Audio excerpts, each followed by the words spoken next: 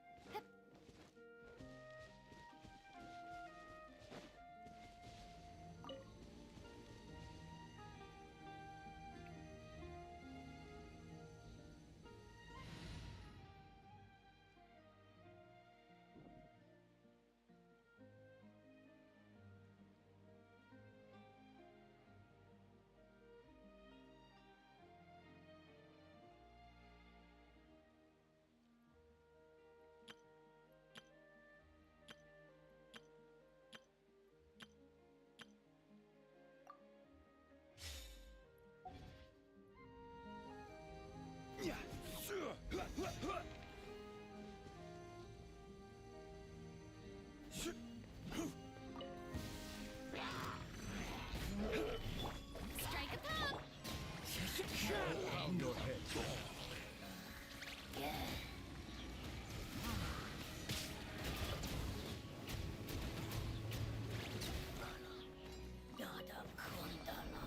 Terima kasih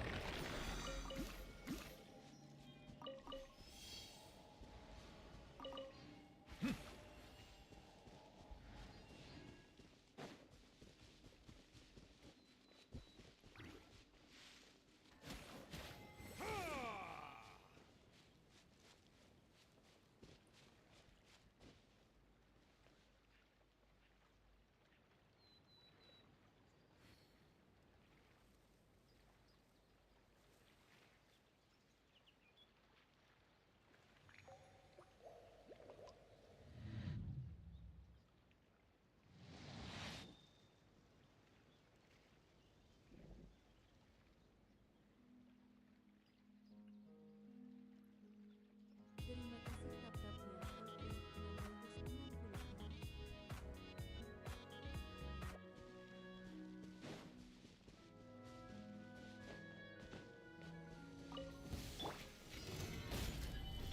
660. Shower me with trick! Silence! Be sanctified.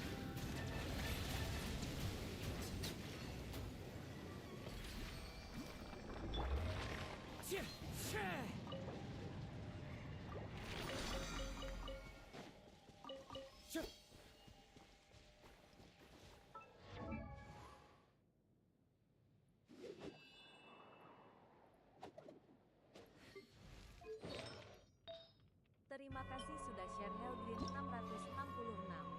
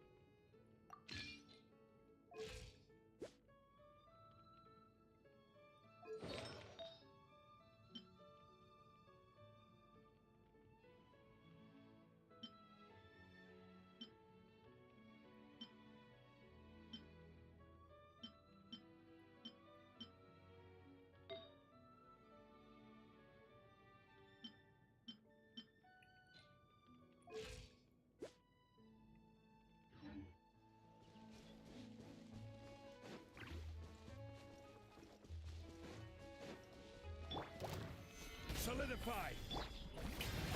Win strategy. Settle down.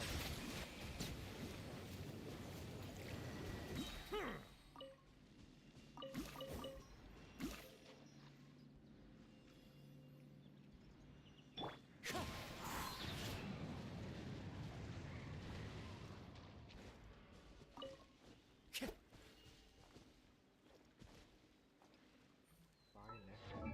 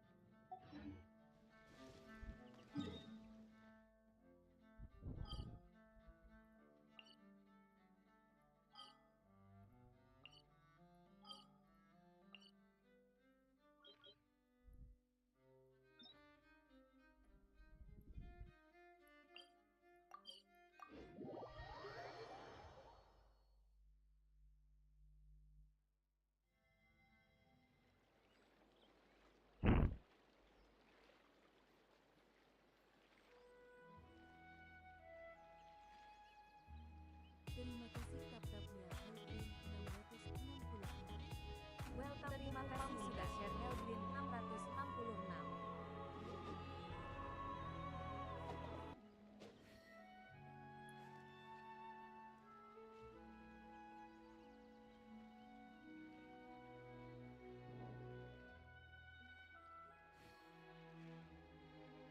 Welcome I garis bawah Chen. This scenery is wonderful. Surely enough to convince anyone to become a wanderer.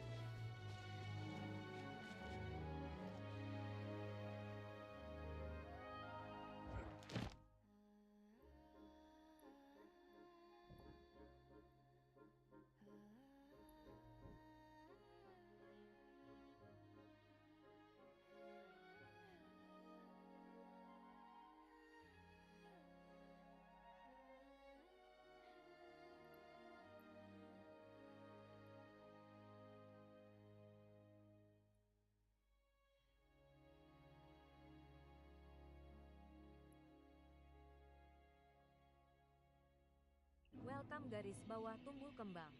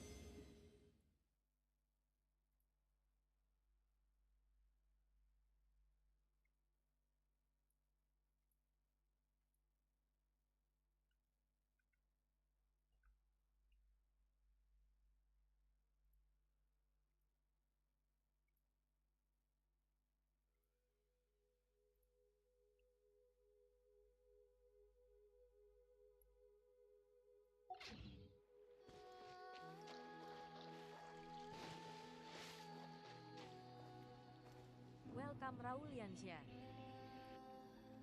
Welcome Adam Jakariandi 4.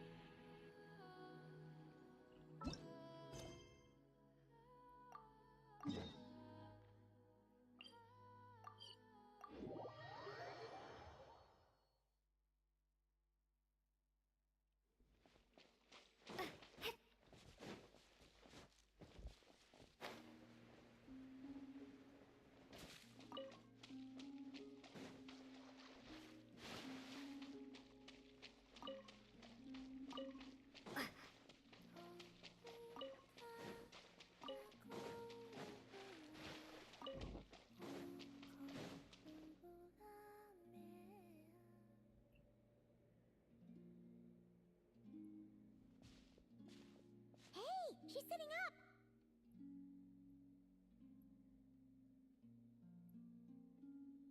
Is me sitting here a rare sight? No, we just thought you'd be resting.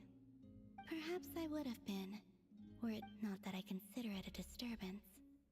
After all, you are the only ones who are free to enter. Would it not be a little unfriendly of me to lie down while we speak? I didn't realize you put so much thought into little things like that.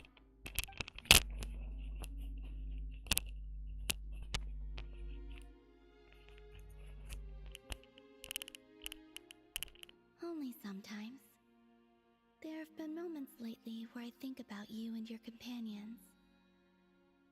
They are warm, mysterious, and cozy memories. Very few of my past memories are anything like that. They say that travelers return home bearing bags full of souvenirs, Welcome to DDXis. but my luggage was empty, and I believed it would stay that way. Return home? So, you're still planning on returning to the moon? Yes. This planet continues to reject me, reminding me that I do not belong here. If I remain into that, there will come a day that I disintegrate. And I don't mean reduced to dust or turned into food for the flowers. I mean, I will cease to exist entirely. Alright then. Well, we're sure gonna miss you. But it sounds like we'll have to say goodbye. How do you intend to return? The moon prayer night is soon to arrive. On that day, the moon will be Welcome to closest to Tevat. Terpa The Kavaki in 1262. this land will reach its peak at that time. I merely need to grasp the tide, and with relatively little effort. Oh, Paimon gets it! It'll work like a slingshot! You make it sound like she's gonna get blasted up to the moon. If I did that, I suspect I would crash into the false sky. I will be using a much gentler approach. But I do like the analogy. It's fun. You see? She gets Paimon's sense of humor. In the blink of an eye, the time has come to part ways. It does feel that way, doesn't it? Time seems to fly fastest when you are enjoying it. I have always thought of myself as a wanderer on this earth, and it has never expressed any desire to keep me here. Yet, just as I plan to depart, it tugs at my arm. Is this a gesture of affection? Or is the world mocking me? Oh. Were you hoping I can answer that? Yes, you are a traveler, so you must have a lot of experience in this area. Then, what I would say is, enjoy the moment. That's right! Don't overthink it! Happiness is happiness and joy is joy! The point is to enjoy it, not analyze it! I see. Then what I would say is, even though I am very tired right now, I am still happy. I can't tell from the tone of your voice. Oh, really? You don't think I sound happy? I'm just kidding. I could tell you were in a good mood today from the moment we saw you. Ah, a joke. Albeit not a funny one. Anyway, I assume you're here about you-know-what. Give me your hand. Actually, it's not that. There's something else we wanted to discuss with you. Oh, then do you still want to give me your hand? Or not? Sure.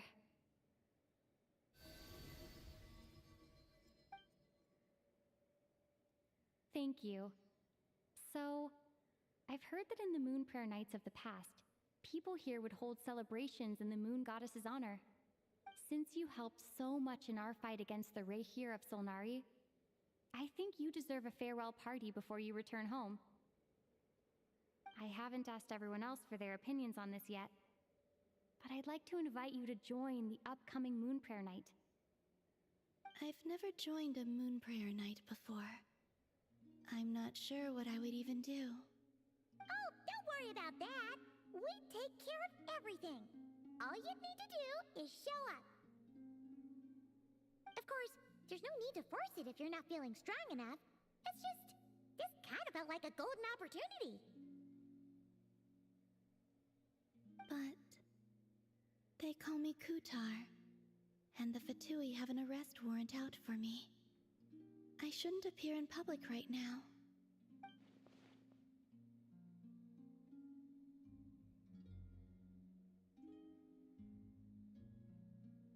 I'll make it work. You have my word.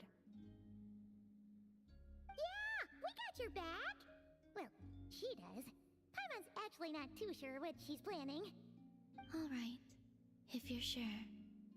I will not refuse your invitation. I suppose it wouldn't hurt to pack a few more sights from this world into my suitcase before finally learning what my homeland looks like. Oh, if you see Lauma, please tell her that my answer to the question she asked me is neither yes nor no. Rather, it is. There is no need. That was kind of cryptic, but sure. Guess it's between the two of you. We'll pass along the message. Bye for now.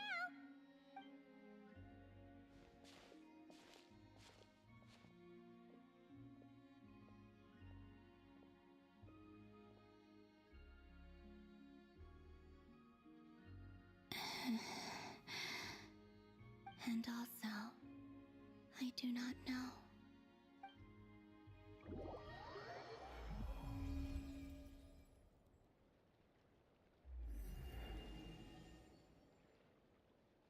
Since she's agreed to join the festival, let's go see who else wants to take part.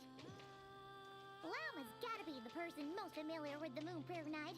We should start with her. Also, what exactly is your plan to keep her safe? Not sure yet. I'll figure something out. What? Are you serious? And Paimon even gave you her vote of confidence back there. When did you become so sneaky?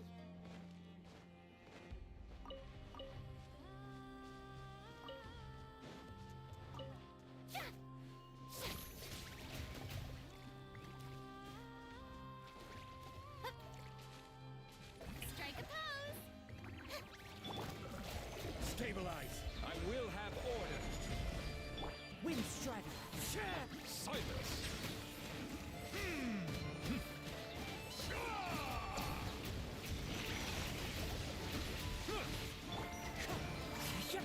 Clouds high. The birds come. Solidify.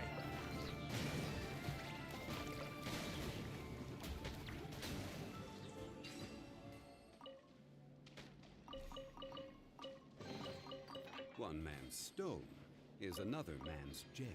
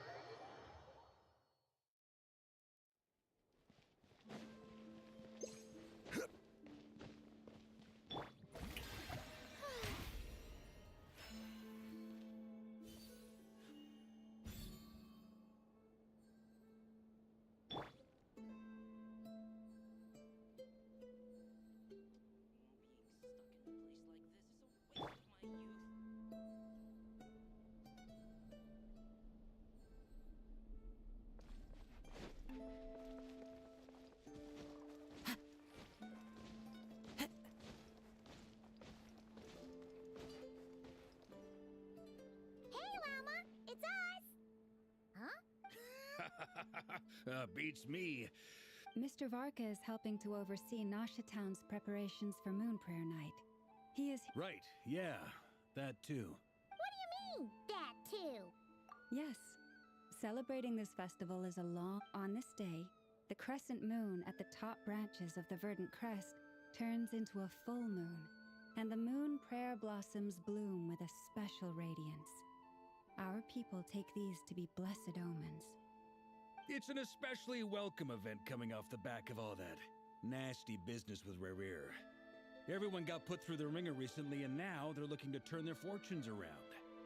The big shots in town all agree that a big, lively celebration is just what we need to rebuild people's faith in this place. No wonder Catherine said that people weren't so bothered about the religious element. That's right. It's become more of a local custom by this point. The celebrations have little to do with whether the religious stories behind this event are true or not. Even the Frost Moon Scions are eagerly awaiting the coming of Moon Prayer Night, despite now knowing that their past beliefs were founded on a falsehood. That's fair. It's a bit like the lantern ride in Liyue. It's a chance for people to enjoy themselves, not debate the existence of the Adepti.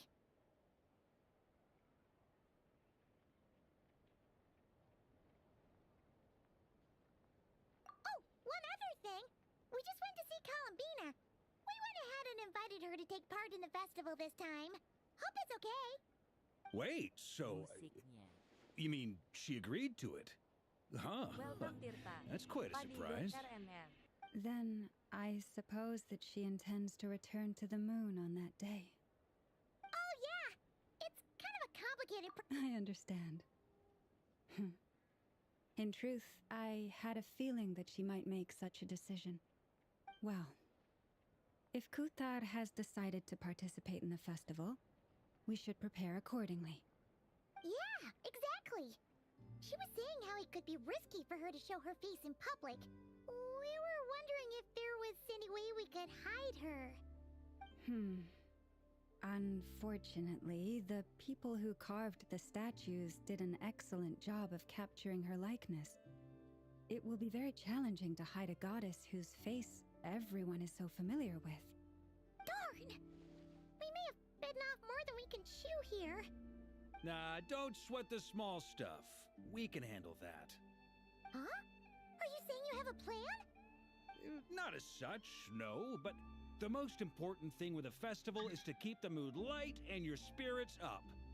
You can't go preparing for a festival with those long faces. You'll never convince anyone to enjoy themselves. The Mondstatter spirit is strong with this one. As it happens, I agree with Mr. Varka. Let's start by making our appreciation for Kutar Welcome the on beating Evorol heart of the festive 431. atmosphere. And who knows? Once we get the ball rolling, perhaps everything will just fall into place. Hey! Did you catch that? Llama said the thing! Or close enough, at least. I'm looking forward to the Moon Prayer Night already. We have a festival in Mondstadt called Wind Bloom, and you can always tell which couples are celebrating it for their Welcome, first Mas time by the smiles on their faces. 77.493. Big, beaming smiles like their whole face is glowing. And I have a feeling we'll get to see that same smile on the Moon Goddess's face at this festival. Not quite the same, surely. Anyway, I'll take care of business in the city, but I'll have to leave the decor up to you and the Frost Moon Scions. No one else can capture that traditional aesthetic quite like you guys. But lastly, there's the final key element that brings the festival to life. Companionship. Before you leave, let me show you something that we've been preparing. Mr. Varka had asked to see it already, so you may as well tag along. Also, I have some further questions about Kutar's decision.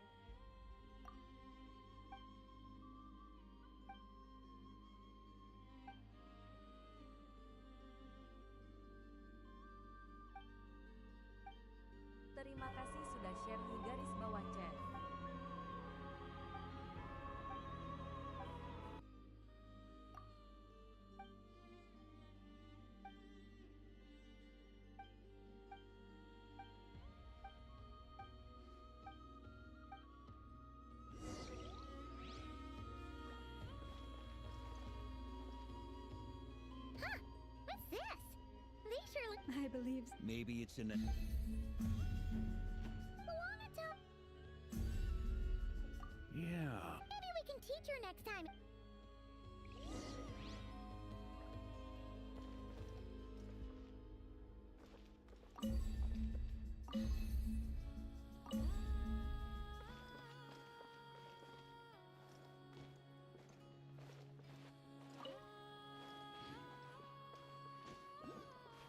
What are these floaty things?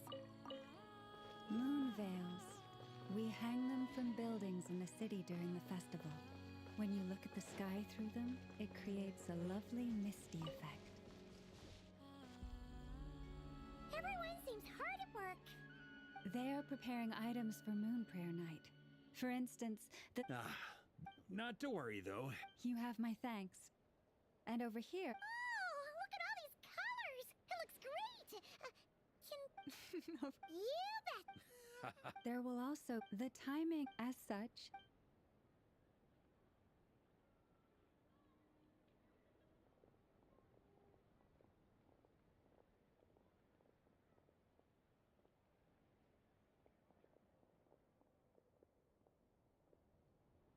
Let's talk here. To tell the truth, I once asked her if she'd be willing to stay with the Frost Moon Scions. I could introduce her to everyone, and we could be a family to one another. She did not answer, but she has not appeared here since. I took this to mean her answer was no, but if that were the case, she would not have accepted this invitation.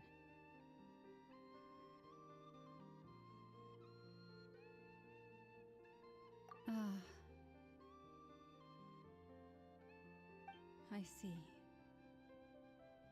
Maybe she is right. Maybe the Frost Moon Scions of today no longer need a moon goddess. But my wish was not for her to come here and be worshipped as a deity. I simply wanted to offer her a place to stay. I'm sure she believes that showing herself here might invite Fatui intervention, and as such, she does not wish to cause us trouble. But what really pains me about all this is that this is her birthplace. She ought to belong here, yet no one has been able to grant her shelter. I think I'm qualified to weigh in here. When someone's about to depart on a long trip, what they need is blessings, not burdens. We should wish her the best, not make the journey harder than it already is. Anyway, she's agreed to attend, hasn't she? All we need to do is simply respect her decision. I see your point. Yes, she will soon depart after all. Our job is to leave her with some happy memories. Besides, who's to say her journey to the moon is a one-way trip? It's not like she can't come back and visit if she wants, right? Paimon agrees wholeheartedly. Festivals are all about having fun, so let's keep it simple. All right, I'm gonna head back to Nausea Town soon. Wanna come with? I'm guessing you have some other folks to visit there. Sure thing, let's go. Bye for now, Wilma. Thank you all. Goodbye.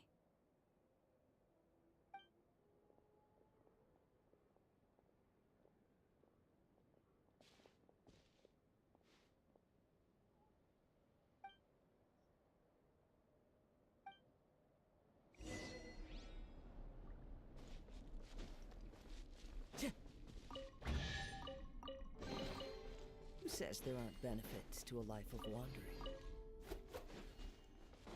Time to go.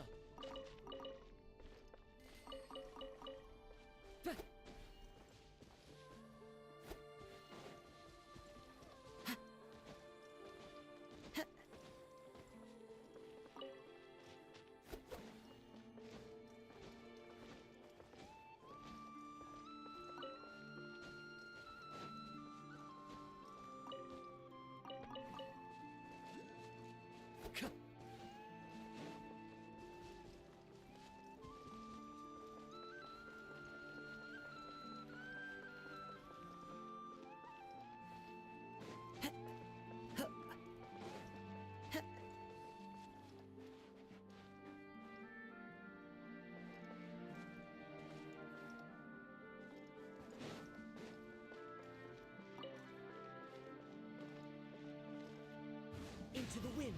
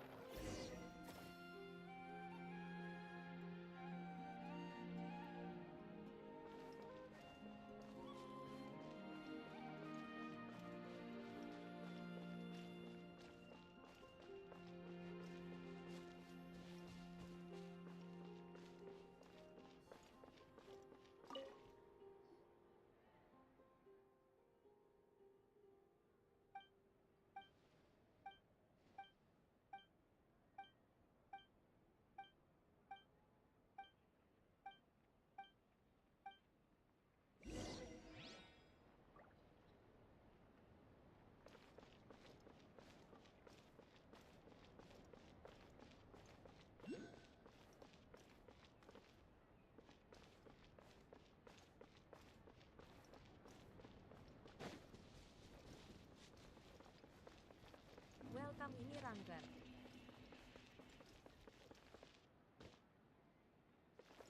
Mana lagi nih?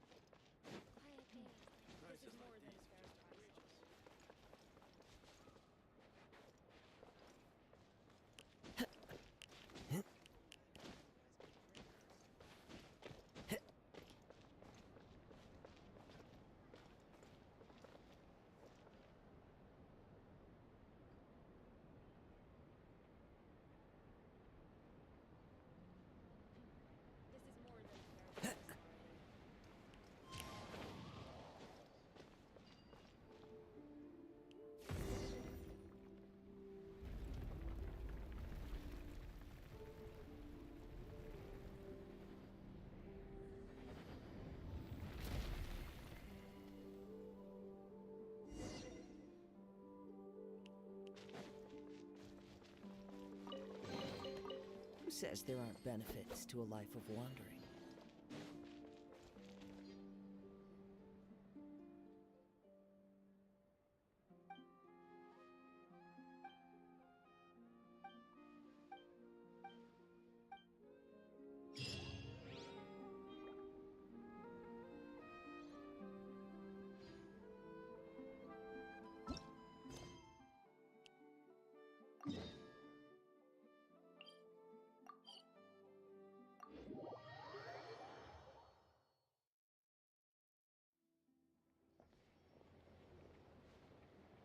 Huh? Hey, over there! It's stirring an albedo with flints! What could... Your guess is as good as mine. Ah, Grand Master. And the Traveler and Hello there. Perfect. We have some new volunteers. Wait, let me guess. The righteous lightkeepers are finally ready to... Yeah, right. Well, to... Wait. Half right. Don't it? Maybe at that time, we just noticed a few abyssal creatures out in the wild, but the strange thing was, on closer in... Huh? Exactly. I think I've heard... Yes, it's a known phenomenon. From a distance, I myself thought that Misters Durin and Albedo were locked in. But after sharing intel and investigating a little further, we can confirm that the... Oh, It's a first. what about you two? Alice contact, but we don't know what... Okay. Right? Let's go see what she knows.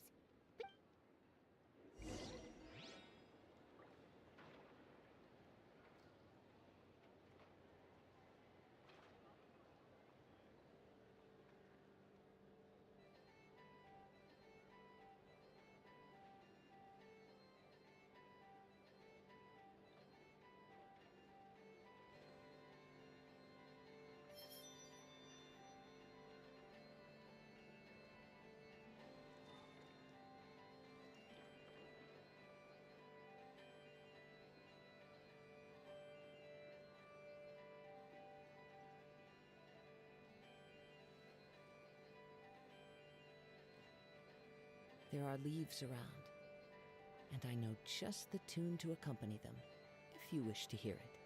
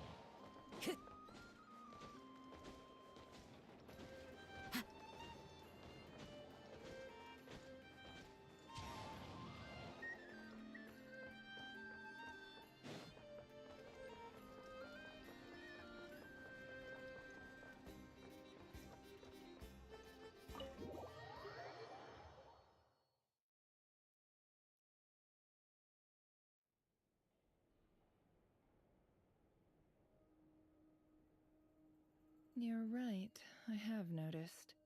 There's certainly Welcome, something a Elsevier. little fishy about this situation. Only a little, though. Records indicate that this phenomenon can occur in the days before and following Moon Prayer Night. That said, it has always been a rare sight in the past. The odds of encountering these phantoms are similar to looking up in the night sky, happening to see a shooting star, and managing to make a wish before it disappears.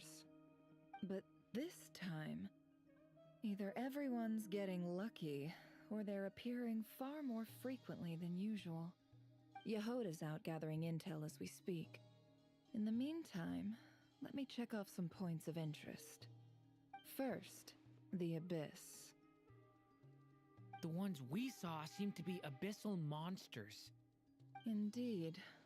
But we have identified one location where many more of them have made an appearance. And not just monsters, but human phantoms, too. Given the scale and nature of the phantoms, it's almost as if someone's last memories are coming to life. Or perhaps the memories of multiple people. Oh. So you mean the phantom monsters are hunting down the phantom humans? Exactly. The phantoms can interact with each other, but we have no means of intervening. In addition, some of the human phantoms would seem to be from the very distant past. This is clear both from the clothing they wear and the stories they tell. They claim to be from Hyperborea, a name which I've heard from Lauma before. If this is true, it means they must be from 6,000 years ago. Did Paimon hear that right? 6,000 years? It sounds like this merits further exploration. That'd be a big help. I'll leave it with you, Albedo. My knowledge of ancient history is non-existent. I used to doze off every time the pre-Knights Favonius era came up in class. It's quite a miracle that you were able to understand these phantoms' speech, given how long ago they lived. I suppose you're right. But I'll leave the archaeologists to ruminate over that conundrum. As an intelligence broker, my sole interest is in the value of the information I gather. Which, in this case, hopefully means earning myself some good favor with our dear Lady Moonchanter. So calculating. Whew, this intel broker logic always catches Paimon by surprise. Sounds to me like we could split the work up. I think the abyssal phenomenon is best left to Albedo, Flint's, and me. Agreed. It coincides with my duty as a lightkeeper. For my part, I'd like to understand the abyss better. Even a little knowledge would go a long way. This is certainly a rare opportunity to study the abyss. But even rarer, perhaps, is the chance to make contact with the ancients. The Curatorium will take the lead on investigating the Hyperboreans. We put in the work to learn what we know so far. It seems only fair that we get some quantity of exclusive intel. That just leaves our trusty team of 2 unassigned. Since you became an honorary knight, of course.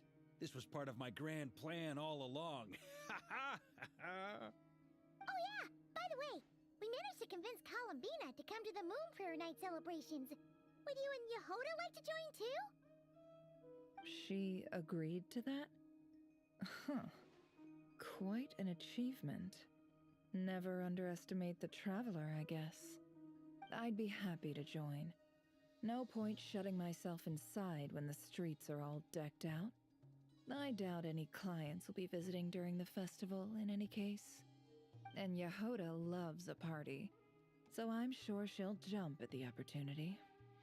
No, no, no, no, no, no, no, no, no, no! Way to contradict me in front of... Wait, no, that's not what I have bad news, boss! So many people. Alright, everyone inside, quick!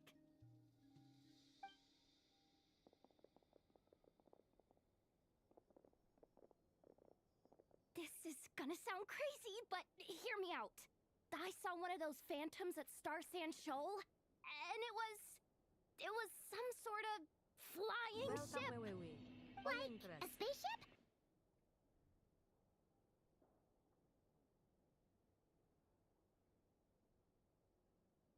That's gotta be the one you came to Tibet in. You said you saw the same thing through the moon marrow, right? Huh? You already know about it? Ugh, I thought I was gonna blow people's minds. Turns out I'm the last to find out. Wait, back up. You? Yep, exactly. Huge discovery. You're the best, second best intel broker in the world. After your boss, of course. Wow. Really? Well, I don't know if I'm all that. I guess that decides where we're heading next. Come on, don't look at me like that. Fair enough. You can In that case, I wish everyone... You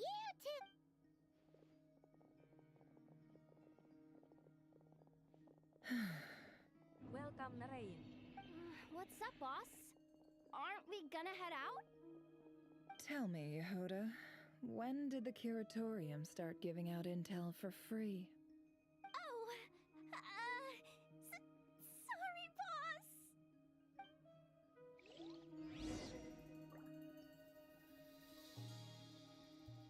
Welcome Cantika Lestari 831. Time to go.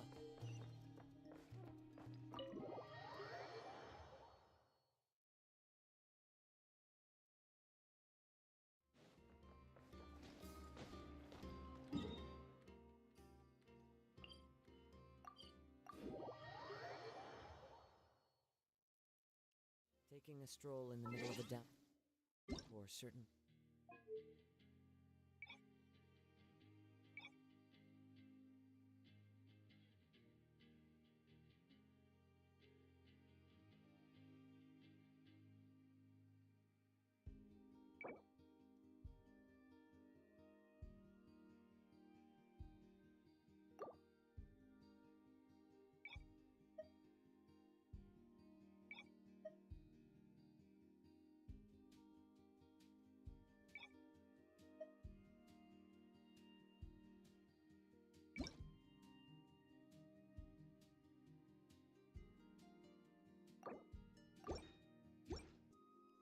Rouses the spirit.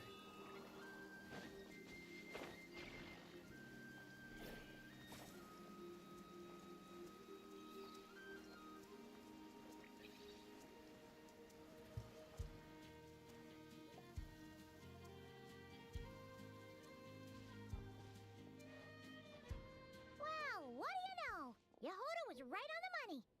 This phantom really is your... But that's so weird. Why would it show up here? Is it some kind of projection? Or a ghost? Like, maybe it no longer exists. Ah, you're already here. Miss Lauma, what a surprise. I thought... I was. No one's ever seen something quite like... Same here. Oh, so we... Unfortunately, the most we've been able to deduce... Yeah, seems like that's all we can do. Allow me to lend you a hand.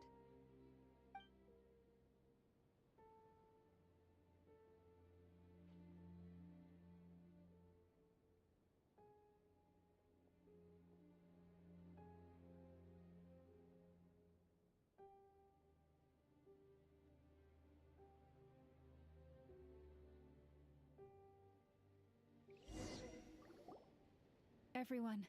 Our... Is that? I've heard about how... Oh,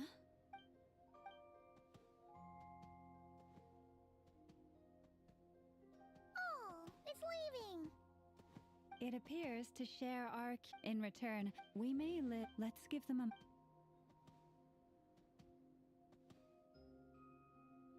All back together? Must have been a lot... Indeed.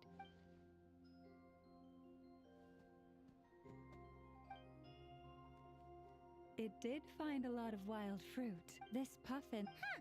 Indeed. Oh, I get what you mean. Good point. Blunthorn, the sniffer mole, they say... Yes, we are grateful for all your... I've noticed some other human phantoms gathered nearby.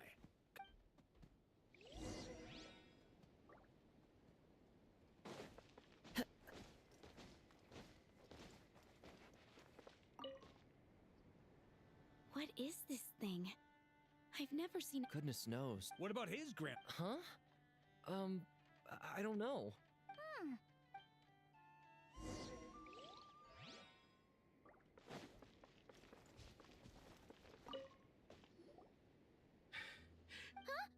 Yes, brother. What the? Sorry, brother. Enjoying yourself? I was just seeing if... I'm sure we're all starting to... These phantoms are reenacting real It's almost like... It makes sense. History is... Paimon totally thought you were just goofing around. Of course I was. Don't be discouraged. If not, and think about it. So many people... To me, that says that... I wonder how the others are doing. Sounds good. Wait, Am I? You're very welcome. isn't that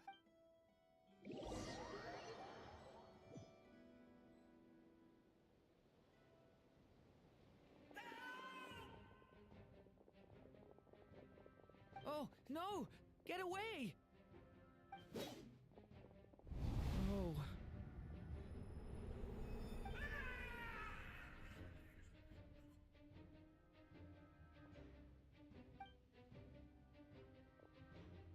I know it's hard to stomach, Mr. Duran. But as I'm sure you've noticed, there is nothing we can do to intervene in that which unfolds before us. But we have to at least try. And try you have. But are you aware of how many unsuccessful attempts you've made now? I wasn't keeping count. I'm afraid this is the 39th failure so far. Or the 5th if we're only counting this particular victim. There are no indications that these phantoms may be altered in any way. You seem to have calmed down a little. I'll make us a fire. You should rest and have some water. Feeling any better now, Mr. Duran? May I ask a few questions? Be my guest. What exactly are we witnessing here? What happened to those people? My guess would be that we are seeing Nodcry during the Conrian Cataclysm. Would that be accurate? Conria. That is correct. As you know, once the Abyss senses even the tiniest crack, it floods in and spreads like wildfire. There was a time in the distant past when it permeated all of Nodcry, causing immeasurable harm. The people paid a terrible price to heal this land. Then, 500 years ago, the whole of Tevat suffered an abyssal disaster. Once more, Nodcry was dealt a devastating blow. I see. In the face of the abyssal onslaught, all were like grains of sand tossed around by a tidal wave. Be they human, fae, or god. The moment you witnessed is but one drop in a whole ocean of catastrophe. All right. I guess that answers my second question, too. I wanted to know why there's nothing I could do to help them, and that's because what we are seeing is history. That would be my guess as well. As I understand it, history and fate are not all that dissimilar. The latter may be unseen to us, but both are immutable. Yes. Fate was determined long, long ago. I still have a couple of other questions for you, Mr. Flint's. You mentioned more than one abyssal disaster that has struck this land in the past. How can you be sure that what we're seeing is from the Conrian incident? And also, how are you able to stay so calm when you're talking about these events? From everything I know about you, you're not cold or ruthless, and you're not indifferent to the suffering of others. Alas, I am forced to show my age. I must be 600 or 700 years old by human measure. Wait, so you... One is not easily moved by history when one has witnessed the truth firsthand. I'm sorry. You needn't apologize. Your passion is a good thing to have. Treasure it, because someday you may find it in terribly short supply. Now, at the risk of offending you, I have a question in return. Your curiosity toward the abyss, is it born from hatred or because you sense its call? I only ask because I kept a fragment of Rerear's body in my lantern for a short time. Specifically, his heart. So I know what a burden it can be to carry the abyss with you. And I hear its power growling from somewhere within you. In my eyes, your mere existence is a miracle. My honest answer is... I don't know. I don't think I have the confidence to say for certain. What I will say is the abyss is not the only issue that haunts me. Even before I became who I am today, the question dogged me constantly. Should I even exist at all? My doubts remain unresolved. But when we fought Rerear, something became a little clearer to me. Sometimes it is the darkness within us that allows us to achieve the impossible. I certainly got the sense from your 39 attempts that you were trying to achieve the impossible. It sounds like you've resolved to see the truth for yourself. Absolutely. In that sense, he and I are quite similar. Then I wish you every success. I look forward to the day of your transcension. Well, if everyone's caught their breath, I suppose we should head back. Oh, and one last thing. I'd appreciate if you kept our discussion about history a secret.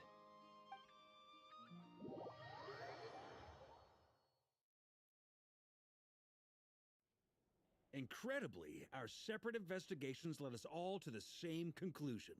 Hooray for consensus! Yeah, but we barely learned anything, though. I totally thought this would be the mother lode. Talking with the ancients? I mean, come on! But nope. All we got was useless snippets of conversation. And all this stuff about moons and hyperopia. What a load of baloney. Seems like people back then had a few screws loose. I understand your frustration. We found the same issue. Each phantom only showed a very brief moment in time. There isn't much value to be found in these miscellaneous fragments of a civilization's history, no matter how glorious it may have been. If there's a silver lining, it's that these phantoms are harmless to the present reality. They shouldn't get in the way of the festivities. Paimon agrees. And not just because it's the first thing she understood in this whole conversation. You look disappointed, Nefer. Is something the matter? What do you think? We all worked our tails off, but the only one to gain anything from it was you, Lady Moonjanter. Well, please do share the Hyperborean records with me. I will gladly inscribe them in our people's documents. Oh, duh! Yeah! That was it! Hyperborea! Hyperborea. I'm serious. Only an expert in the Frostmoon Scions and their history can turn these records into valuable research material. The alternative is to let them gather dust on the Curatorium storage shelves until the pages turn yellow. Nefer, you're wise enough to know that cooperating and sharing the profits is the best course of action here. Well, that goes without saying. Sure, let's do that. Huh? But didn't you say we aren't supposed to give out intel for free? Sorry. Shutting up. Shutting up. Now is not a good time to push Nefer's buttons. Anyway, back to Moon Prayer Night. I'm thinking that we should prepare something a little special, aside from the usual decorations and so on. You mean a parting gift? Can't go wrong with food. Although, does food go bad on the moon? Perhaps a lantern would be a better choice. It might be dark up there. It could prove difficult to light a lantern on the moon. Magical stones might serve that purpose better. What about a clockwork mecha model from Fontaine? I've got a whole bunch at home. I use them for fighting practice in my free time. None of these sound like things she would be even remotely interested in. But we don't interact with her enough to know what she likes. Yeah. It would really save us the guesswork if someone could find out what she's into. Wait, what the? Traveler? They're all looking at you.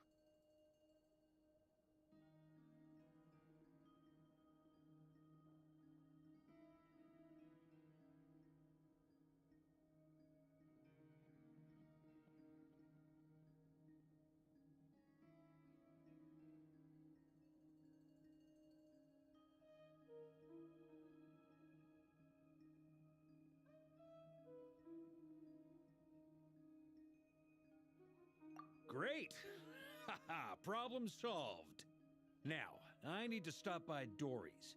Gonna need her help sourcing a bunch of stuff for the festival. Then let's leave it there for now. We all have our own business to attend to. Traveler, if you find out what Kutar likes, let us know right away.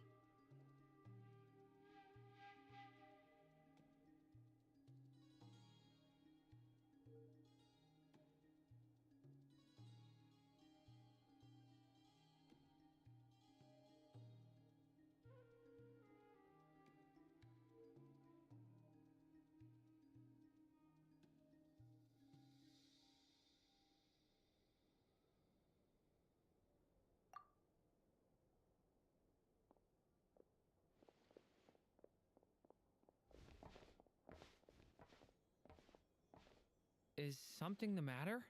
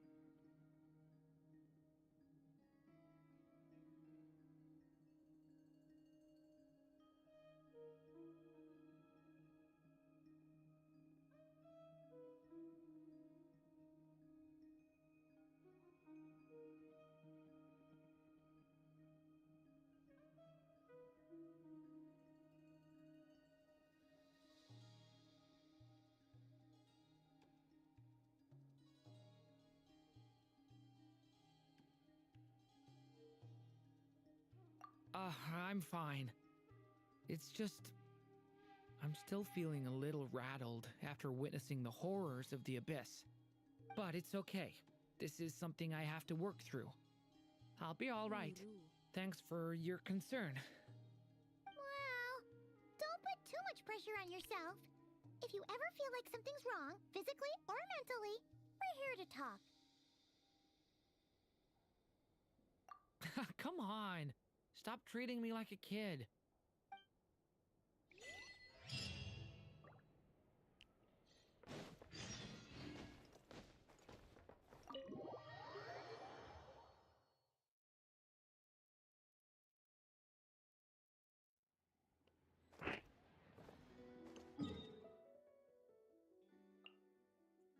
Welcome, Kelsleben.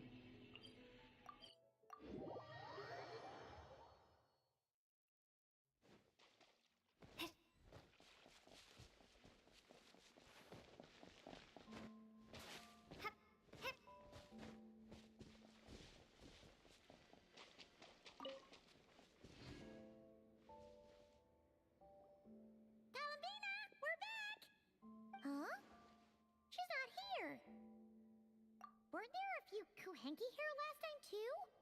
Where did they, walkies? Oh, well, there's still a few days until Moon Prayer Night, so we're in no rush. Besides, she needs time to rest anyway.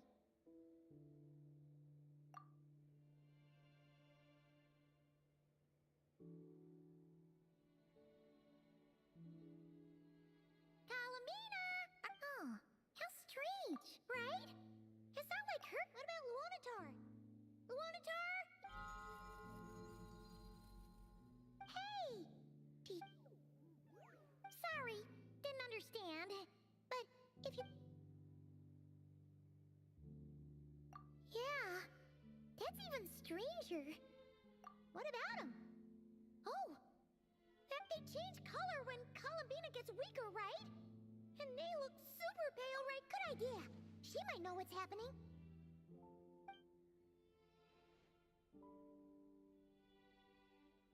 Llama! Ah, it's you. How is Kutar? No, she hasn't. I came here to check on her after I noted based on past precedent she must be very weak right now. Not to mention that she doesn't do that at the best of times. No. Very few people are in the know about Kutar's whereabouts. And if anyone's suspicious... Come on. Let's go to Nasha Town. If anyone... Makes sense.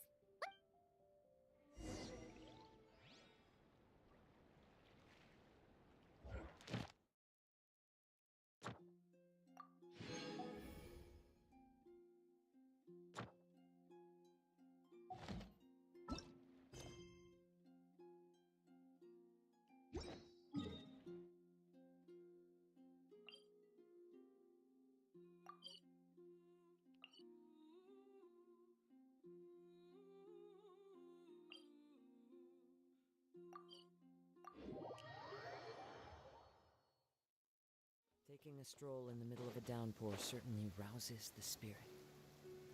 But it's best to dry your clothes as soon as possible after the rain stops.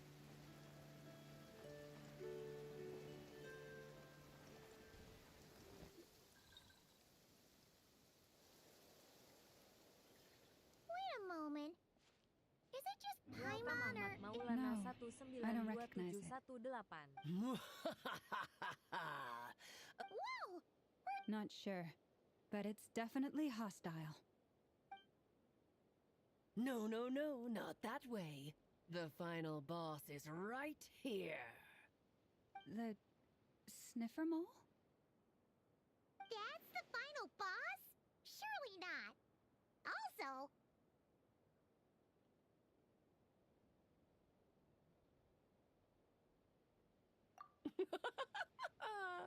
Okay, the jig is up. I'll stop teasing you. Turn around. I'm right behind you. It seems I've managed to leave quite an indelible impression, even though you've never seen my face. Oh, nothing could make a great mage more pleased with herself.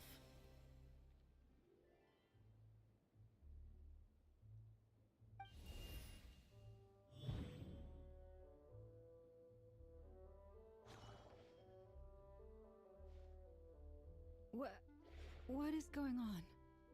I've heard that all the big shots in Tevat have long, wordy titles that stun people speechless when they make their entrance. Unfortunately, none of them are affiliated with the Hexenzirkel, and we ourselves keep a very low profile. The notorious name-dropping doesn't quite work for us. Still, I, for one, think I'm really quite amazing. So that didn't stop me from coming up with a title anyway. Alice! It's really you this time? Not a lantern or a dodoco, but Alice in the flesh? Oh, that's right. So, what do you think? How does it feel to finally meet me? You look like... What is that supposed to mean, I'm the mother of Klee, Tevat's #1 cutie. How old could I possibly be? So she's a friend of yours? Kind of. This is actually the first time we've seen her in person. I see. Madam Mage, that was, quite a powerful entrance. I certainly won't be forgetting it anytime soon. It's okay, Lauma, don't force it. Paimon will do the honors. This is Alice from the Hexenzirkel. She's a friend of ours. And of Arcus, too. That's right. She's a good person, just kinda unpredictable. Well, what is the human heart if not unpredictable? If we could not do as we please, how would we differ from machines? I am Lauma, Moon Chanter of the Frost Moon Scions. It is a pleasure to meet you. Oh, I know. Before you got here, I spent a good, 15 minutes getting up to speed on Nodcry's present situation. In other words, I've read the whole in the last episode part, so we can skip the pleasantries. Fair enough. Well, Miss Alice, I can already tell that you have quite a unique personality. You'll get used to it. Paimon sure is. So anyway, what are you doing in Nodcry, Alice? Oh, I thought I told you already. This time, I'm the final boss. And what a formidable foe I shall be. Powerful, confident, decisive, and good luck finding my weak spot. You will never succeed. Oh, drat! My one weakness, and you found it in an instant. Fate has been dealt a devastating blow.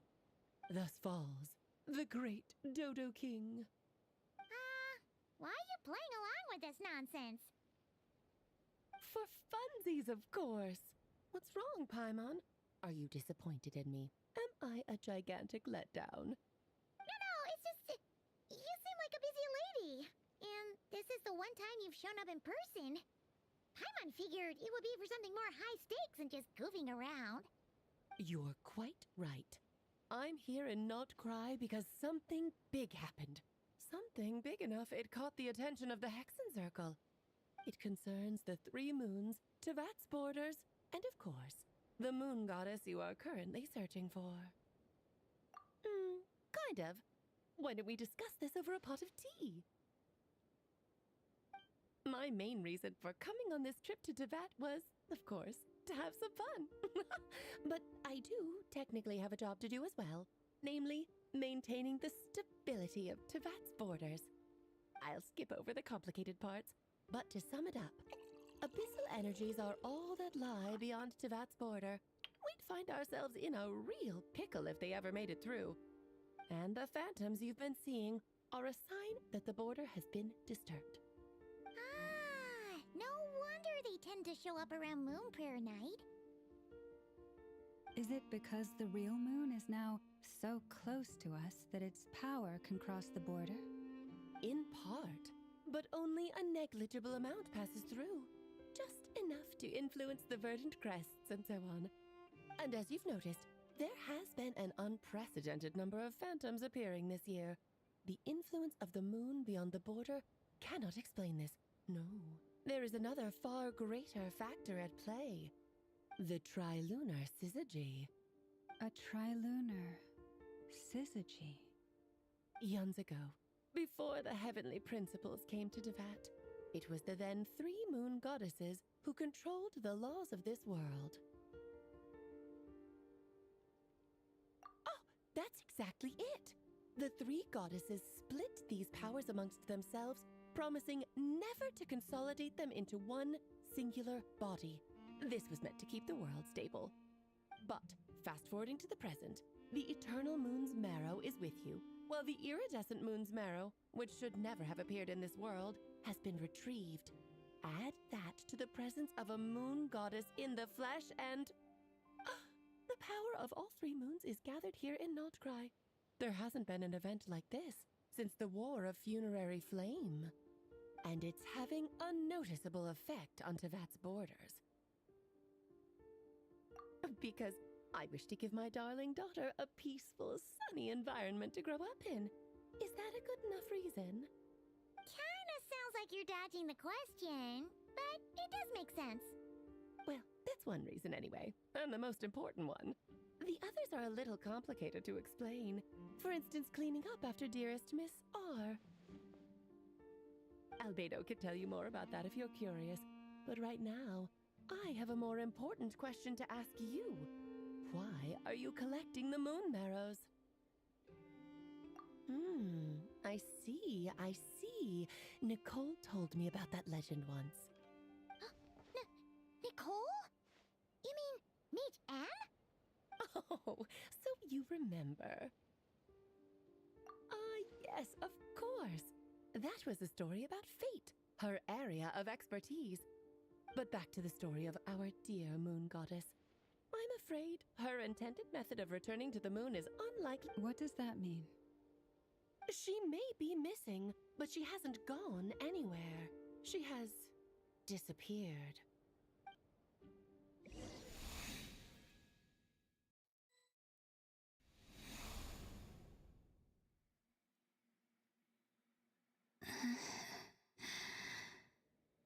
My body is so heavy. Wait, no. It's my mind that's heavy. My arms and legs are as light as a feather. What's happening to me? I feel drowsy, like I've been asleep for too long. Is it daytime or nighttime? Is the moon out? I think I'll go for a walk.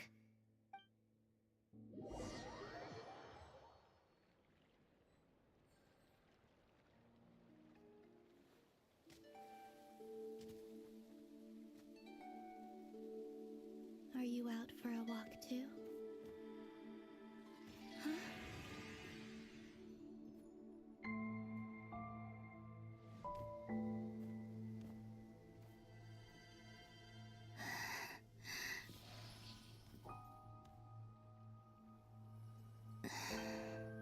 The day has come at last.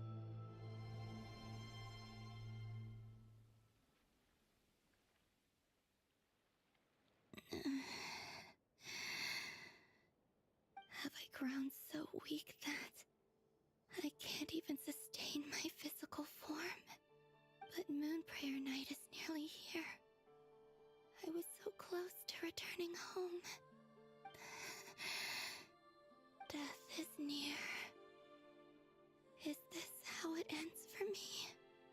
Will I return to the moon after I disappear? Or... I don't want it to end like this. So far, at least, I still exist. Even if not physically, I can still feel, but as my power wanes, I'm sure that too will fade. I suppose I might take one final look at this world. The world where I was born.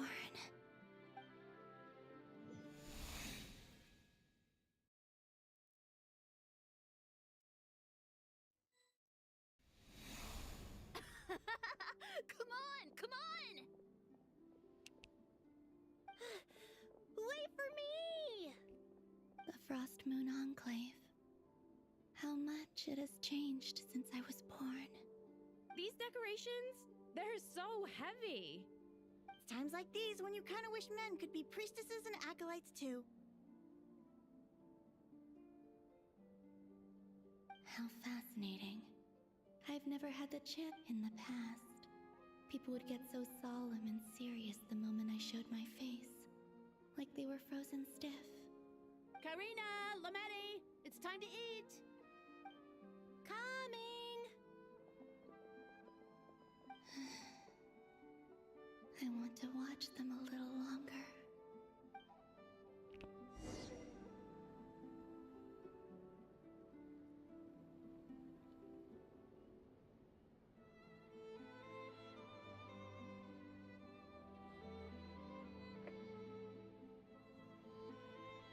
So just fill these balloons with air, right? Yep. Try a couple now to test things out. The rest can wait till Moon Prayer Night. Think fast. Rita! Teasing an acolyte of the Frost Moon Scions? Surely that's a punishable offense. Take this!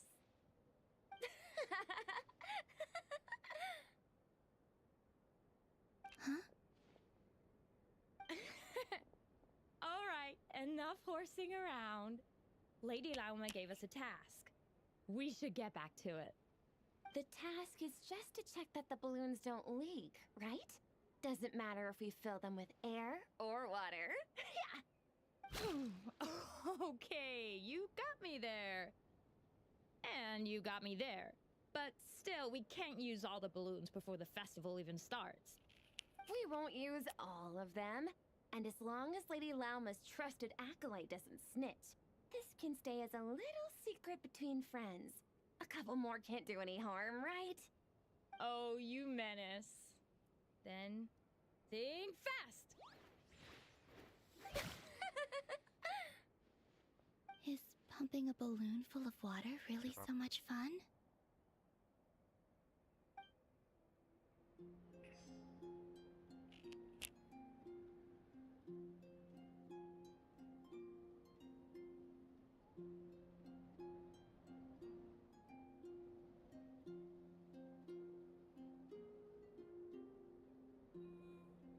I'm sure you're both tired from playing all day. Come on, eat up. A plain, humble meal. That has always been the way of the Frost Moon Scions. Huh? How come Lametti got a midsummer berry dessert? Oh, I always get Lockaberry. I don't mind sharing. You can have a bite of mine if I get to have a bite of yours. They're sharing food? I've never shared food with anyone before. Even at the Harbinger tea parties, everyone just ate off their own plate. And when I couldn't finish my food offerings from the Frost Moon Scions,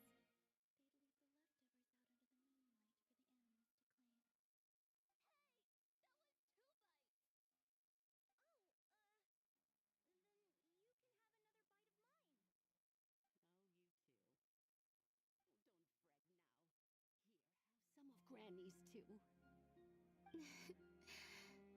So this is what it means to be family.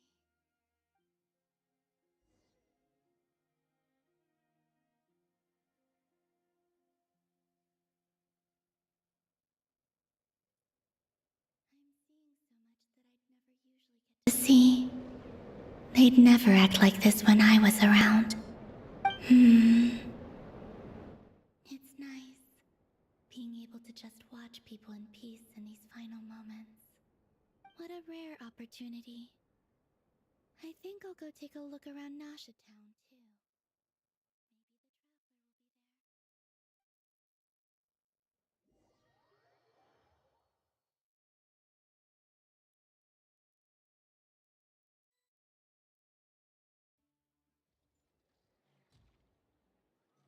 After the War of Funerary Flame, the moon goddesses were no longer recognized by Tevat.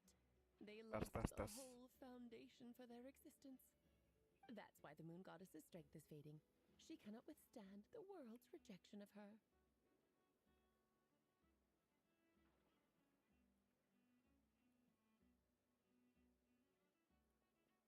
To be more pedantic about it, the moon goddesses did something to offend the heavenly principles, and that's why they were ousted. Something of a recurring theme in Teyvat's history. Theoretically, speaking so candidly should put me in their crosshairs too, but they can't tell me what to do. I'll say whatever I want. Anywho, the moon marrow energies were but a drop in the bucket for her, and that battle against the Ray Hair of Solnari only weakened her further. Fortunately, it happened close enough to Moon Prayer Night when the Kuvaki concentration here is high. That's the only reason she managed to survive this long.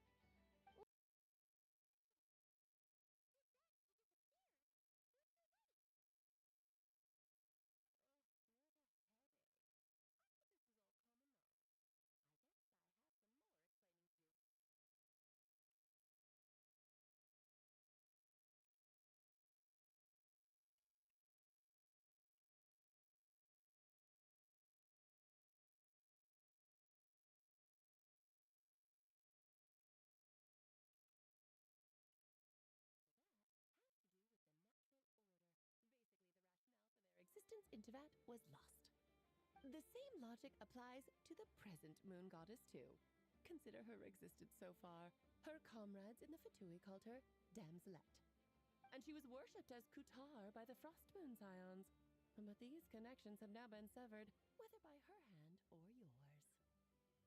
So, the rationale that once sustained her existence is now gone. Wait, we did that to her?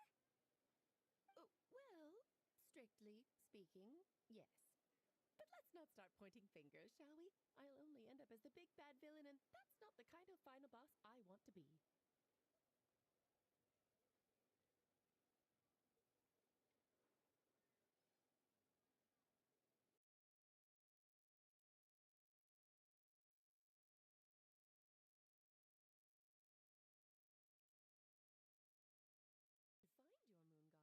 To find your moon goddess, there are two problems we need to solve. Firstly, we'll need to strengthen the connection between her and Teyvat, at least enough to sustain her until Moon Prayer Night. Strengthen her connection. But does that mean I'll have to rally all the Frost Moon faithful behind this? I'm afraid a bygone faith and a former home won't be of any help to her now. Do you know her name? Her name? Yes. Names are very important things. A name is a fundamental concept that anchors one's entire existence. Then your first job is to find it. As a moon goddess, I'm sure she must have a name she identifies with. Neither Columbina nor Kutar is her true name, and she's never really accepted either of them. So, finding out her real name is enough to sustain her existence? Yes, I know it sounds like a small step, but every journey begins that way. So for now, that's all we need to focus on. The second problem is with her plan to use the moon marrows to return to the moon. Unfortunately, piercing through the false sky will take an enormous amount of power. Given her current condition, she won't be able but no need to fret. Nicole's the expert in this field, and I'm sure she'll figure something out. Wait, Mage N is going to help us out too? That means we've got 2 Hexacircle mages on the case. This is turning into a pretty big deal. Actually, this is more of a side quest for me. Like you said, I'm a busy lady, so I can't stay for too long. I'll have to return to Teyvat's border soon.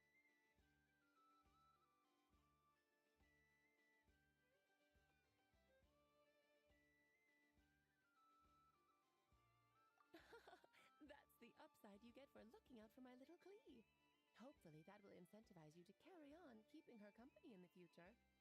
Anyway, jokes aside, you'd better get moving. It will take quite a miracle for the moon goddess's consciousness to hold out till Moon Prayer Night. Oh, I suppose I might as well tell you where Nicole is before I leave. Off you go now. Time to meet your new friend.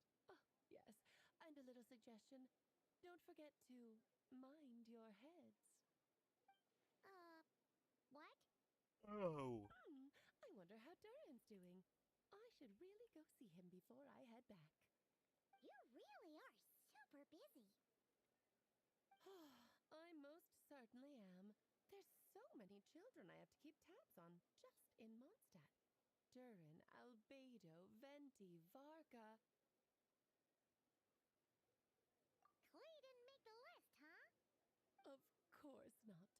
Klee is my pride and joy. I have no qualms about her, because she's the best child in the whole wide world. Yep. Klee's a little angel. I'm glad you agree. Well, all the best. See you when I see you.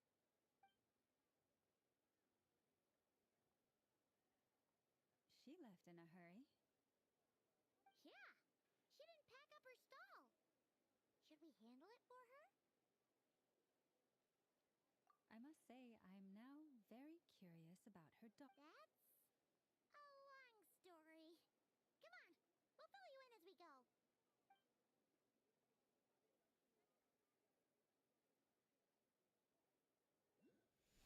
Welcome khusus, Pos.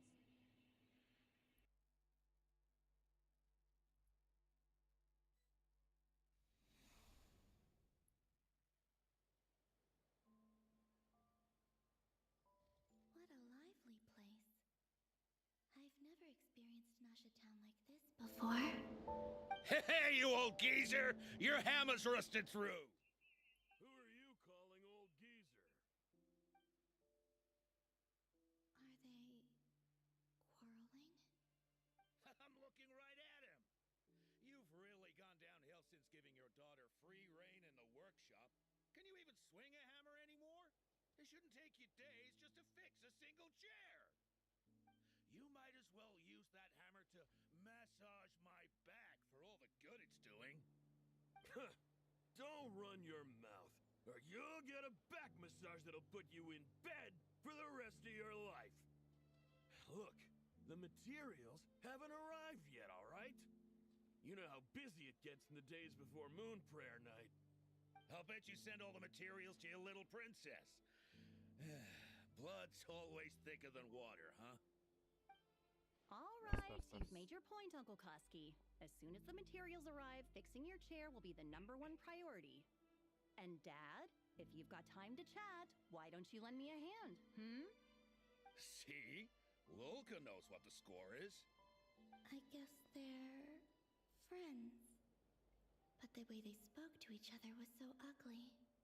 Then again, it wouldn't be the first time I've seen something like this. Columbina! Sing outside my door in the middle of the night one more time, and I'll unscrew your vocal cords. You hear me? Oh, Zandrone. So that was her way of trying to be friends with me. What a pity. I won't get the chance to say any ugly things in reply.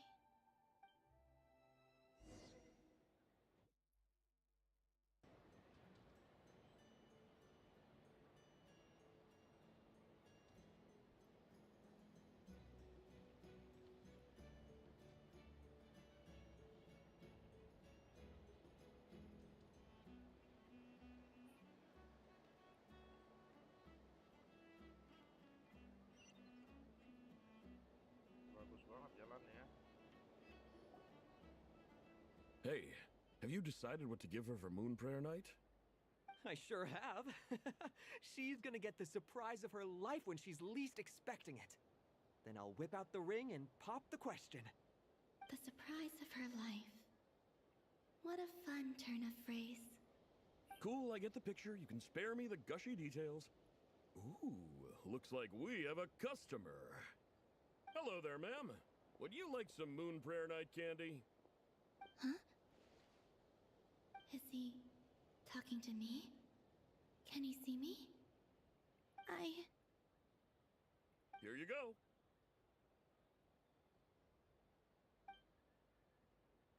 Oh.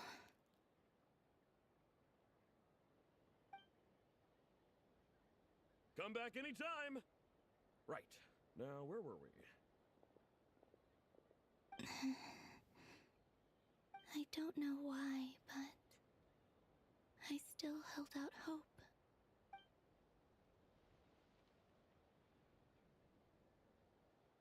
The most important thing right now is to find that mage. This name thing seems super important too, but where do we even start looking? I'd better go pay the Fatui a visit.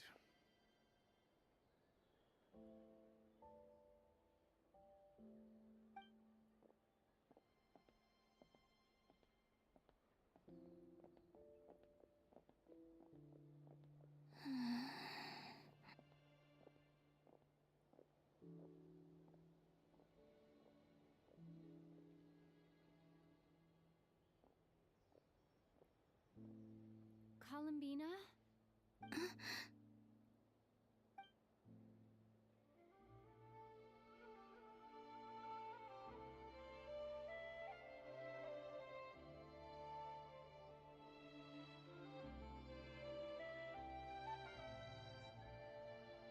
Traveler?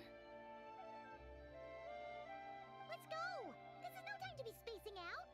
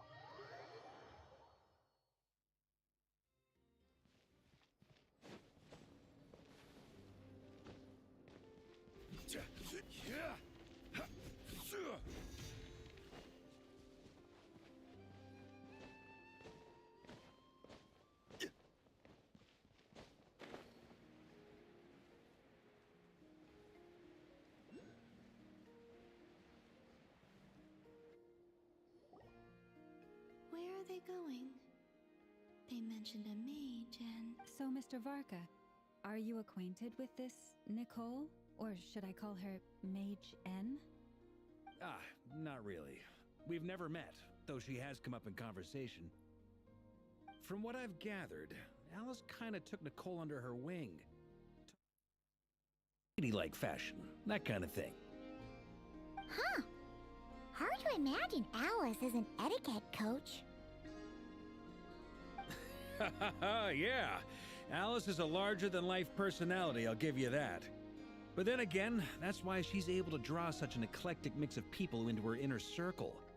If I remember correctly, being an interesting person is actually one of her main entry requirements. So, if you ever wanted to join the Hexenzirkel, I'm sure you'd both be eligible to apply. Hey! Don't go around making promises on Alice's behalf! I wouldn't dare.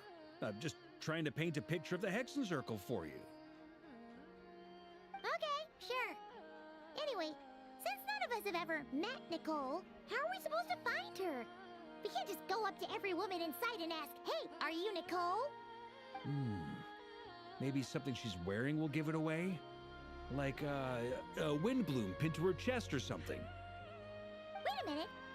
Alice never said Nicole was from Mondstadt. Oh, true.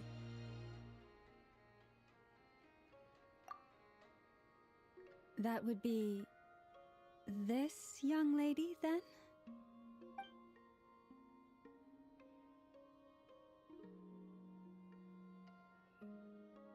Hey there! Sorry to disturb you, but... are you Miss Nicole? Varka, Knight of Boreas of the Knights of Favonius. Alice might have mentioned me before. Mm-mm. Ah! Have we got the wrong person? Sorry! Well, this is awkward. When I shook my head, I meant, no, Alice hasn't mentioned you before. Huh? Where is this voice coming from? My apologies. For certain reasons, I am unable to speak. This is the only way I can communicate with you. It might take some getting used to, but I hope you can understand. Hey, it's fine. I'm more shocked by the fact that Alice never speaks about me. I mean, As for you two, we have crossed paths twice before, but it is nonetheless a pleasure to finally meet you. It's really you! Thanks for all your guidance in the past! You're quite welcome. This time, things are different. We have reached the unwritten pages of the story. You might say that we stand at the crossroads of fate. Now then, allow me to formally introduce myself. My name is... No, stop! Alice! I can't believe it! I had a whole speech prepared. I'd agonized over every single word. She always picks the worst moments to ruin other people's plans. I'm so sorry about that. Alice took the liberty of devising some bespoke self-introduction magic for each member of the Hexen Circle. But I could have sworn I deleted all of the triggering conditions for it. How did it bypass everything? Oh gosh, this is so embarrassing. This is a very different side of Nicole than what we're used to. Is she not used to face-to-face interactions? Don't worry about it. We've seen that introduction magic once already, so it wasn't too much of a shock. Please go on, Miss Nicole. We'd love to hear what you have to say, or, well, communicate. Huh? Are they talking to this lady? But... Will you all promise to forget that horrendously embarrassing introduction? sorry, embarrassing. When?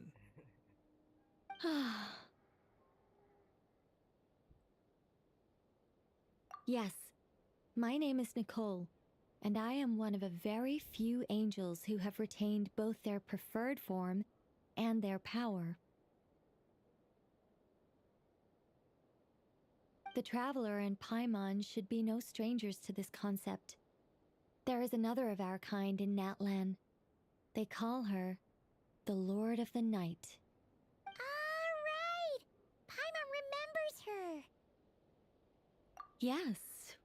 Well, I have retained more of my power than she.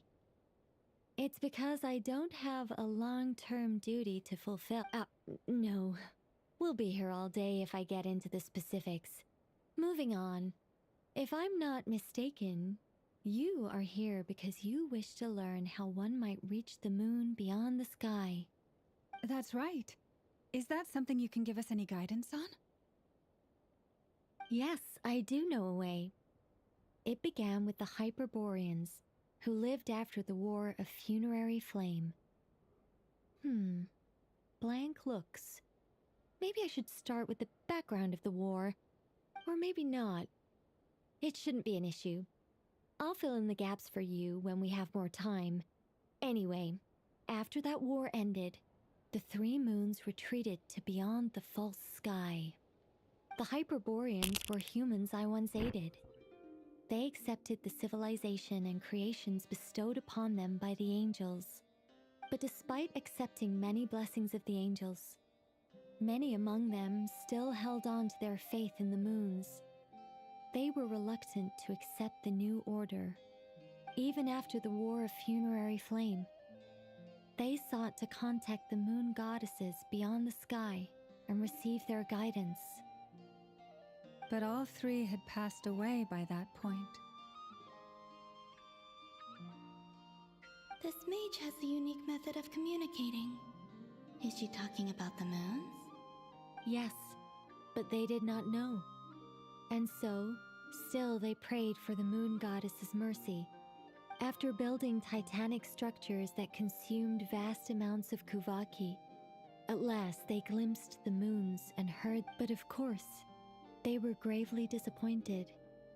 For it was then that they realized. Oh, that's such a sad story. It is. humanity was in a very sorry state at that time. The angels who had once aided them were gone, and the war of funerary flames had left them homeless and destitute. Just a second, I gotta ask. How relevant is all this history to the task at hand? Well, I mean, it's... Okay, it seems we've drifted into irrelevant narrative waters. It's been a while since I've had the chance to speak inside someone's head. As soon as I got started, I lost control and the words just flowed out like a waterfall. What I'm trying to say is... Right, yes, that's it. The relevant part is the ritual created by the Hyperboreans. The fact that they bypassed the false sky and saw the true moons implies that they successfully built a connection between Tevat and the outside world. Which means, with enough Kuvaki and a sufficiently stable connection, it should be feasible to send one person over the border. Okay, so they built some kind of portal? Oh, yes. A portal. Yes. Is something wrong? You sound disappointed. I just didn't expect you to summarize it so well. It turns out I could have said all that in one word, if only I'd managed to think of it. No, please, it's fine. This is invaluable knowledge. I'll be sure to record and preserve everything in writing. Oh, really? Well, in that case, I suppose I could backtrack and add some more detail. I did gloss over a few things so far. Whoa, whoa, whoa, time out. Let's summarize what we've got first. The Hyperboreans were the last ones to use this method, right? So we somehow need to find whatever structure they built and make sure there's enough Kuvaki to power it up. Luckily, we have the moon marrow of both the eternal and iridescent moons, so we're all good for Kuvaki.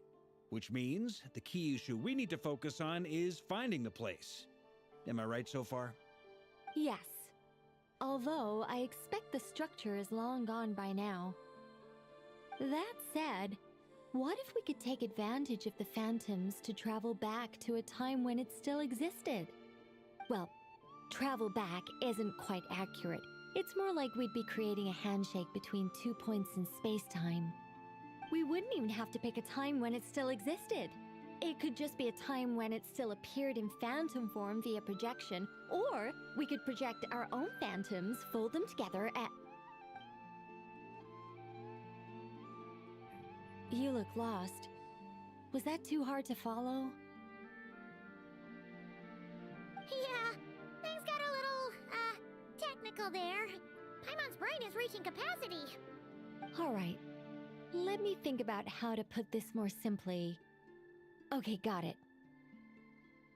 Over the next few days, I'll search for phantoms that we can use. Once I find one that meets the criteria, I'll let you know and we'll regroup. By completing certain rituals, specific individuals will be able to enter the phantom and make it to the Hyperborean structure. If everything checks out and it looks feasible, we'll just need to wait for Moon Prayer Night, and we can send the Moon Goddess back home. I'm really skimping on the detail here. Is this making any sense at all? I think so. For now, we'll just wait to hear from you. Yes. Basically, yes. Great. Counting on you. In the meantime, we'll focus on finding the Moon Goddess's name. My name? Are they looking for a way to stop me from disappearing? Excuse me, Miss... Go on, Miss Nicole. This conversation was a little all over the place. I didn't catch your name. I am Lauma, of the Frost Moon Scions. Ah, I did wonder. I noticed that you listened very intently when I spoke about Hyperborea and the moon's history. If you'd be interested, I'd love to visit you this evening and go through it again in greater detail. Also, if you were serious about making a record, It would be too risky to simply write down the raw details as is. I would suggest some tweaks. Maybe rewrite the stories as fairy tales or fables, perhaps even prayers. Anyway, we can cross that bridge when we come to it. So, see you later then? Oh, and no need to prepare anything. Just a cup of tea will do. See ya! She seems friendly. It's just... It's so nice to find someone who's actually willing to listen. I've been dying for a chance to finally go through all this systematically from start to finish. Any longer and I'd probably start forgetting it. Now Paimon gets why Alice told us to mind our Welcome heads. Marung Paembonan. What did I tell you? A lot of quirky people in Alice's orbit. Now then, the next order of business is, where do we start looking for the moon goddess's name? Maybe... Once I've heard her out, I'll summarize the salient points and share them with you. I'm also inclined to review our other documents. Yes, our fate, but many of the more factually accurate records are from after Kutar's birth. Sounds like we're gonna follow Columbina's journey through Devat, huh? In that case, we'll start by heading to the Frost Moon up... Sounds like a plan. Take this with you. I'll see about getting in touch with the Fatui. It'll probably just be Arlecchino and Sandroni again. They're the only ones who would want to help. Thank you, Mr. Varka. Don't mention it. Honestly, I'm more comfortable dealing with the Fatui than prying into the details of a young lady's childhood. Catch you later. I should follow them. Just in case.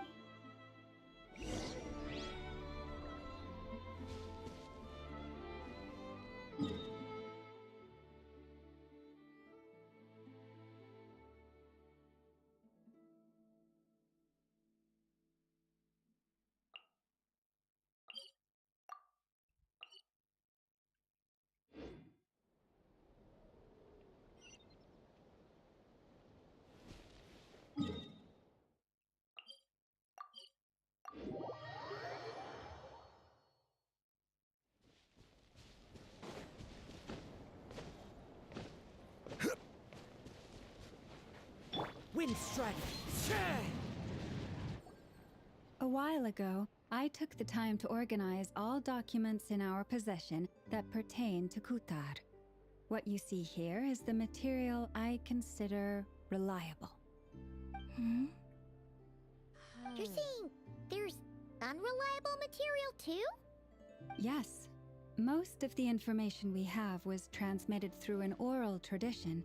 Inevitably, some of her stories were mythologized and deified. There's no sense seeking answers in history unless we can ensure the veracity of the historical record. Makes sense. All right, let's take a look through.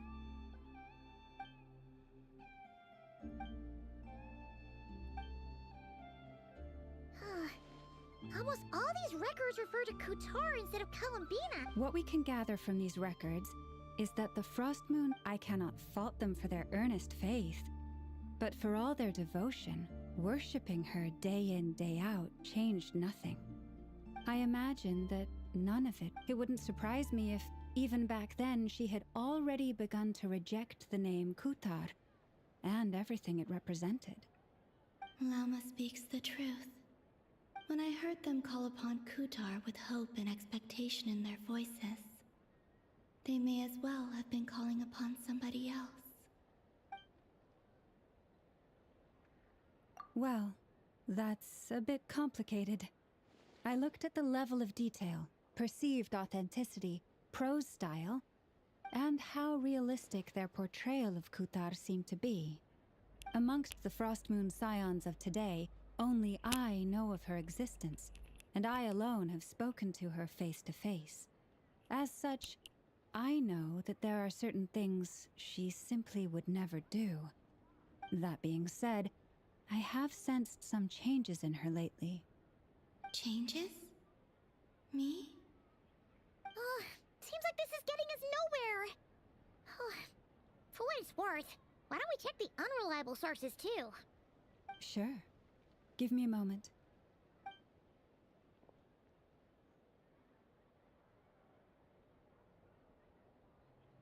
Exerting but a fraction of her divine might, Kutar sheared a great mass from the snow-capped mountain and cast it into the sea, upon whose surface shone the mirror image of the moon. Thus was formed the island of Hisi. Yeah, right. That doesn't even begin to pass the sniff test. The 3 moons are not but lies through and through. Only one moon has ever shone for us, and Kutar is her name.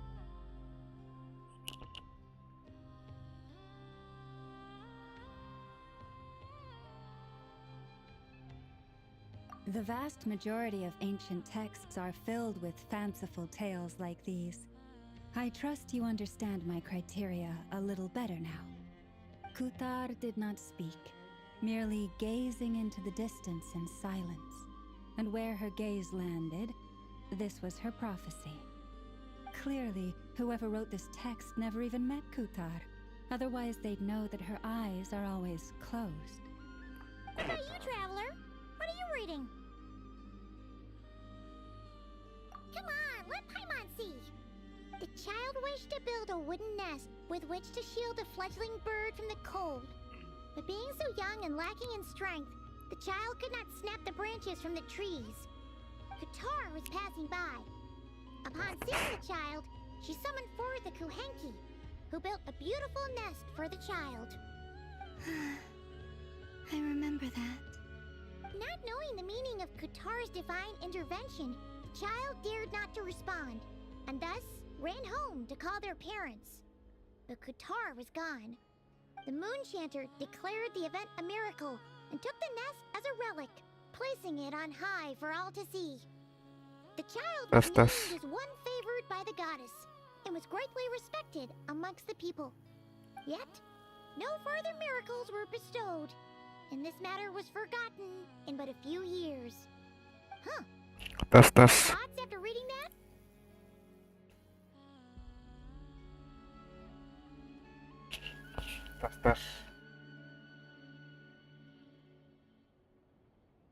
Lulu. Yeah. Columbina probably just wanted to join the kid in making nests. Ah. I'd originally considered this a fabrication, because Kutar did not perform any similar actions in subsequent records. But now that I think about it, it does seem like something Columbina would do. It's just that... She didn't know how other people would interpret her actions. She was probably worried about making things difficult for people. So, she gradually stopped joining in. Yes. Oh, that's so sad.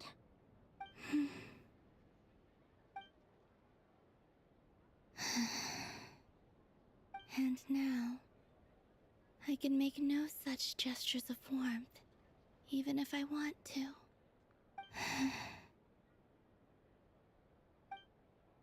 Still no name. That's a bit of a shame. But we did learn some interesting stories. That's gotta count for something. Barca said he was gonna set up a meeting with Arlecchino and Sandrone, right? Let's go back to Nasha Town and see how he's doing.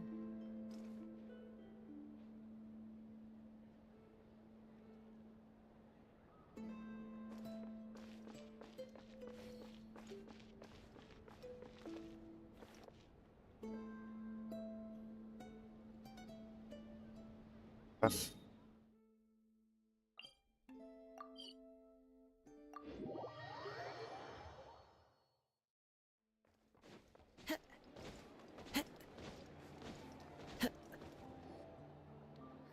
see. There's Barca. Oh, and it's Durin and Albedo too. Yeah, this is pretty much the same place we bumped into each other last time. I convinced them to stick around a little longer. We were all waiting on people, so I figured having a little company would help pass the time. Ah, so you've been waiting for us? Does this mean that you've already arranged things with the Fatui? Sure does. Now you're back, we can go meet up with them together. How'd your investigation of the Frost Moon Enclave go? Well, we didn't find out Columbina's true name. But apart from that, it went pretty well.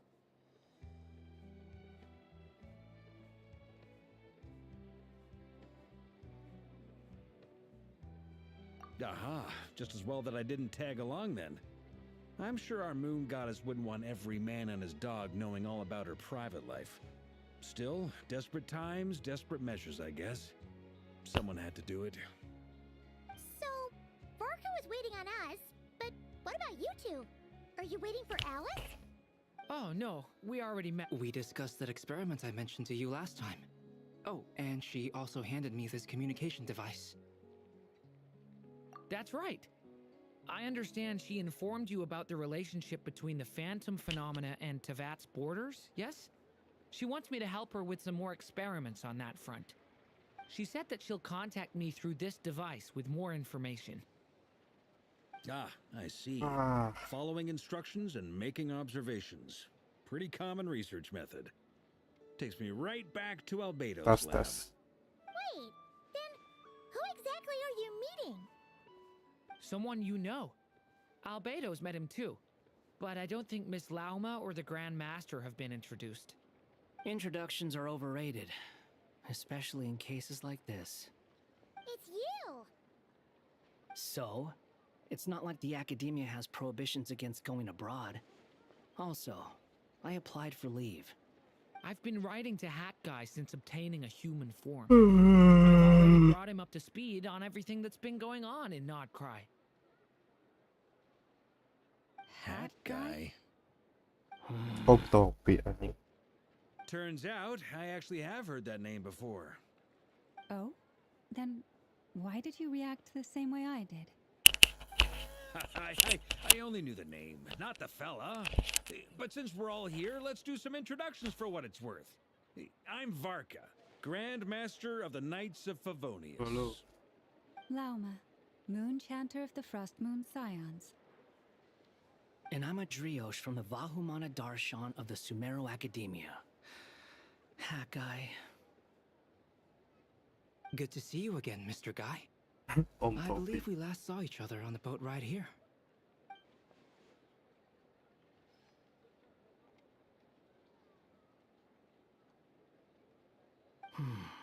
Mind you, the only reason I came here is because there's someone I want to look into.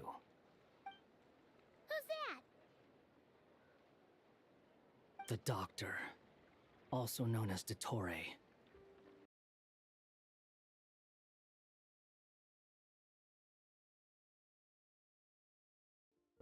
From the tone of your voice, it sounds like there's bad blood between you. I was reviewing our archives and noticed that a lot of information about him was missing. Left a bad taste in my mouth. That's all there is to it. Dottore, or Zondik, as he was then known, once studied at the Academia, but he got kicked out before he could graduate. So the Harbinger's #2 man is a college dropout? How embarrassing for them. Last we heard, he was planning something. We actually heard that a few times before, even coming to Nodcry. But we haven't seen a trace of him since we got here. He only appears when something interests him. For all we know, he might have left already. But the fact he did something here at all is worth noting. It'll fill a couple extra lines in his file. Why does it sound less like a file you're writing and more like a criminal record? Anyway, we were just about to meet 2 of the other Harbingers. Want to come along? You might learn a thing or two about him there. Sure. Even though they're Harbingers, well, they're old acquaintances of ours, so, you know, when you talk to them, try to be... I got it. The Frost Moon Scion's relations with the Fatui remain tense. Forgive me if I do not attend. In that case, we'll continue assisting Miss Alice with her experiments. Good stuff. Everyone's having a fruitful time. All right, we better get going. I'll lead the way.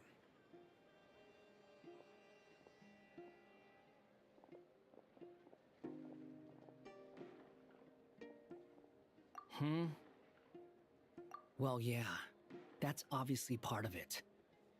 Neither you, nor Lesser Lord Kusanali, nor I want to see him meddling with things again. Don't worry. Pigeons always know which way home is. Pigeon always know.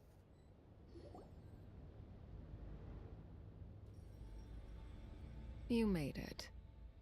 Who is this? A scholar from Sumeru. They call him Hat Guy. He's an old friend of the Travelers. Wait, this is the academia representative you wrote about? He doesn't exactly look... I believe this will prove my identity. You'll notice it bears the seal of the Sanctuary of Surasthana. Well, what do you know? So it does. All right then. My mistake. It's fine.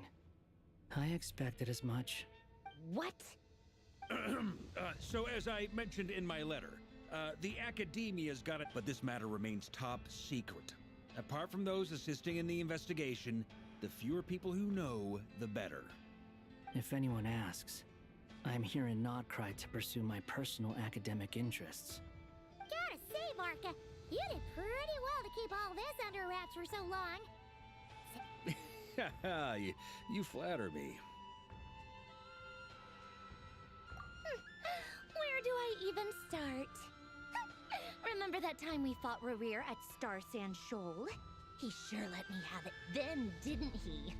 I'll bet Dottore had that all sketched out, with me as his convenient little pawn. He could not care less about us if he tried, but hey! The feeling's mutual. Does Dottore really strike you as the sort who values his relationships with his colleagues? Fair point. Definitely not. Which is why I always keep my guard up whenever he starts making suspicious moves. To that extent, our motivations align. On top of which, I consider you trustworthy people. Now, back on topic. In the wake of the Reikir of Solnari episode, Sandrone and I grew suspicious about Dottore's complete inaction during the entire affair. So we tried to find out what he'd been up to, but unfortunately to no avail. He never lets anyone in on his plans. The more he cares about something, the more secretive he gets. Indeed. Perhaps he believes that by keeping a low profile, he can avoid trouble. But that trick isn't going to work on his colleagues. Yeah, I mean, he's been researching the ancient moon's remnants. And he's been trying to get his paws on the moon marrows. Only an idiot would believe he doesn't have something more planned. With this in mind, I returned to Snezhnaya and relayed my thoughts to Her Majesty the Tsaritsa, entreating her to have him recalled. That's pretty direct. Did the Tsaritsa agree? Yes. I made it abundantly clear that the Fatui's business in Nodcry is almost concluded, and we do not need 3 harbingers in this territory. Her Majesty concurred. Accordingly, Dottore has returned at her orders. I imagine he is continuing with experiments, which no one besides he would ever have any interest in. Common sense might mean nothing to him, but he's not stupid. He knows that no good can come from opposing the Tsaritsa. Smarts alone won't get him all the way. He needs the Rooster's resources and Regrator's Mora, both of which the Tsaritsa can strip from him by waggling a finger. But doesn't he have a track record of publicly following orders while going against them in private? He probably has it down to a fine art by now. Wouldn't put it past him. We worked together on a research project once. Only briefly, but it was enough to show me that we're fundamentally different people. He has no interest in doing things methodically, stage by stage. His thoughts jump all over the place, and the moment his curiosity is satisfied, or he gets the results he wants, he disappears. The only similarity we share is that, once we set our minds on doing something, we will see it done, whatever it takes. Oh, we definitely saw some of that in your battle with Rerir. You got so competitive. Ugh, do not remind me. Then I believe we all concur. Dottore will not simply give up. is turning into a whole day of unpleasant memories. Ugh. Are you talking about the moon marrow stuff? He also strikes me as the kind of person to disregard experimental regulations, ruin all the equipment, and go way over budget. Then leave the first person he can find to deal with the fallout. Exactly! This one time, he was running some high-temperature experiment and the substance exploded. But does he care? No! He orders his subordinates to open the device so he can observe the results, which causes the gas inside to leak out. That gas was poisonous! And after all that, he left while I was still cleaning up after his mess. What a waste of time. Waste of time? The nerve!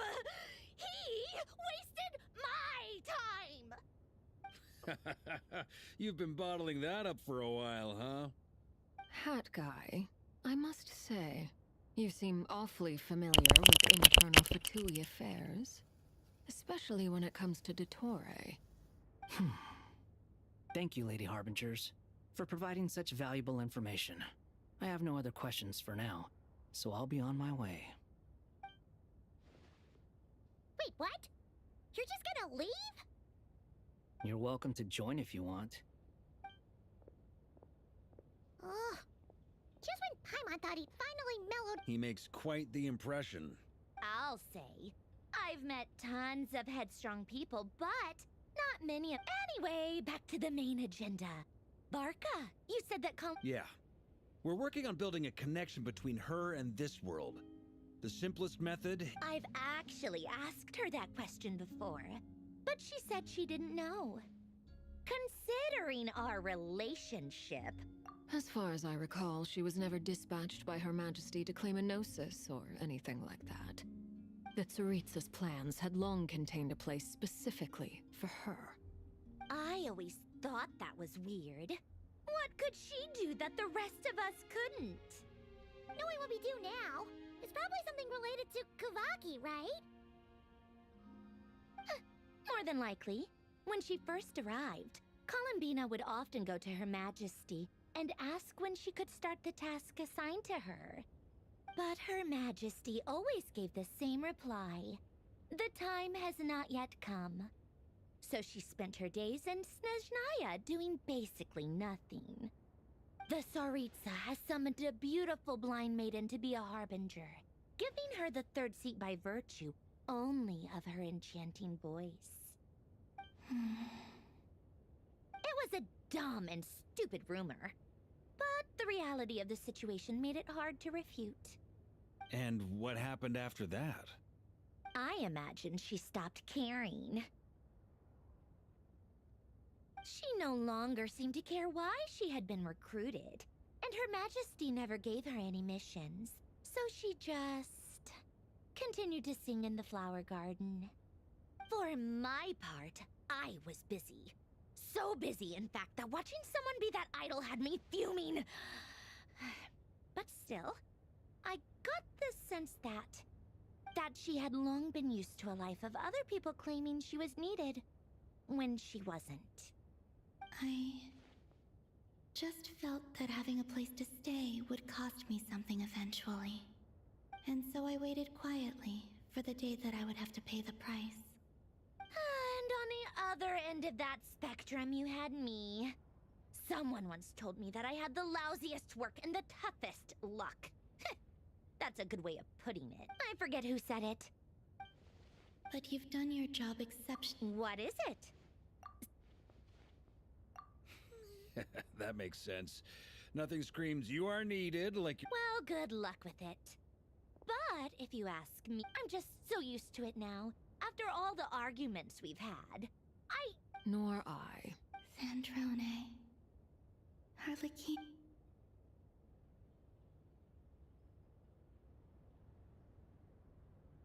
Huh! It's a Sealy! Ladies, I thank you for your hospitality. If the chance ever comes up, I definitely... I'm sure it will. You can make your own way out. Okay! Time to do what adventurers do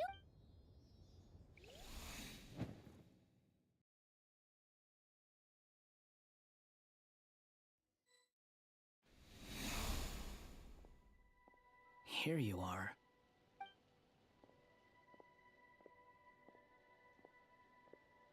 Oh, that guy. How come you're back so soon? Did things go all right with the Fatui? Fine. How about you? We've tried. Abyssal monster. Every time I stand.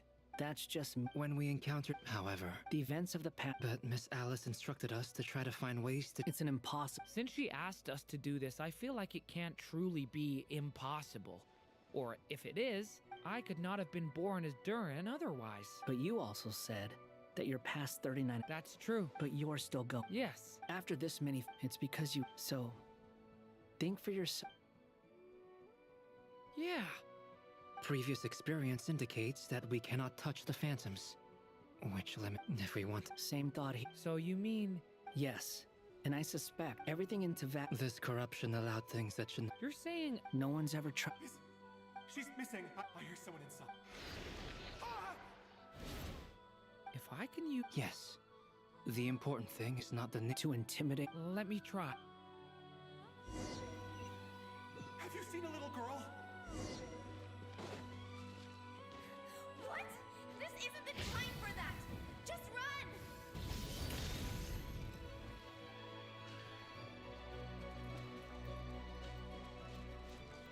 I hear someone inside. Spargana? Are you in there?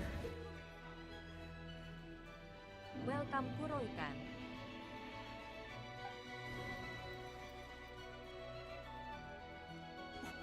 What is this? It's dangerous. I should get out of here.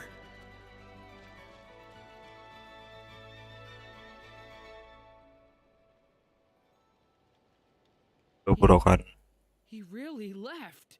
Ha! We did it! Don't celebrate too soon. Follow him. See what he does next.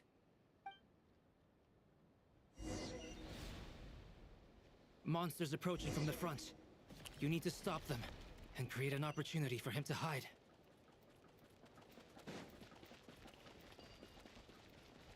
No! There's a monster ahead!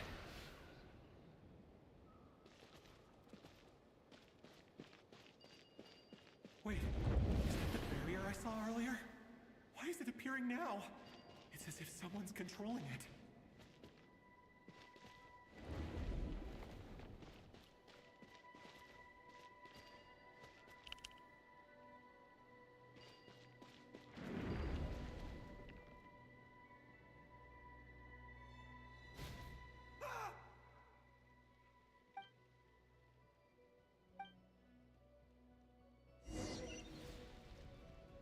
Monsters approaching from the front. You need to stop them and create an opportunity for him to hide.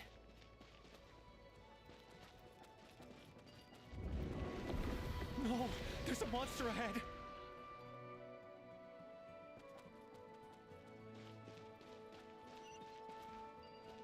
Wait, is that the barrier I saw earlier? Why is it appearing now? It's as if someone's controlling it. The monster's gone. Itu doang ternyata.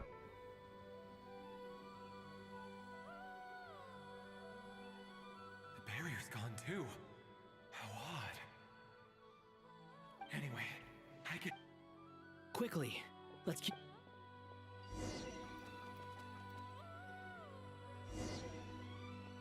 Wait, there was someone else here? Don't go any further. We've got anti-monster traps laid out everywhere. But my daughter must just be up ahead. I have to go. Kemana lagi nih? Kemana lagi? Blocked.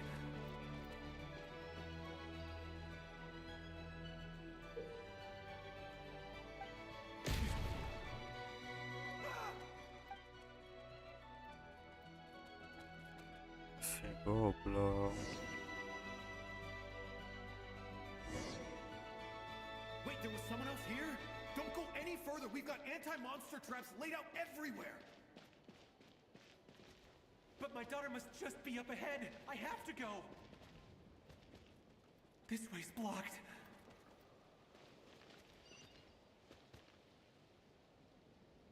We might be able to use the explosives over there, but we need to take care not to hurt him. I'll I'll use the barrier to keep him at a safe distance. This barrier seems to be helping me somehow. Hey, hey, wake up!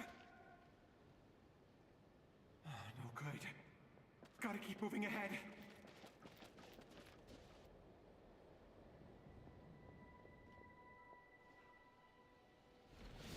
So many monsters!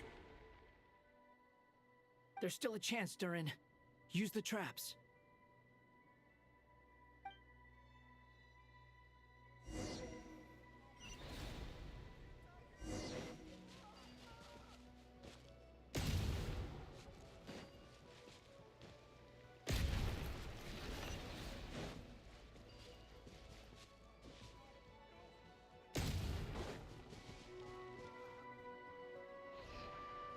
Help me!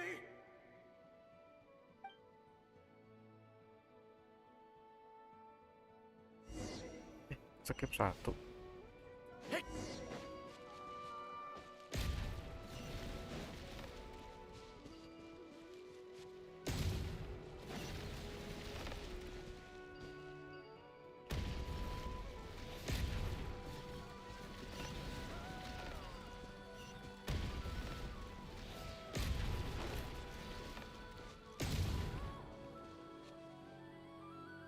This is a new development. We might just be able to save this person.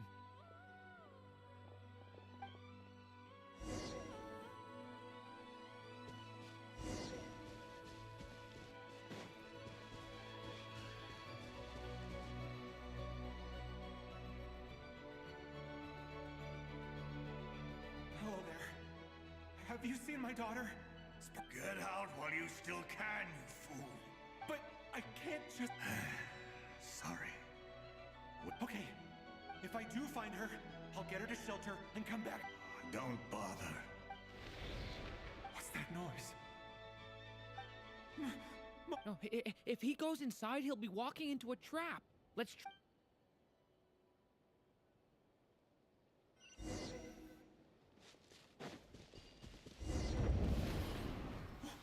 Why?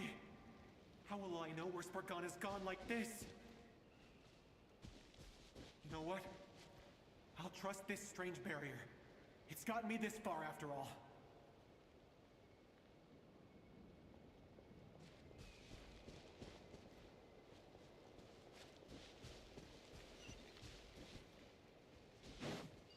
What?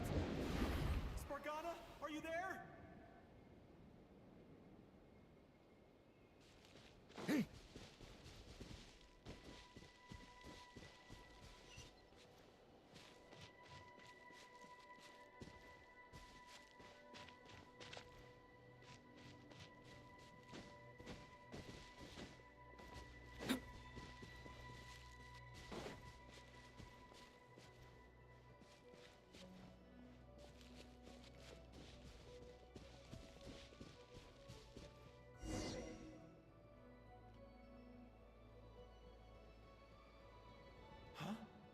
That's... Thank you. Thank you. Yes, it's one of hers for sure. That's her... Durin, just like last time. Use the explosives.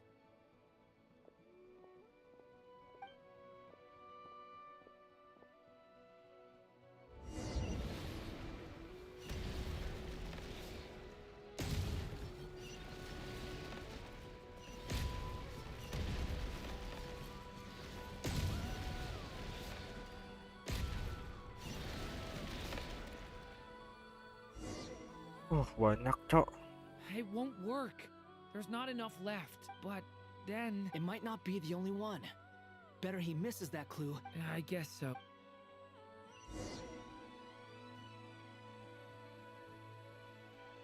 Stop him, Durin. We can't let him get any further in. That's my daughter's book! She's passed this way! I've searched and searched and searched. I no longer have anywhere else to go.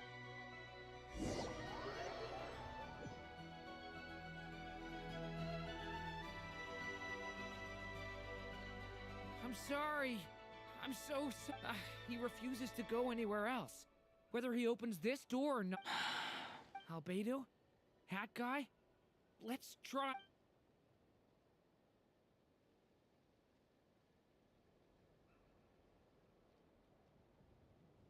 Why am I here? What's going on? All these scenes running through my head. Huh? What? His reactions have changed. How many times have I... Huh? Wait. You can see us? I feel like I always could, but that I only just realized. But you were the ones guiding me using that. I haven't done anything yet, but those monsters, those deaths, they feel like memories. Like things I really... I won't find my daughter. What? No. Yes. Even so, we're trying to find a way out of this. You've not seen my daughter either. It seems she really isn't here. I'm sorry, we could... I'm just... tired. How long do I have left? Experience says 15 to 20 minutes. 15 to 20. Thank you for all your help. Let's rest a while. Now's not the time for you to start... It's not pity. I'm just... realize...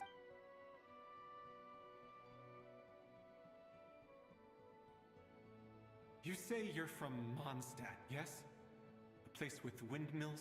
And you're from Sumeru, where they've built an academy into a giant tree? Yes. It seems you've never heard of either place. Those names are unknown to me, I'm afraid. Yes. Have you heard of Hyperborea? I have, but I heard that it was destroyed in the distant past. I see. That was where my ancestors once lived. What about Delphi Pytho? Was it later rebuilt? I've never heard that name. Then what about Salvindagnir? I have seen that name on stone tablets on Dragonspine. But I'm afraid the only things left of that place are its ruins. I see. Sure enough, there was no way to turn this around, huh? I'm sorry. I was the one who asked to chat, but it seems like we're too many ages apart. There's barely any common ground to start from. It's all right. We did hear something new, at least. From how you speak of your lives, things must be going all right for you, I guess. They are. Mondstadt is a place of freedom and happiness. There's a lot of good people in the church and the Knights of Favonius, and even outsiders find that it's an easy place to feel at home. We have festivals a few times a year. Everyone gets together to drink, sing, and be merry. Sumeru is a lot more uptight. Not really the kind of place where you can relax. It's a nation fraught with problems wherever you look. But if all you want in life is to seek knowledge, I guess it's pretty much paradise. That's wonderful. In other words, after this all-devouring black tide passed, humanity did not merely avoid extinction, but rose to build prosperous civilizations anew. I mean, I can see you all right now. That must mean the future isn't a total mess, right? That's true. Well, time's almost up. Let's part ways, I think. Might be best if you don't waste too much time on me. The chances are slim, I know, but I'd like to spend these last few minutes looking for Spargana. If things work out, I'd love to tell her about what I've heard. May we meet again. Well, or not, most probably. In that case, may your wishes come true.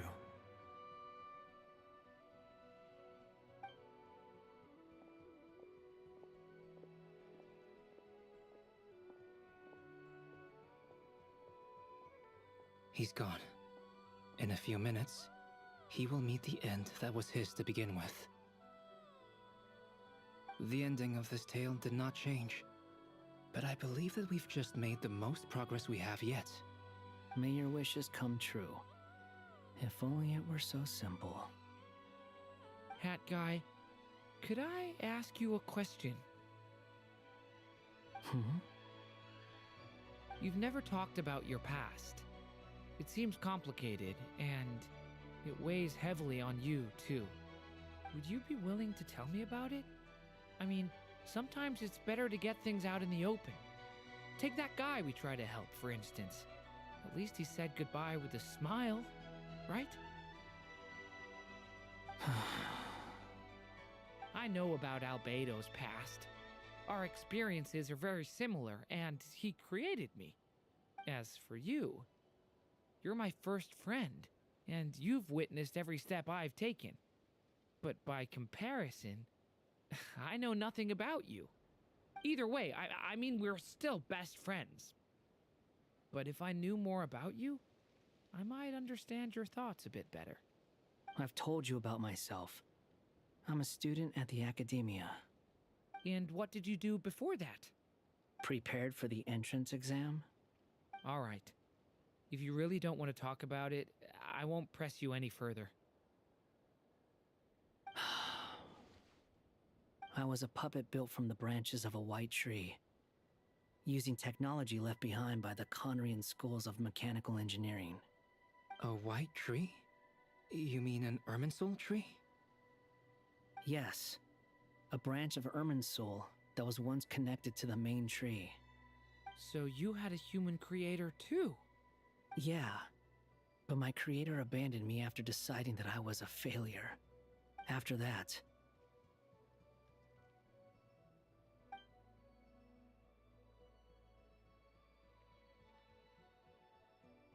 Durin, resisting the influence of the abyss, suppressing the urge to destroy, trying to do the right thing.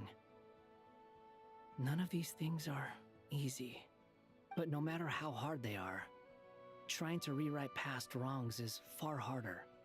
You asked me if you would create a new tragedy if you failed. I told you there was no point speculating about that, but the real answer is, yes, you absolutely will. That guy. But at least you've got people here to help steer you away from the wrong path. So, just keep aiming towards the light. I will. I promise. All right, break time's over. Hello, Durin speaking. Hello, friends, it's me. What have you been up to, I'm detecting some unmistakable fluctuations here at the border. The amplitude isn't particularly high, but they're completely different signals from the ones before, and the scale is comparable to those I've detected previously. Alice, we were unable to save that person. However, he appears to have retained a portion of the memories gained through that cycle, and was able to hold a conversation with us. I see. Well, that is rather odd indeed. It definitely merits further attention. Could I trouble you to keep trying the same approach? I need to gather some more data. Counting on you. I should probably have Nicole come and check this out as well.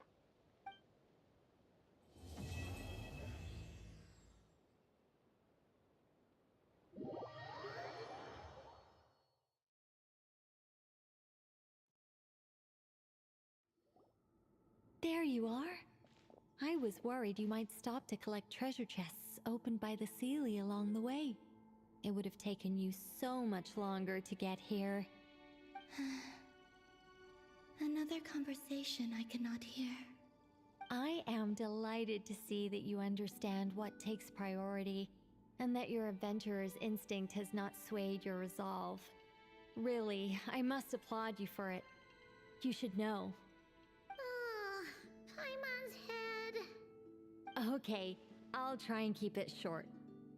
My senses are telling me that this is where we shall find the entrance to the ruins. Oh, cool! Well, what are we waiting for? Let's open it up and see! Patience. This was a sanctuary of great importance to the Hyperboreans. A special process is required to open the gate. Oh! Like the place that housed the Eternal Moon's marrow?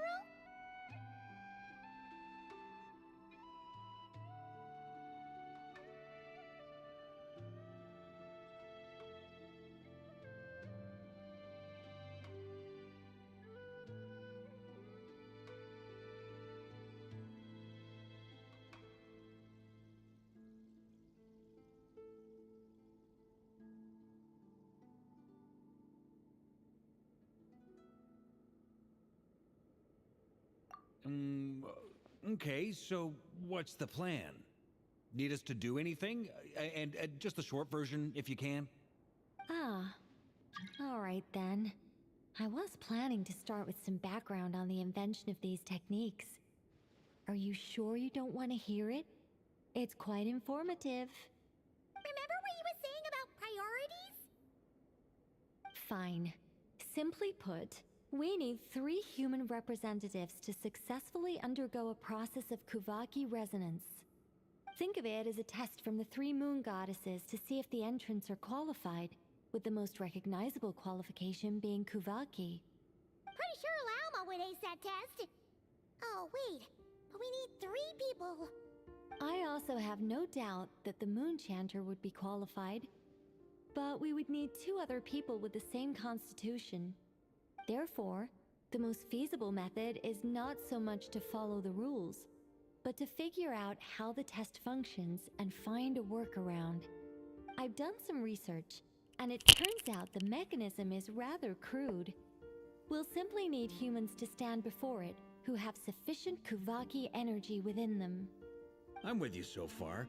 How do we get the Kuvaki in them? The easiest way would be transfusion. Take some Kuvaki from Nodkrai's soil, put it into the bloodstream, and get it circulating in the body.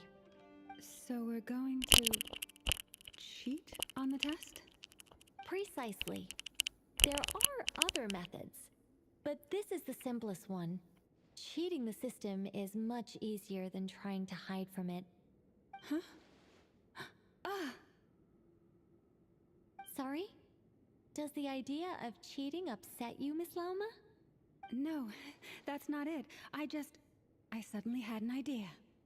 Oh, what is it? It's about Moon Prayer Night. I figured out a way for Kutar to join in the festivities. Huh? But as Paimon said, we need to have our priorities straight. Let's get back to the test. I'll follow up with Nefer on the festival arrangements. Oh, okay. Anyway, is this really the best method we have? A Kuvaki transfusion sounds dangerous, no matter how you slice it. If you think that's dangerous, wait till you hear the other methods. I'd be more than happy to go through them if you'd like. There are several. No need, we're good. Let's go with this one. Very well. Kuvaki transfusion it is. Now, I should mention that the risks can be greater or lower depending on individual compatibility. It would be rash to simply infuse the Kuvaki and hope for the best. If the body rejects it, the reaction can be quite severe. The symptoms are similar to another condition that some people living here suffer from, known as congenital Kuvaki sensitivity. So, before we execute our plan, I will perform a simple test of my own to see who is compatible and who is not. Once that is done, we will have to complete the resonance process as rapidly as possible. The participants must remain stationary while the Kuvaki circulates and bonds with them, and they mustn't eat or drink anything. What? No eating or drinking? That's some hardcore fasting. They'll all be monks by the time they're through. 3 days. Oh, that's so long! And we still need to find 2 more people who are not just compatible, but also willing to volunteer. Fasting? What are they talking about? Really? Don't you want to think this through? Haha, count me in too. 3 days without food? I can handle that. Miss Nicole has made it clear that this is the easiest way. The way I see it, there's nothing else to discuss. It's time to step up. Yeah, you're right. In that case, Paimon volunteers to be captain of what? Then we'll start with you first, traveler. Please step forward.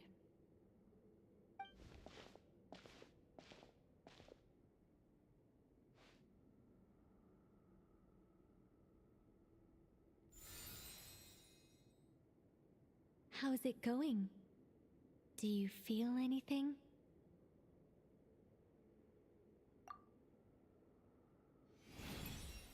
How about now?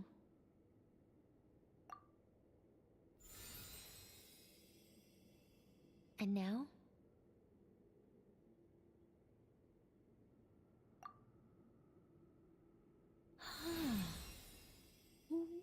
What about now?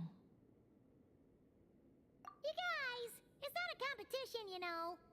All right, I'm officially impressed. Even as a descender, you can withstand far more than I imagined. It's like I summoned a giant stone titan to arm wrestle you, and your arm hasn't even moved an inch. In my last attempt, I infused 5 times the amount of Kuvaki required.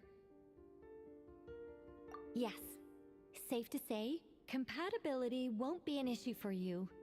You're eligible to join. You're next, Mr. Varka. Sure, here goes nothing. All right, I'll start where we left off. 5 times the required Kuvaki dose. Whoa, whoa, whoa, hey, wait a minute. How's it going? Ooh, no, not great. I kind of want to puke. Feels like I've been drinking too much. A few bottles of wine, then a big stein of Dark Horse. With some hard liquor from Liyue mixed in. You think this is funny? I just lost to a young lady in an arm wrestling contest. I'm never gonna live that down. My apologies. I'll lower the concentration and try again. Oh. How's it going now? I'm not as dizzy as last time, but I can still feel it pulsing around. In that case, you wouldn't be an ideal choice, Mr. Varka. Let's try someone else. Okay, let's go ask some of our other friends then.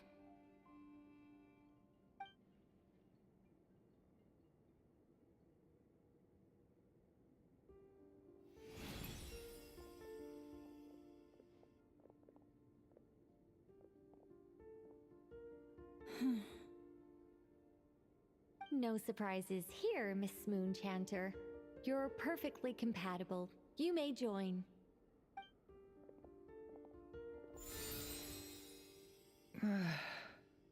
I'm getting a slight headache. Shame. You were so close. Whoa! Time itching all over! Allergic reaction. We can't have that. Huh? Well, are you gonna start a what? The Hexenzirkel is an organization that cares for and protects children. We will not have them do dangerous things. Not even tests.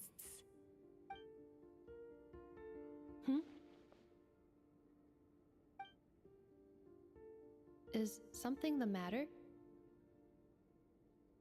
The candidates have to be human. I guess that rules me out too.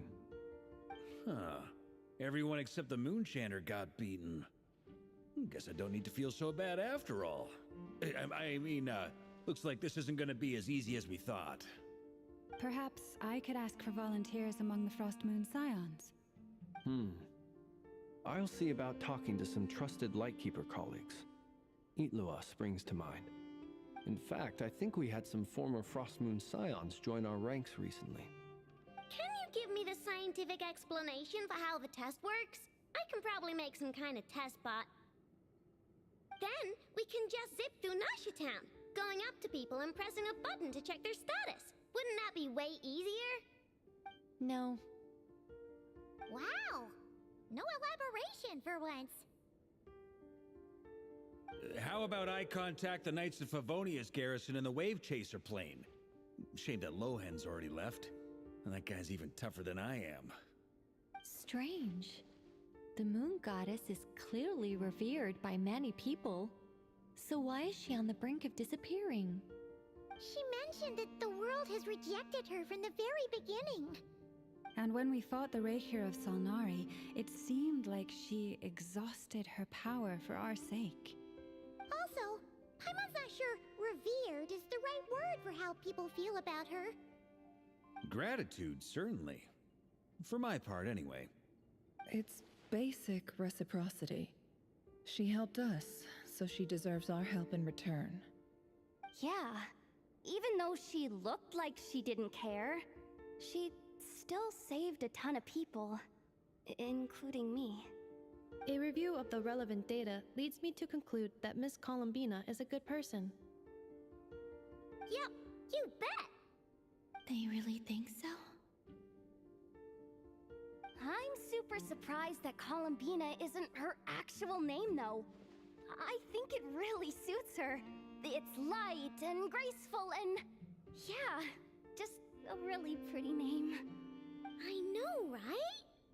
Unfortunately, that's not our decision to make. Columbina. That was the code name the Fatui gave me. But it also came up in the song I heard when I was born. But... is that really all there is to it? What do I truly think of my own name? Is there anyone left who will still call me by that name?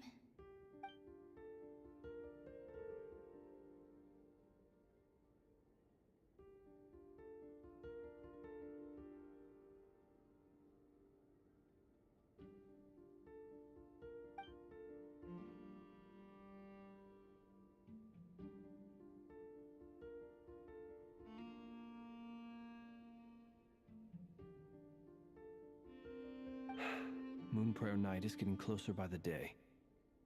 We're running out of time. We need to look for other candidates. Then allow me to try. Huh? What are you doing here? You contacted your friends via the Adventurers Guild. Sandrone has been keeping an eye out for something like that, so she informed me. Since I have the ability to accommodate a moon marrow, I should prove to be a suitable candidate. Arlecchino. When can we begin? I see. We can begin right away.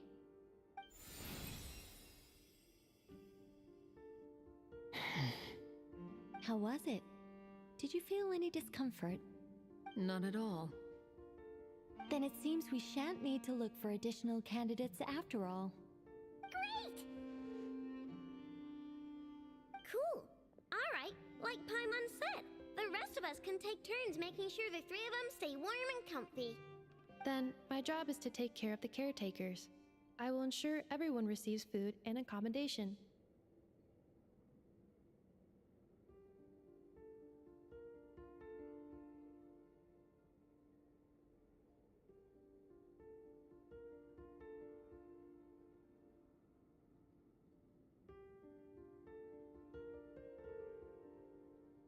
I'm ready as well.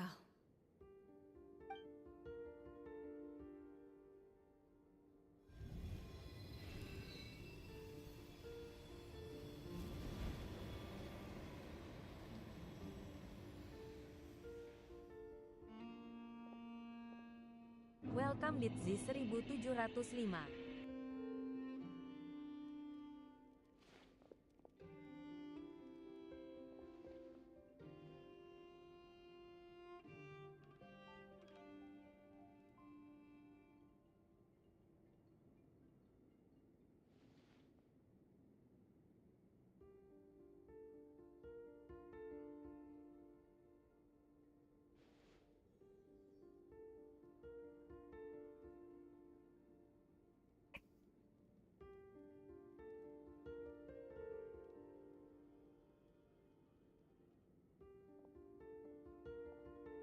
The work is done.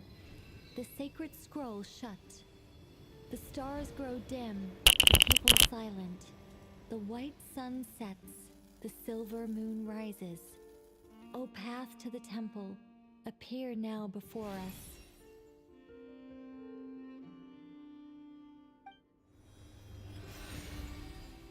Wow! It really opened! So that's what all this is about. They've been trying to open this gate. With a calm mind, this proved not too arduous. Come. It might be best to eat something first. Take care to chew properly and swallow slowly. It will give your body time to readjust to the digestion process.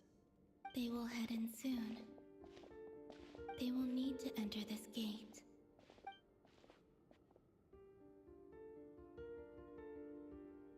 Huh?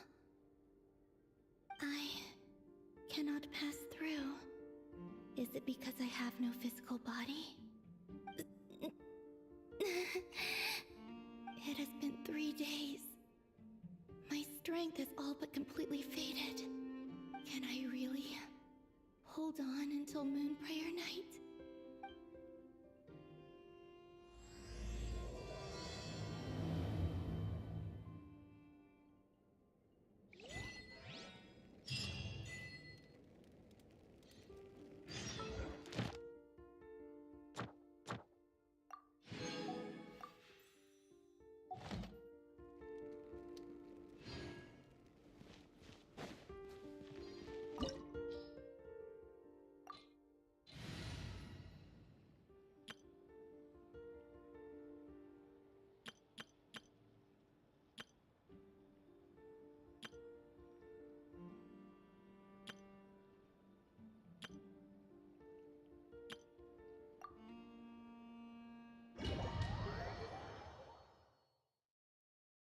Welcome ay garis bawah .pun.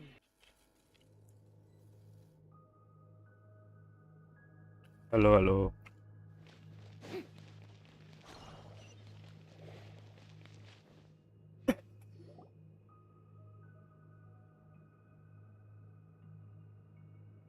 Are these people... Judging by their clothes, That could mean they have some clues about the moon goddess's name, right?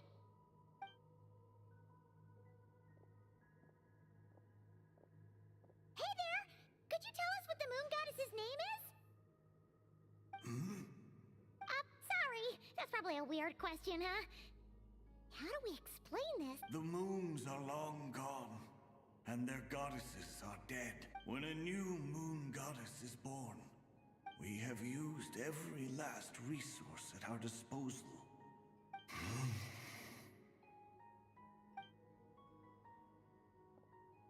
Were the people of the past all this devout?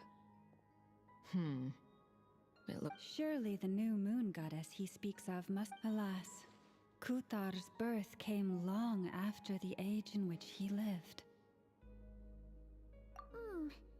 But, maybe if we find a phantom... True. Keep an eye out. We should be able to tell which era they're from by the clothes they wear. Yeah! You've been pretty talkative this whole time. Oh, nothing. I'm fine. When the Hyperboreans speak of moon goddesses, they mean the 3 from truly ancient. There once was a time when the moon goddesses blessed them greatly and protected them from harm. So, when the war between the gods and dragons... Yeah, that checks out. Let's continue on. Who knows what else we may discover.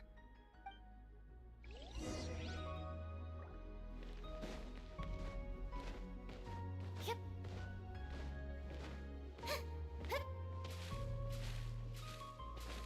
There's a door blocking this path. Not a problem.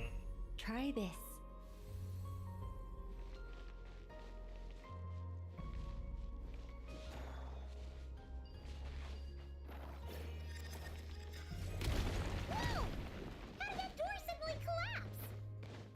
This device was maintaining the door's integrity.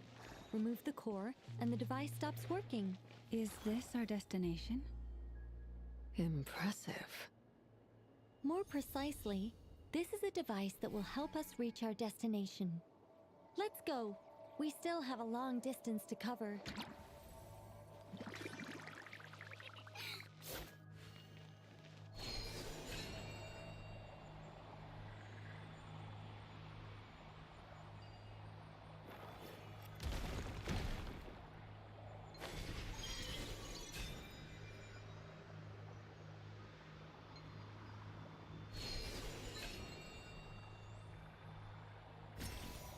Lucu juga ya.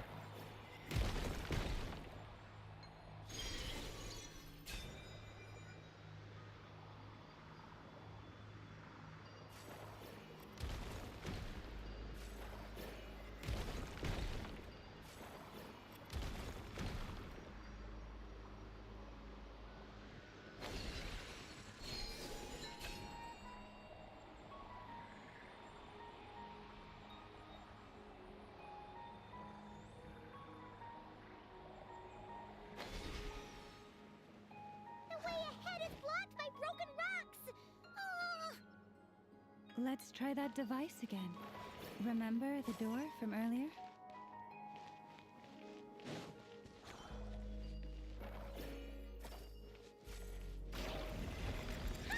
Door works in reverse, too!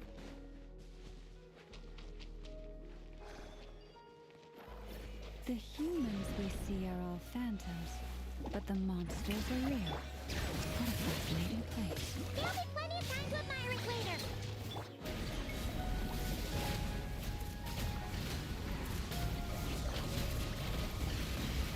No more mistakes.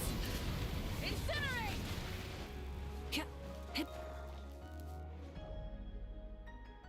Ooh, there's a whole bunch of artwork in here. Seems pretty old. Nicole, this is probably your area of expertise. Let me see. To understand these murals requires some knowledge of the history surrounding the... Yes. I think I follow. Oh no, it's no trouble. Tevat's 3 moons and their goddesses were brought into being by the will of Nibelung, the then ruler of Tevat. But when the heavenly principles came, they changed the world completely, down to its very foundations. The moon goddesses were nowhere near strong enough to challenge this entity. But the heavenly principles did not view them as heretical entities that had to be removed. Essentially, the 3 moons existed to keep this planet alive and operational, which did not directly conflict with the heavenly principles' aims. Nevertheless, the inherent precariousness of this arrangement would soon be revealed. Nibelung returned. Yes. Welcome, Ai.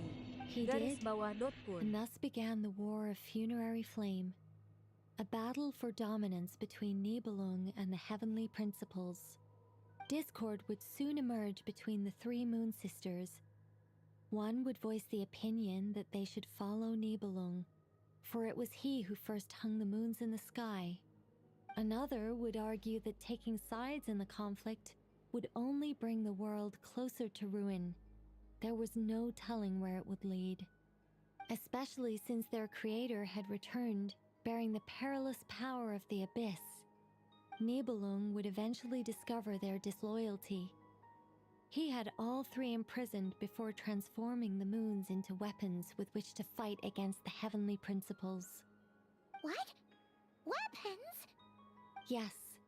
The very moons that had once defended the planet became instruments of death and destruction, striking terror into the hearts of all living things. And although the heavenly principles and the 3 moon sisters had once been at peace, it now seemed that the moons posed an unacceptable threat to Tevat. It is possible that the heavenly principles did not know of the goddess's imprisonment. If so, the weaponization of, regardless of who knew what, when, the heavenly principles shattered 2 moons and flung the other beyond the sky. Whether the goddesses managed to escape Nibelung's captivity after his fall, nobody knows. But this much is certain. From that day on, the moons no longer belonged to Tevat. The reject... So that's the full... You say the moon ceased belonging to Tevat from men. That is perhaps due to the lingering connection between the frost moon, which was not shattered, and this world. You could see it as the 3 sisters' dying wish. They never desired war. All they ever wished for was to protect this land. I see. If the final fate of the 3 goddesses is as you say, then Columbina faces the same grave danger. Our investigation has yet to bear fruit. We must hurry. Yeah, you're right. Let's keep going.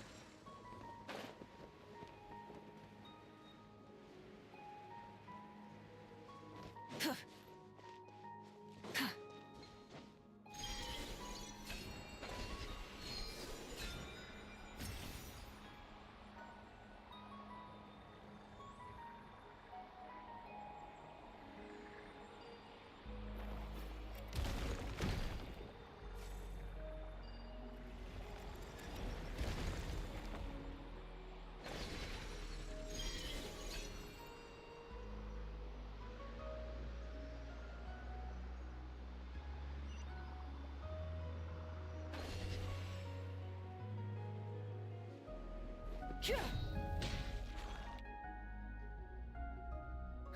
finally here! Indeed. I was a little worried about that at first, but as we got closer, the only issue is how to activate it. What about the cores from some of the other devices we've seen? Can we repair it using those? In all likelihood, yes. I imagine that would have been the Hyperborean's back.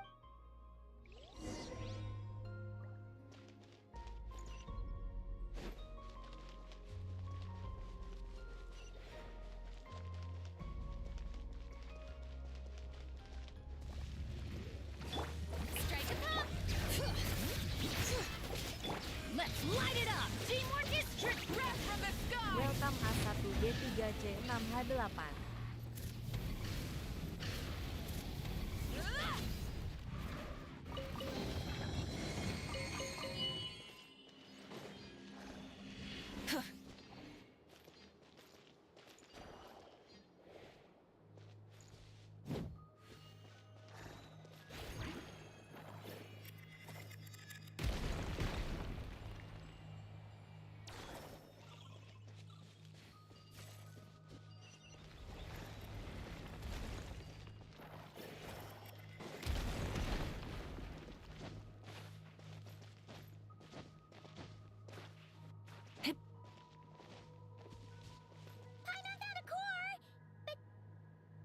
Get across!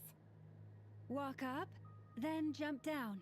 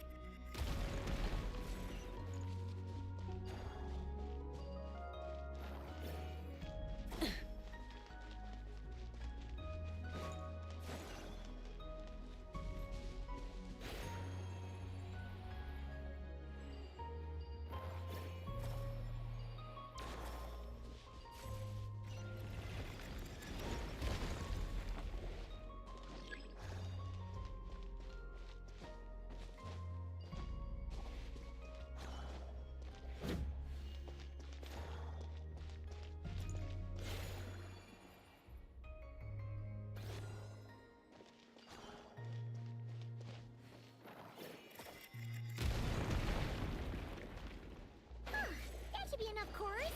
Let's head back.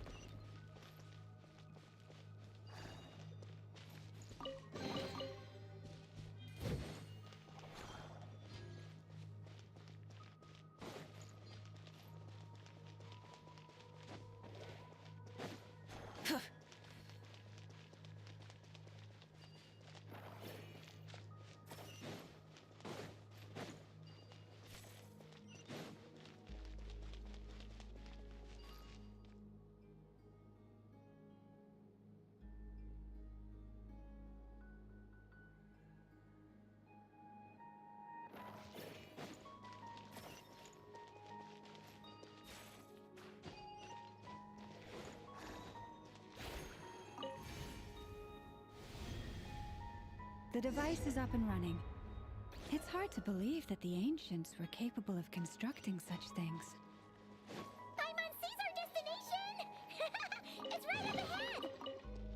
Yes, let's go.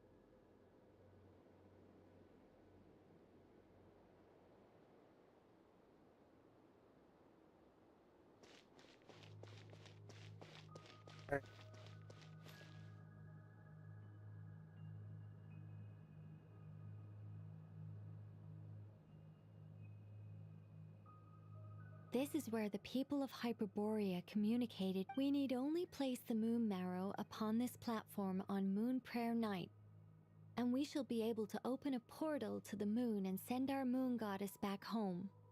The assumption being, of course, that that's right.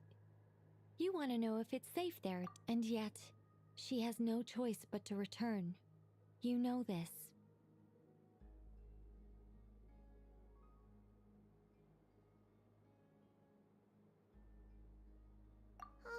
That's not the only issue here. Hello, hello, hello, hello, hello. End of the line, right? We've explored everything we can, and despite looking at historical artwork and talking to people from Hyperborean times... If it's not too much trouble, could you tell me exactly what Alice said to you about... Oh, sure. What she said was... Then your first job is to find it.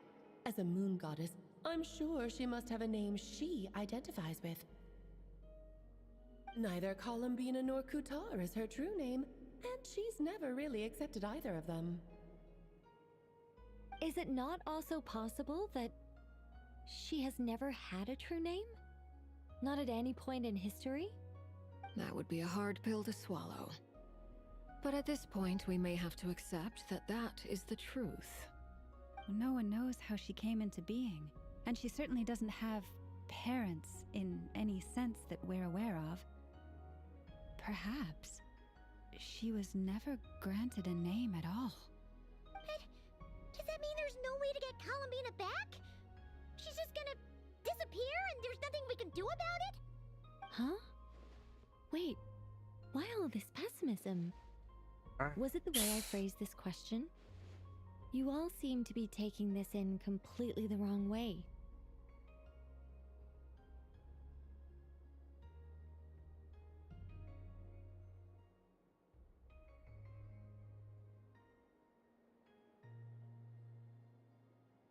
Well, just because she's never had a real name in the past doesn't mean she can't have one now. What? Think about what Alice said again. She never once said that you'd have to find a new name, did she? Are you saying what I think you're saying? Yes. Names are anchors that connect us to the world. If she doesn't have one already, then all we have to do is create one, no? It's like... yes. Traveler. But what about now? I understand what you mean. Life is a long journey. Even the friends and family by our side can change over time. When people call you by different names, what matters isn't so much the words themselves, but what they symbolize. And of course, whether that resonates with you. Ether.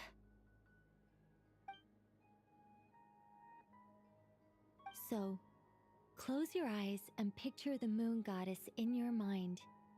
If you were to call out to her in this moment, what would you say?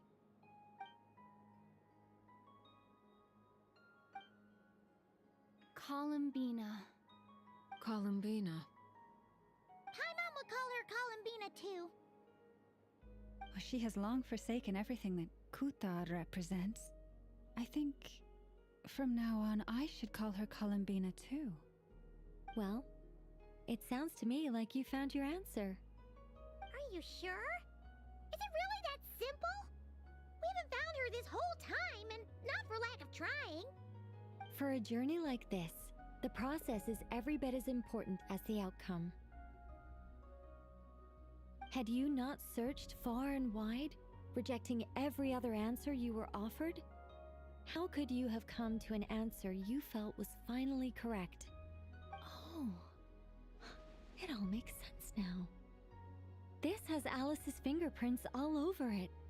Are you suggesting that Mage knew from the start that Columbina never had a real name to begin with? I can't say for sure. But I can definitely imagine her chuckling in satisfaction somewhere right now, saying, "Ah, what fun." Llama! Your antlers! You should hurry. The festive moon has begun to rise. Do not worry, for when you called the name Columbina just now, I could sense that the power within was enough to summon back the moon goddess. The power within what? The name? Yes. So, the thing is... What's wrong now? This is so annoying. I really want to explain how that whole thing works. Starting from the founding principles of Tevat and... Oh, I could talk about this for hours. But... Deep breaths, Nicole. Deep breaths. You're an angel. A sober, sensible, solemn angel who has her priorities straight. Okay then. Sorry for asking. Clearly a bad call on Paimon's part. Anyway, you all need to hurry. Last thing, remember how it felt when you called out that name. Then it is agreed. By the name Columbina, we shall find her. Then we'll throw her the best Moon Pair Night party ever! And at last, we will send her home.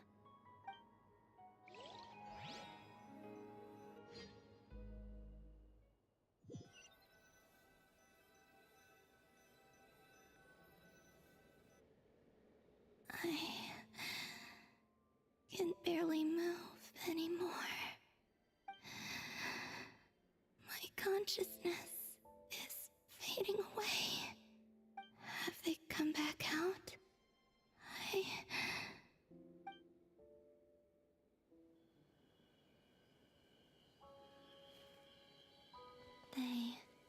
They didn't make it.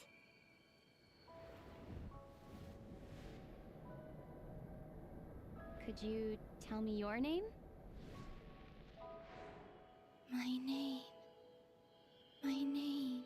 is... Columbina!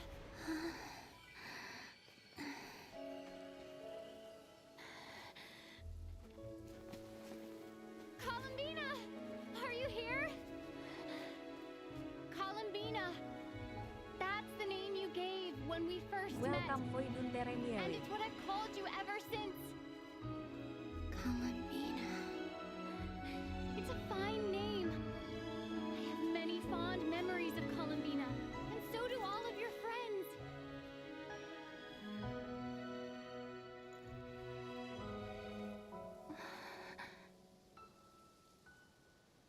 If you like this name,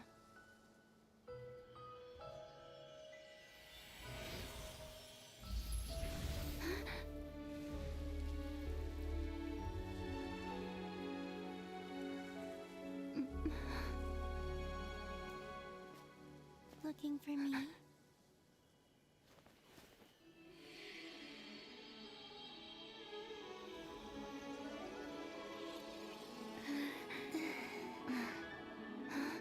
I like it. You can carry on using it. My name is Columbina Hyposelenia.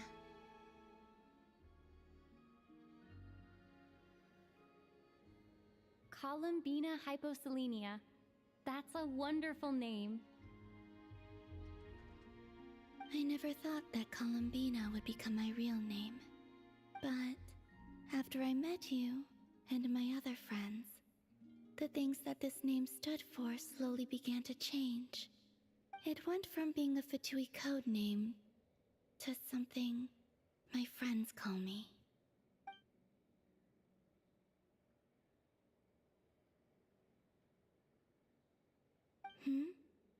What is it? I'm just so happy for you. Thank you. So? We can go and meet them very soon. Everyone went to different places to try calling. Great. I'd like to thank them as well. Everyone's done so much for me. Searching for my name, entering those ancient ruins. Huh? Wait, so you were... Yes, I was there.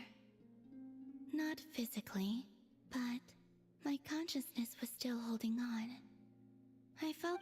Starting from... You turned around and called out my name while you were in Nasha Town. Do you remember?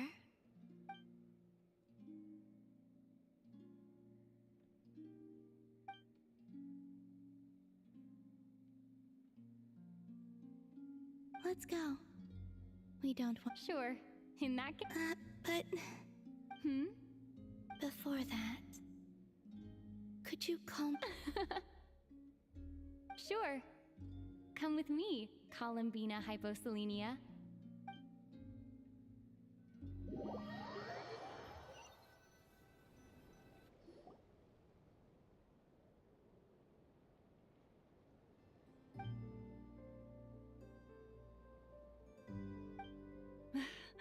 Columbina. Oh, this truly is wonderful. Llama, I can't breathe. Ha ha! Just in time for Moon Prayer Night. It's good to have you back, Miss Columbina. Yeah, we were worried sick. Thank you, my friends. With your help, I now have a name that belongs to me. Columbina Hyposelenia. Where's the second half from? You added it yourself? That's right. Welcome, Cain Garis Bawah. Born beneath the moon. Yes. And by extension, it can also mean born beneath this world. A fine name. Now, as much as it pains me to interrupt this beautiful reunion, I feel obliged to remind you that the Moon Prayer Night celebrations in Nasha Town have already begun. Don't you want to enjoy the festivities? There's so much to see and do. And some of the ambient lighting and entertainments were sponsored by the kind souls in the Hexen Circle. Nicole? Why have you turned into Dodoko? So you're Miss Nicole. Thank you for helping us, and for helping me find my name. It's nice to finally hear your voice. You're quite welcome. Guiding lost people to hidden treasure is what we Seelie do. And if you ask me, spiritual treasures are far more precious than material ones. Chests are all well and good, but this was what it's all about. Ah, so satisfying. Anyway, I had to go help Alice. It seems like she ran into some trouble. That's why I couldn't be here in person. But don't worry, we're with you in spirit. We'll be celebrating right along with you. Keep an eye out for the Hexen Circle's festive stalls in Nasha Town. I think you'll like what we came up with. Alice said she even managed to rope Bee in. The Frost Moon Scions have also prepared various attractions. I believe Aino, Nefa, and their crew are setting things up as we speak. On that note, Nefer, about that request I made. It's all in hand. Yehoda is on site to ensure that everything goes off without a hitch. Wonderful. In that case, Huh? Come on, Columbina. It's time to celebrate the best moon prayer night ever.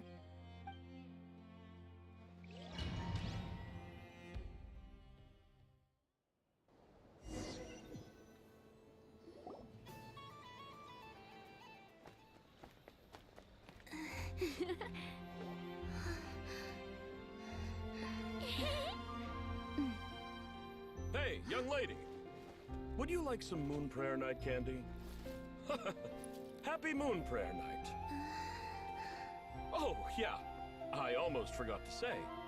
Welcome home, Moon Goddess.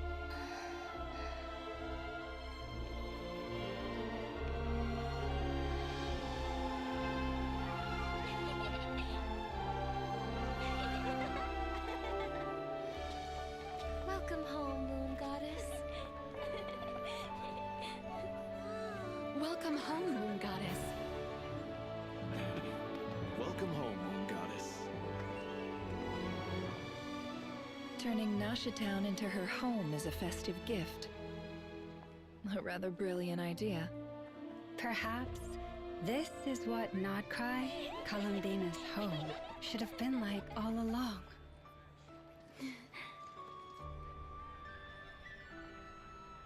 Thank you for the gift. I like it a lot.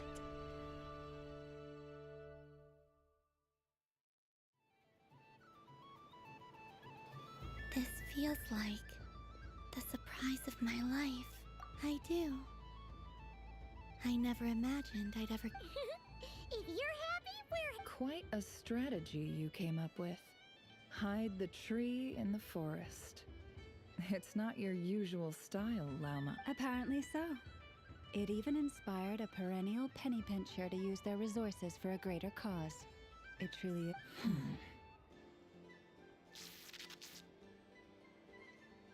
I see it now. This bickering is actually... Huh?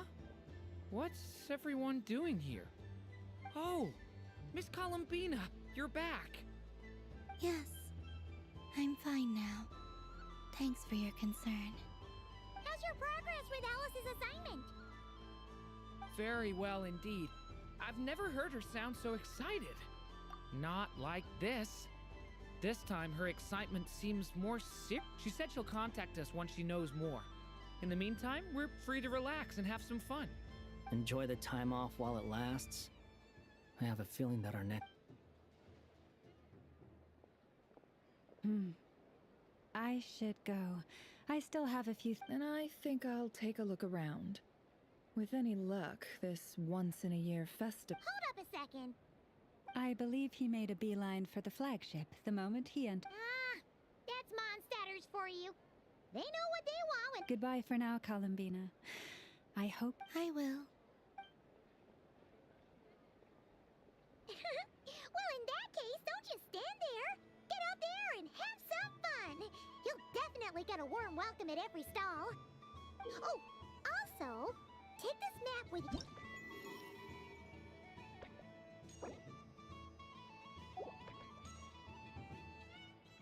The Frost Moon Scion stall is over here.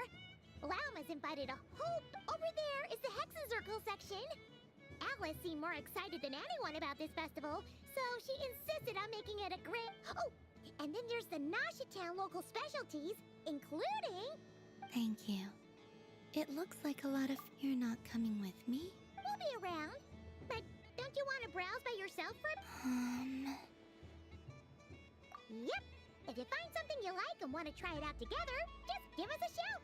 Otherwise, just relax and enjoy yourself. There's so much on offer, so try to experience as much as you can. And don't forget to stuff yourself with all the delicious festival food! All right then. Off I go. Where should I go first? This must be the So this is the Frost Moon Scions area. Wow, the Frost Moon Scion stall looks don't go to Hisi Island much, but it's got that, like, old world cultural feel. And if culture means we get more festivals. Hello, Yehoda. Columbine. Hello, Moon Goddess. That was too close. I almost gave the game away in front of the staff. Oh, wait. What's the deal with her shoes? Do you like balloons too? Balloons? Oh! What's so fun about balloons? I'm not a kid anymore. They're probably more up Aino's alley. Yes. The animals seem very curious about these strange flying objects. I was drawn here by their voices. I recently learned a fun new game you can play with balloons, so I decided to come and give it a try. A new game?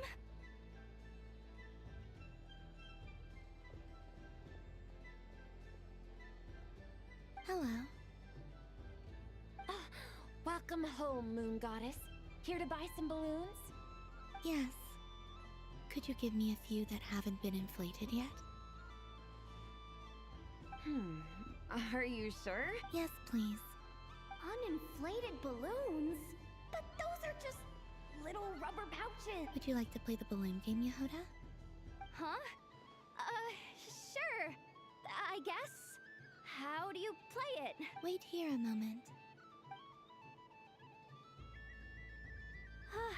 Oh. This is so weird. What have I got myself into now?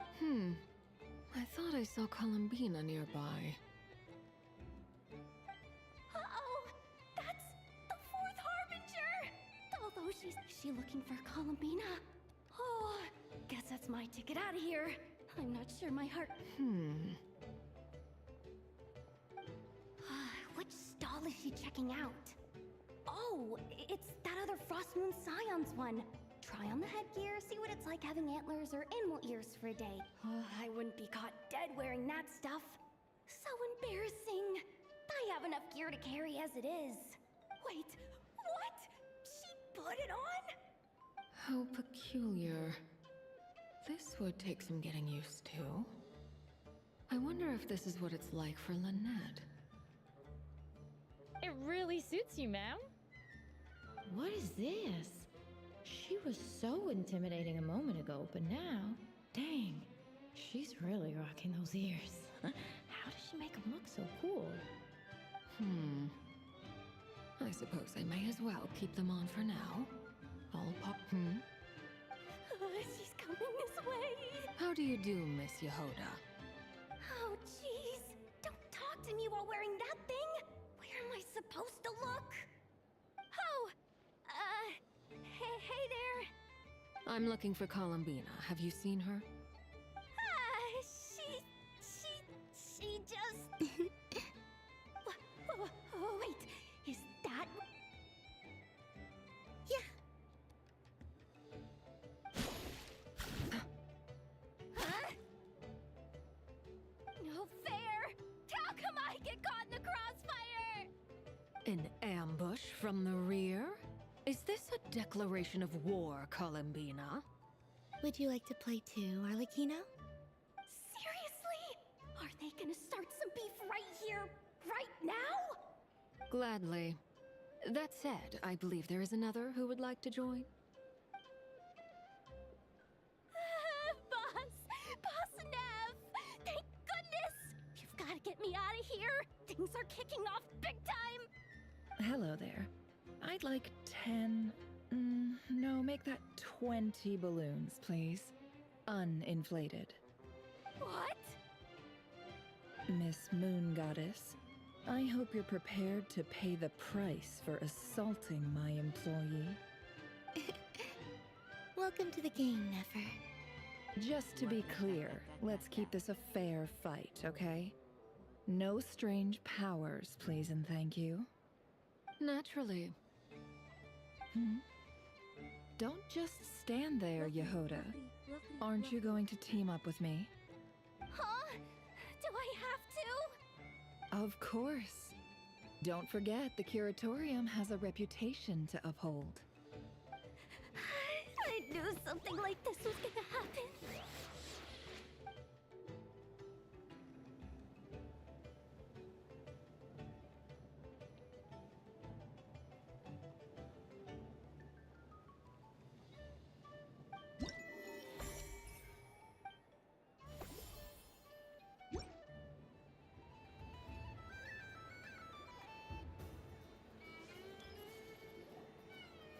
days.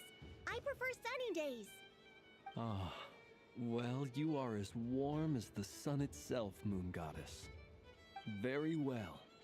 I believe your spirit animal has to be this most adorable chic badger.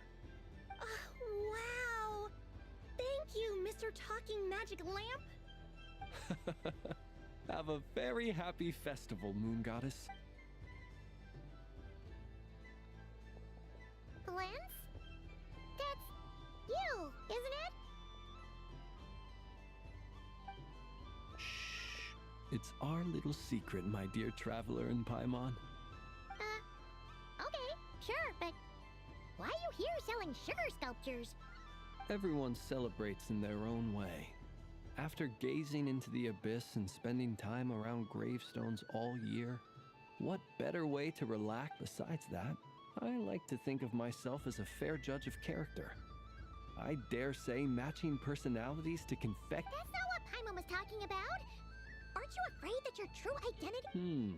Should I be? There is all manner of magic in the air this moon prayer night, thanks to the work of the great mages. I see Miss Columbina is hiding in plain sight. Why should I not do the same? Why miss this rare opportunity to enjoy a special evening in my true form? Fair enough. You got a point there. People who don't know you will probably think you're just a talking lantern. Well, now that we see eye to eye. Well, actually... Here, see for yourself. Oh, this is... How wonderful. Yeah, we just met Barca, and he said that having everyone draw their own section was kind of boring. So... Varka. Ever the maverick. I see his artistic skills are truly one of a kind. In that case, I shall paint something on Mr. Albedo's behalf in a short while. What? Why not now? Ahem. Welcome home, Moon Goddess. Phew, that was close. Hello, Flins. She recognized you right away! What keen eyes you have, Miss Columbina. Especially considering they are shut. I did not see you. Rather, I sensed you. I can sense the fluctuations in Kuvaki all around me. One would expect no less of the Moon Goddess. Might I interest you in some candy? Yes, please. Excellent. I shall make some for you right away. Something the matter, Miss Columbina? What about my spirit animal? All the other children carrying sugar sculptures are talking about it. Wait, is she taking the test seriously? My apologies. How could I neglect that? You are quite right, Miss Columbina. Every one of us has a magical creature living in their heart. Would you permit me to help you find yours? Yes, please.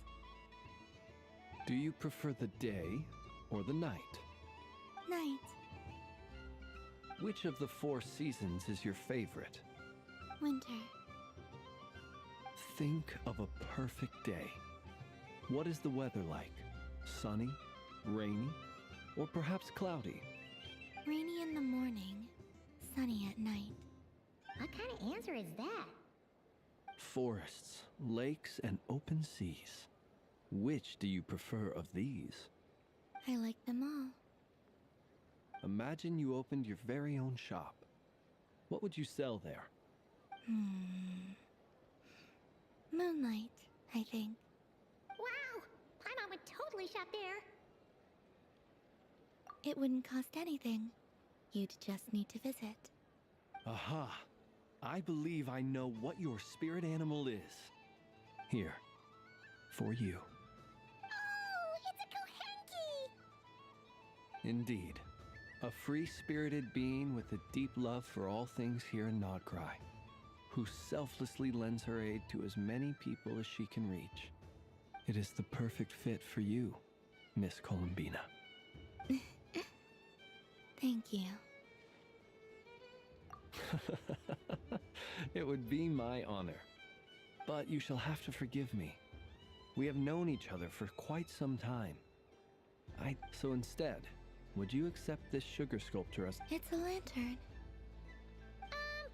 Hey, why don't you two go enjoy your candy over there? Paimon wants to try out this spirit animal thing too. Right, Blintz? Come on, play ball. I get this drawing done. But I want to hear Paimon's answers. But it'll probably take ages. Paimon's a complex soul. And we don't want your candy to melt while you wait, huh? Oh. Okay then.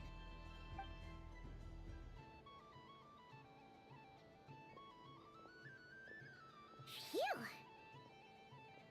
Nice excuse, Lady Paimon. That was some quick thinking. Yeah, no thanks to you. A little help next time?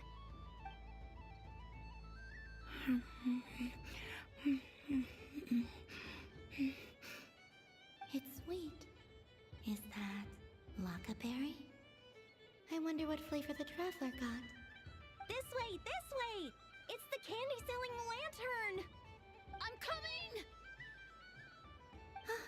Of course. Traveler, maybe we can share? Yes. I found out recently that people share their food sometimes, so I'd like to try it. Thank you.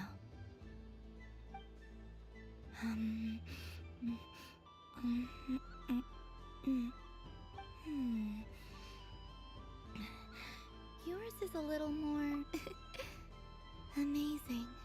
My sugar sculpture has shrunk, yet my heart is filled with feelings of sweetness. I will remember this feeling. Sure.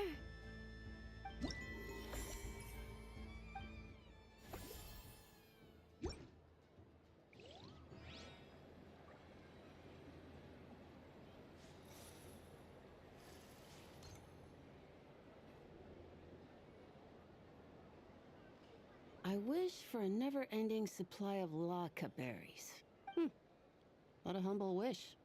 Welcome Witawat garis bawah Sanehawanon. Is that Lauma the Moon Chanter?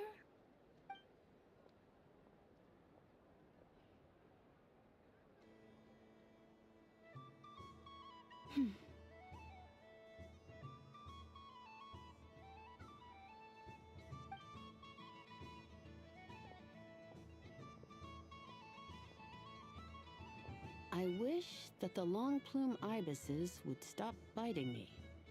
Oh dear, poor Lauma. All right, I'll write that one down for you. I got it. While everyone else is celebrating Moon Prayer Night, you're as busy as ever. I don't mind. It's rewarding work. A good kind of busy. My antlers are at their heaviest tonight, and the Kuvaki waves are especially strong. But as I help these dear friends hang their wishes up, I feel a great peace within myself that is hard to describe. You see, they are all such beautiful wishes, and they are ones that we can fulfill by our own strength. Do you blame me, Lauma? I want to hear your honest answer. It is by the help of so many people that I can return to the moon. But I feel as though I've hardly done anything in return. You've done plenty, Columbina. I say this in earnest, both as someone who knows your history, and also as a friend who has seen what you've been through. What about as a moon chanter? I feel proud to honor our moon goddess's wish. And I'm sure any moon chanter in history would have felt the same way. Thank you for your kind words, Lauma. But...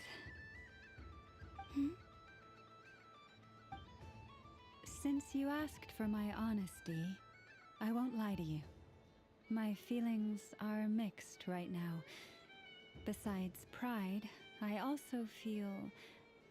I suppose it's a reluctance to let go. Once you return to the moon, we will be far apart and separated by a false sky. I'm sure those of us left behind we'll gaze up at that sky, yearning for the moon once in a while, just as you used to do. I will miss you, Lauma. I will miss you all. Welcome, Eroga Kid. I hope to stay in touch. I will try and find some way to send messages down from the moon. Perhaps you could use Kuvaki. I've heard Yehoda say that signals can be sent using long and short waves, or strong and weak lights. That sounds a little complicated. What if we forget what the signals mean? We could prepare a codebook beforehand, but... You're right. It wouldn't really suit you. Still, whatever happens, I believe that you will find your own unique way of communicating with us. And now that I think about that, my heart feels lighter. Because you trust in me? Yes. I have faith in you, and in the power of truth. In my experience, the truth tends to be difficult. Terima kasih, But that's what makes it stand out from what is false. So I'm confident that your thoughts and your love will shine through the curtain of lies. We will know it when we see it. Thank you. Now, could you help me hang up my wish? Is this? I wish that all who dwell in this moonlit world can find a place to belong. And I wish that I shall one day see my friends again. It's 2 wishes. I hope that's not too greedy of me. Not at all. And I think you speak for us all with the second one. Welcome once. I shall continue to pray until the day that all of these wishes come true.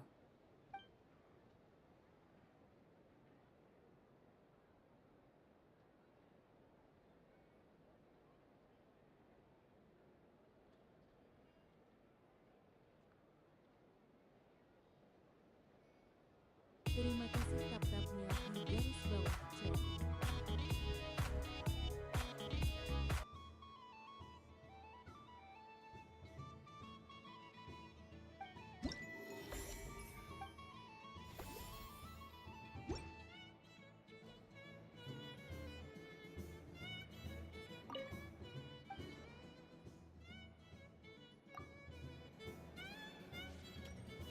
What's this?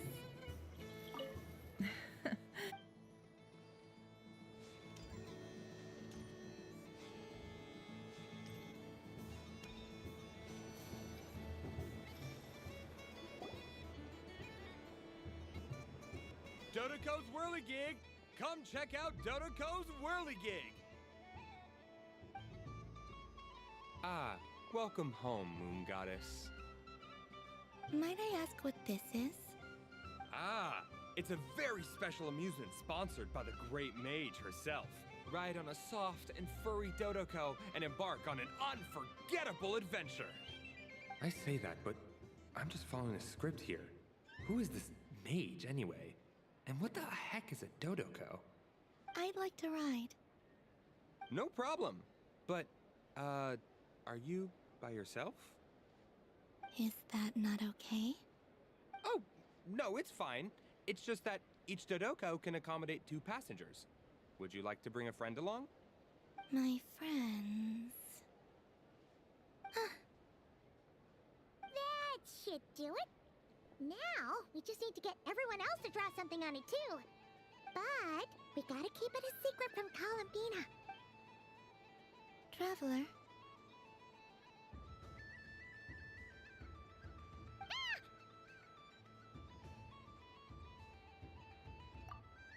I want to go on that ride.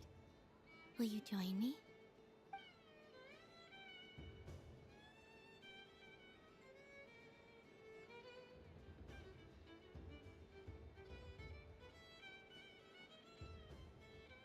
Let's go then.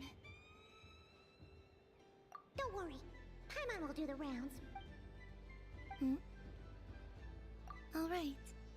I think... Please take your seats. For safety reasons, you mustn't try to leave the ride before it comes to a complete stop.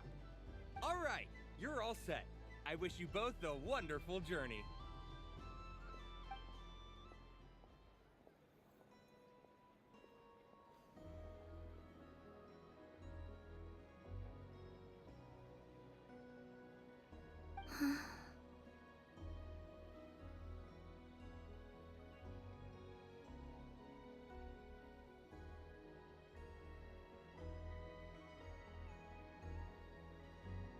Not bad. It reminds me of riding a moon lane. Sometimes, the Kuhenki circle around me like this, playing their beautiful melodies.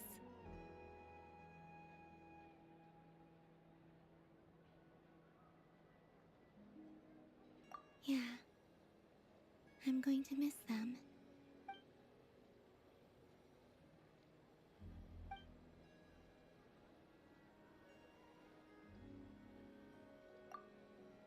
It does. I've felt scared in the past, too. But this is a little different. You know something? I got to see a lot of fascinating things during my disappearance. I saw how the Frost Moon Scions act around their families. So different than how they used to act in my presence. And I also saw how they interact with their friends. It made me curious at first. Why do people act so sincere when they're worshipping gods, but save their truest, warmest feelings for each other? Slowly, I came to realize that it's because they trust one another. They know, deep down, that they'll be accepted for who they are. All of it. The good and the bad. I know. I knew it the moment you started calling out my name. What I fear now is the end. I fear losing all this the very night I have gained it.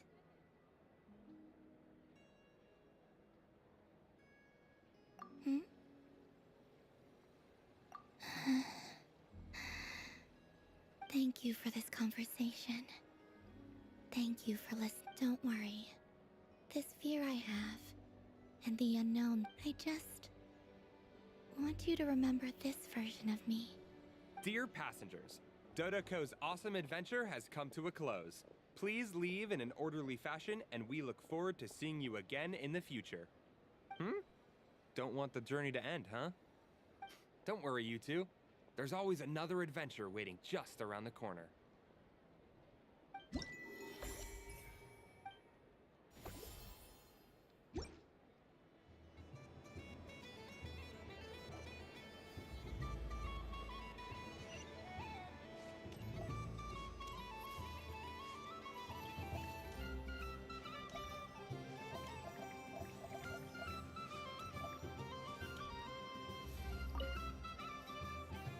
Welcome home, Moon Goddess. Oh, you're the genuine article. Alice was right. This moon... Another one that talks. Greetings. Pleased to make your acquaintance. I am the Hexenzirkel member they call B. Barbeloth Trismegistus. Columbina Hyposelenia. Pleased to meet you too. Hyposelenia. A fine name indeed. Now then, Miss Columbina, do you wish to hear a mage's divination? Divination? The Frost Moon Scions used to ask me what would happen in the future. Is this like that? From the perspective of the one seeking answers, perhaps. As you look to your journey ahead, if you seek to understand the unknown, resolve your doubts, and soothe the confusion in your heart, divination could be for you. The unknowns on my journey. Of course, if one wishes to peer into fate, then hydromancy is the more precise option. But that is a complex affair, and to relegate that majestic art to the status of a festive amusement would seem somewhat uncouth. Besides, it is sometimes better to not know fate with great certainty. Hence, I shall use the suitably festive Luna Arcana to tell your fortune instead. It is more popular with the youth in any case. Lunar Arcana. Indeed. Unlike hydromancy, this will only display possibilities and trends. People like to think of themselves as creatures of agency and free will. Peering too far and too clearly into the future is detrimental to both body and soul. I'd like to give it a try. Of course you may. Come then, take a seat, Miss Columbina. Before we begin, are there... Let's stick to general possibilities and trends. Ah, very well. Then I shall use the basic Lunar Arcana deck. Now, try to relax. Cast your mind upon the things you have experienced and the things you... Would you like to cut them? No problem. Now then, to make things easier for the seeker, that is...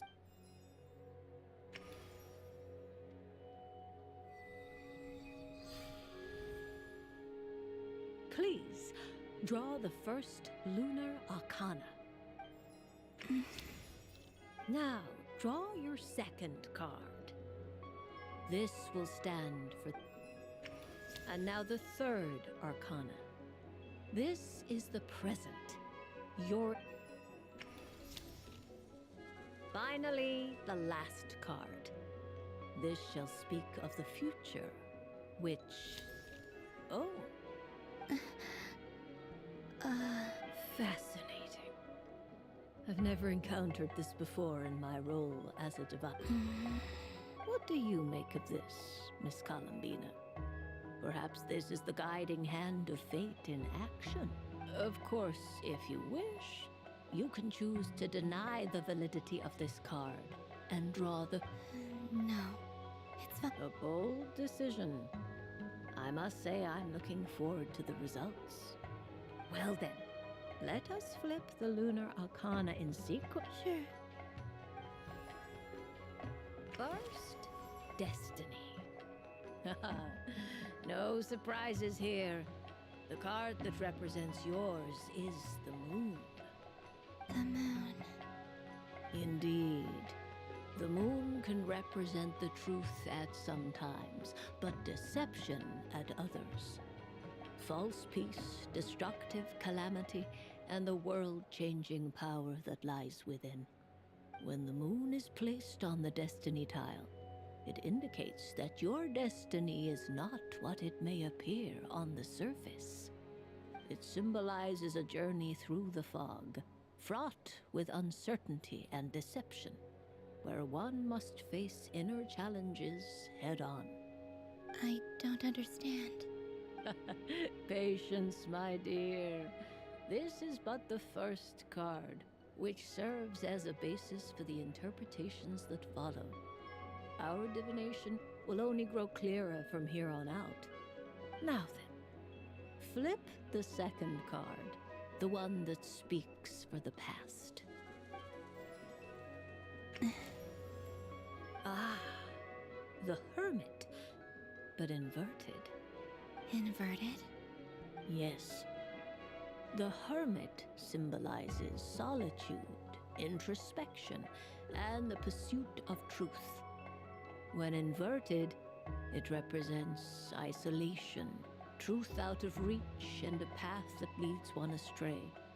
Combined with the moon as one's destiny, the Hermit inverted represents a choice you made to stand alone in the past. It was a choice made not out of fear or arrogance, but for reasons that others could not perceive. You fumbled through the darkness without a guide, but you did not find your way. Rather, you went astray. More than once, it would seem. Is this about how I became Kutar despite not wishing to become a god? And how I joined the Fatui because I yearned for a place to belong? I suspect only you know the answer to this question. All is not lost. The past is in the past, and so it shall remain. Shall we look into the present now?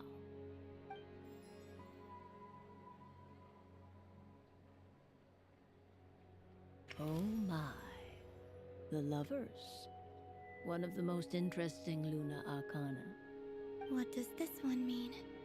This means that you have had an unprecedented emotional experience.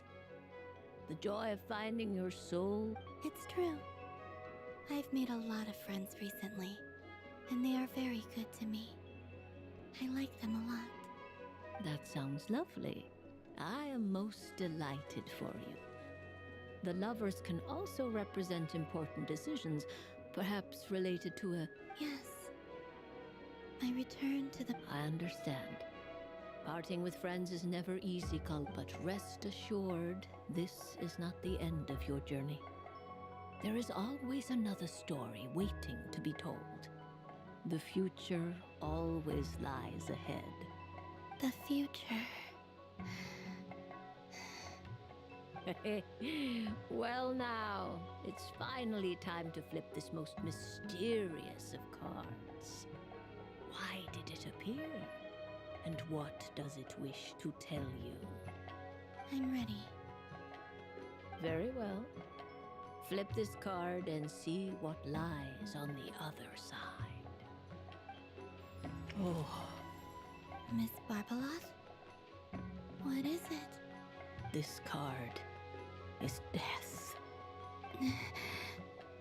That doesn't sound very good. It depends on how we interpret it. It is true that it can represent an agonizing death, a complete and utter end, but at the same time, it can also represent rebirth. Do not forget that your destiny card is the moon. That lends your future many different potential meanings.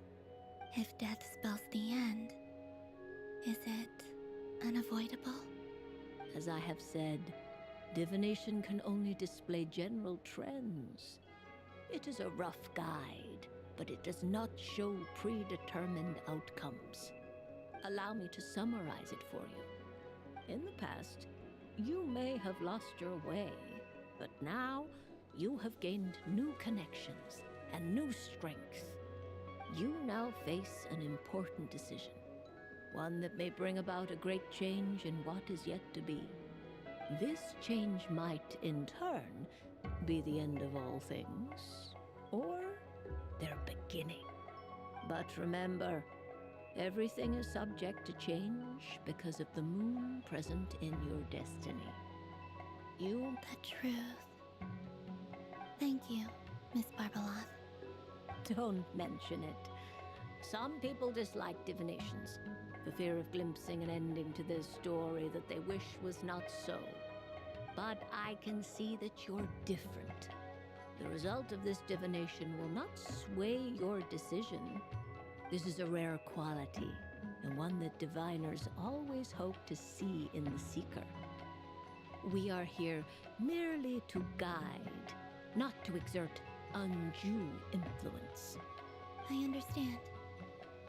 Go then and illuminate your future, Miss Columbina. The moonlight that shines from you now is most captivating.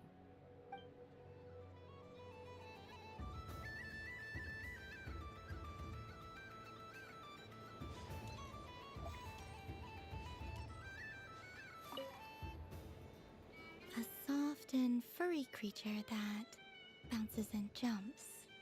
Welcome home, Moon Goddess. This one talks too. Allow me to introduce myself. I am a Dodoko from a distant archipelago, the most mischievous of all my Dodo brothers and Dodo sisters. When the going got tough, I powered through, and when I met obstacles, I boomed them away. That sounds like a lot of fun. Doesn't it just? Oh, but then the trouble started. Recently, I found a lovely beach, the same beautiful jelly color as my hometown, and so I dove in to have a look, only to find it overgrown with seagrass and nasty little spiky fish everywhere, looking to turn me into a Dodoko kebab. I made it back to shore by the skin of my teeth, but my tail was sorely hurt. Couldn't you just boom them away? Oh, I wanted to, believe me. But I've heard that you, Moon Goddess, can understand animal speech. The last thing I wanted was to cause a gigantic fuss and get taken to court by a school of spiky fish. I'd be driven out of these waters for good, and my winter holiday would be ruined. And so, dear Moon Goddess, I was wondering if you might lend me your allegiance. Are you roping me into a crime? Oh, let's call it a once-in-a-lifetime carefree adventure. Does that sound better? All the festival goers tonight are dressed up as the Moon Goddess. But there's nothing to say that the Moon Goddess can't disguise herself as a Dodoko, is there? Besides, this is your home. You should be free to be whoever you wish. I'm afraid I'm not well acquainted with Dodokos, Madam Mage. Oh, that's quite all right. We Dodokos are innocent, happy creatures with a free-spirited nature. Many, like myself, are mischievous troublemakers. Others are lazy souls who like nothing better than to lie down on a nice rock and take a nap. In our eyes, every creature who yearns for happiness and freedom is a Dodoko. But perhaps in yours, we Dodoko are a fluffier and more mischievous breed of Kuhenki? Yes, that is a much easier image to follow. Oh, wonderful! Then let's play! Grab onto my tail and follow me into the sea! Time to settle some scores with the bad guys!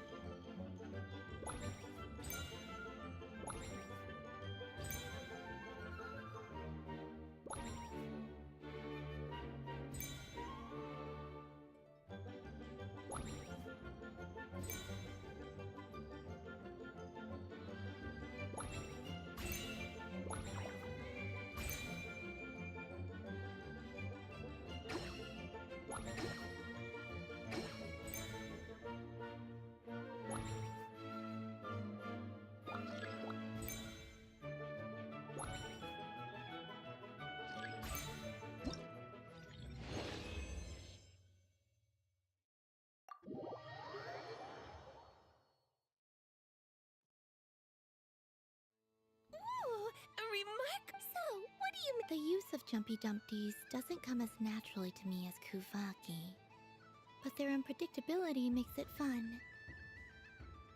I think they call this novelty. Indeed! And how did it feel blowing those pesky nuisances away? Not bad. Any guilt? What? Oh, wonderful! Lovely answers to all 3 questions. You've passed the safety test. Now I can give this special bomb to you as a souvenir. Remember, if you find any meanies living on the moon, you can use this to boom them into oblivion. I will.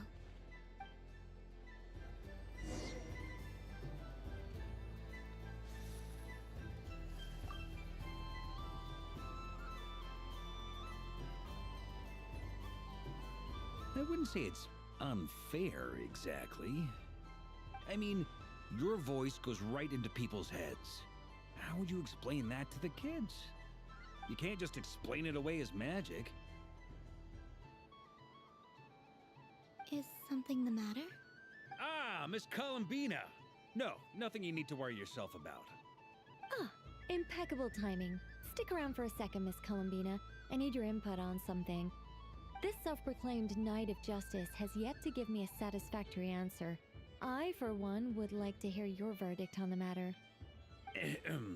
Hey, now, I left the flagship just to help you out, Miss Nicole. What's going on?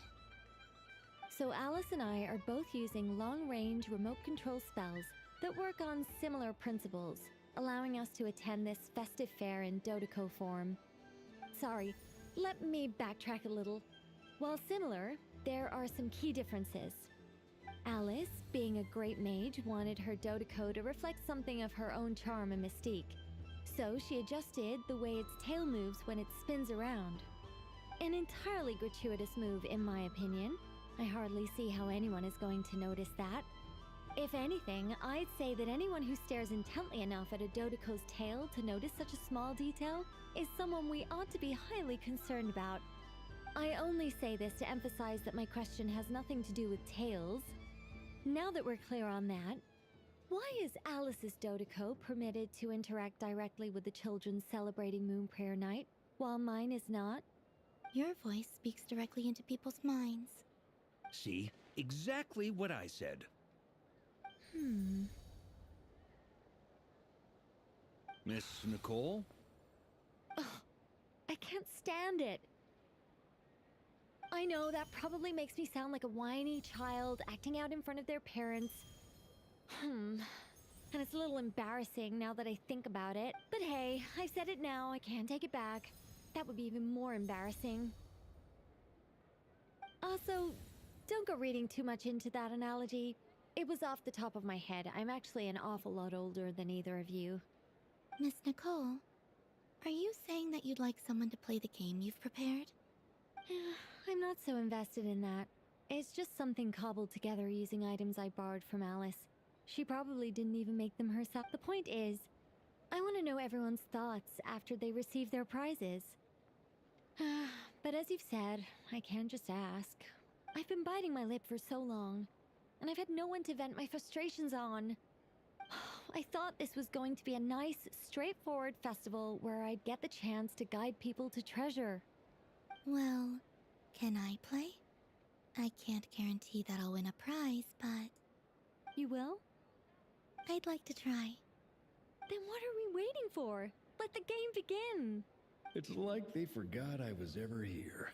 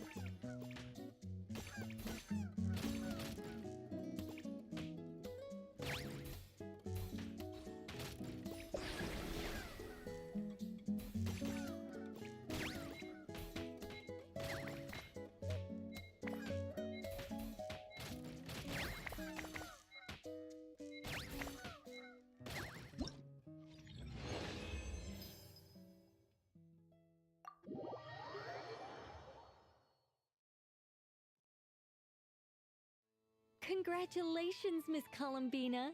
With your great wisdom. Fate? Well, something to that effect. If you'd prefer something more poetic, it could be... You could even go with the challenge posed to you by Dodoco. If that's what you're in... All my hopes are now resting on this.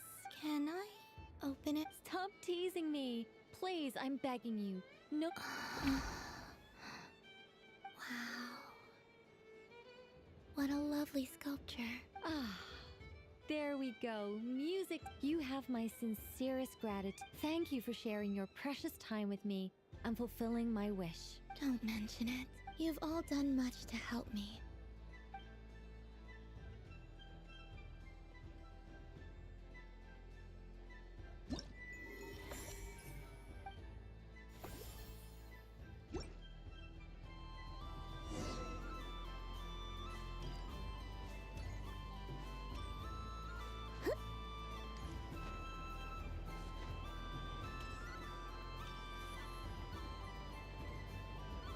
But I was aiming right at it. Aw, what a pity.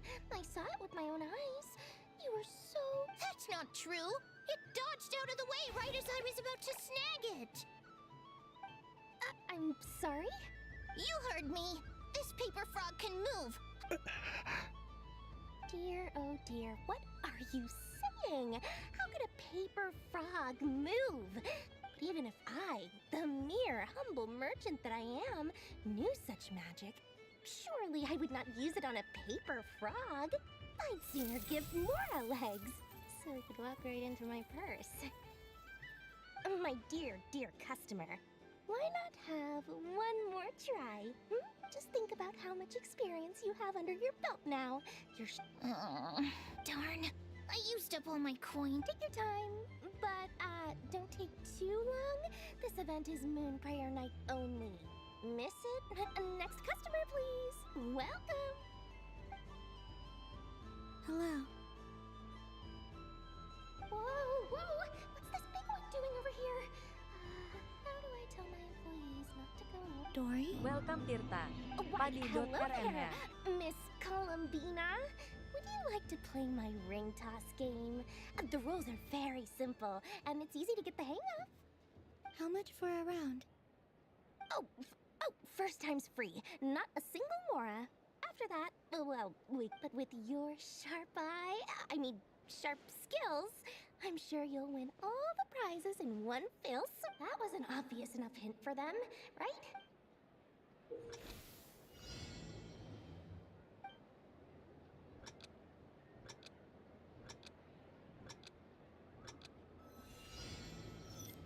Here comes the ring. Oh, nuts.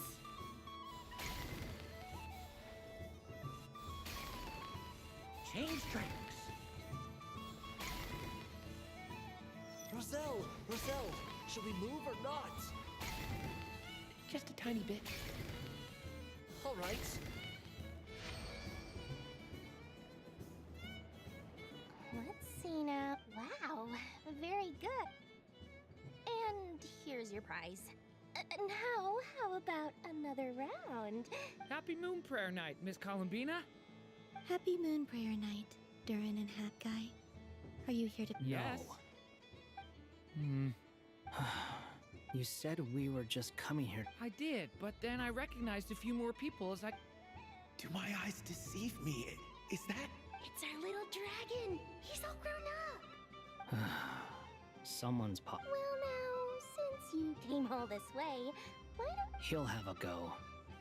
It's only one free try per customer.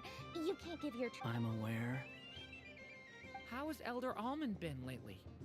He's in great shape. He goes for a run in the forest every... He tried to go boat racing with Firecracker a while back, but he couldn't even make it onto the Lotus Leaf. Firecracker was in fits of laughter. How about you, little dragon? Can you... Yes, I can. But you've become less chatty. Has growing up been tough on you? We call that maturity. You know, the thing people sing about. The knight wields a sword of stone to defend those hearts that are made of gold. Stone is very heavy. That's what keeps them from talking too much. That's awesome! I want to be a knight when I grow up, too. Ring, here I come! Oh, the hat-wearing man. I never thought I'd see you again. If you say so. Oh, I do say so. The people you once helped see it clearly. It's because you... May the engine in our hearts propel us to the state! I can move! I can move now, Roselle! What are you doing? Running into the rings like that? You got them all so quickly. I have never seen anything like this in all my travels. Is this the... How? They're origami people from a fairy tale. Getting to know them would be quite an art. I have to get to the bottom of this. Next time I see the great mage Alice, I shall. Thank you, Dory. I had a lot of fun. Now for your prize. Oh, sweet grand prize. Oh, good thing I've already turned a profit from the customers earlier in the night. Otherwise, I'd. Okay, I'm back. What? I leave for 2 seconds and someone's. Oh well. These things happen, you know. Perhaps you'd be interested in one of the other prizes instead. Here. You can Huh? But... Don't worry about it. It will be happier with you. Oh, thanks so much, miss. I mean, Moon Goddess. Oh, goodness gracious, Columbina. Give me strength. How am I supposed to make any more money from the daddy? Look, that's the game. Forget it. She is the Moon Goddess after all. I'll think of... Huh? Oh. You can take mine if you want. What? Why? Why are all these bleeding hearts coming here to ruin my bed? Happy Moon Prayer Night, everyone. Happy Moon Prayer Night.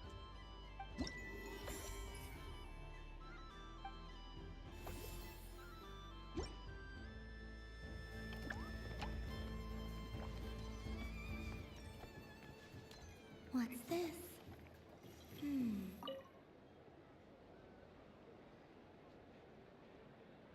Come on, Citrus. But my neck. You should take a break. Help? Yeah, don't push your... Hey, don't look at me. I'm the... What are we gonna do then? Do you need any help? Yes, we do. All right. It's really simple.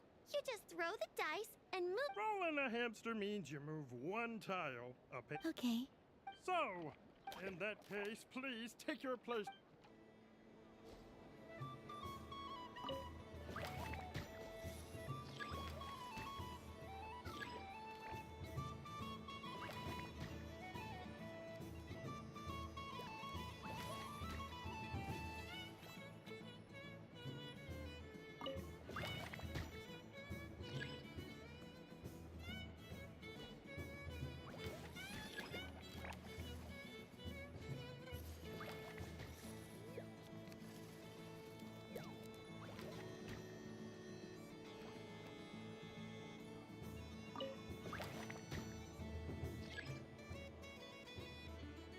And the winner is the Moon Goddess! Congratulations!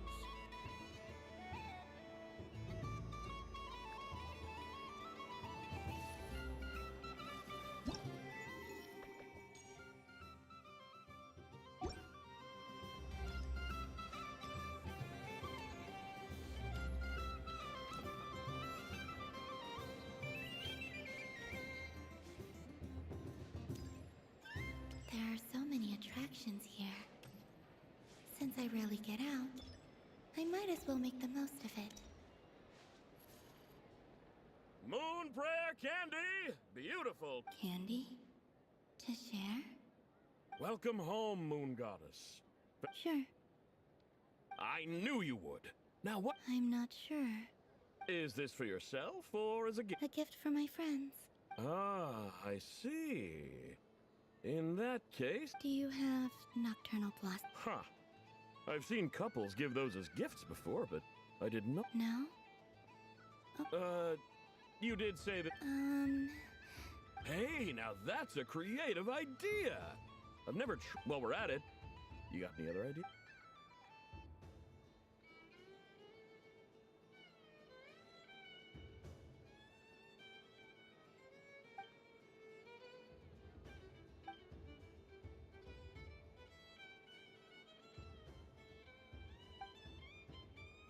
Here you go. Every flavor. Thank you. I should be the one thanking you. You brought me I hope you and your friends have a lovely night.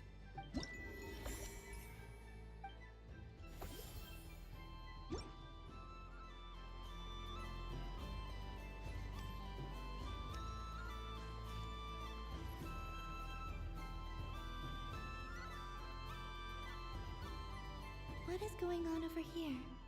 It looks like fun. Hold it right there! You can't run away from me, Moon Goddess. Are you talking to... Of course. Do you see anyone else here dressed up as the Moon Goddess besides me and you? Happy Moon Prayer Night, Moon Goddess. Anyway, there's no time to waste. Meet my partner, Stacko. Come on out. Well, don't just stand there. Partner...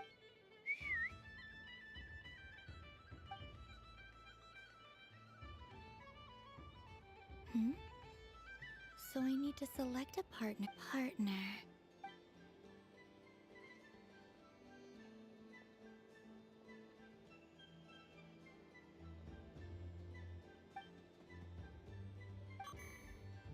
Whoa! Am I seeing things? That's great. But you can only bring one partner to battle against me and Stacko. They all look so eager to be picked. Which one should I choose?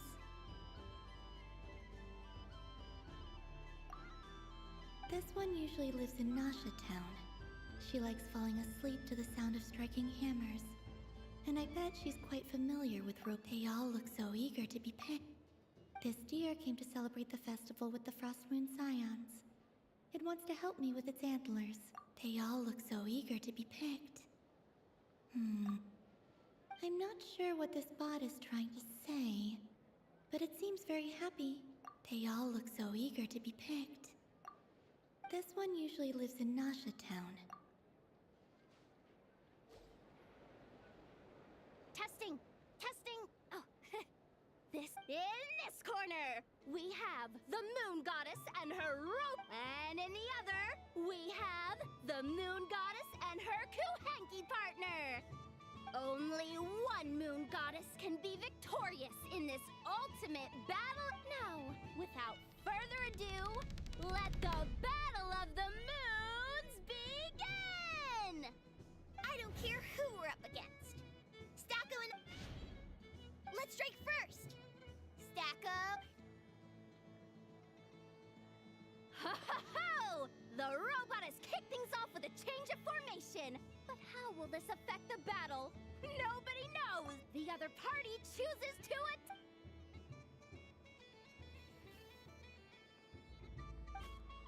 Stacko! The attack lands! And if... Okay then. Stacko. Empowered state! There we go! Absorbing the immense Kuvaki present on Moon Prayer Night! This lean, mean they chose defense! But the battle is heating up fast! Go for it, Stacko! Set Kuvaki to maximum!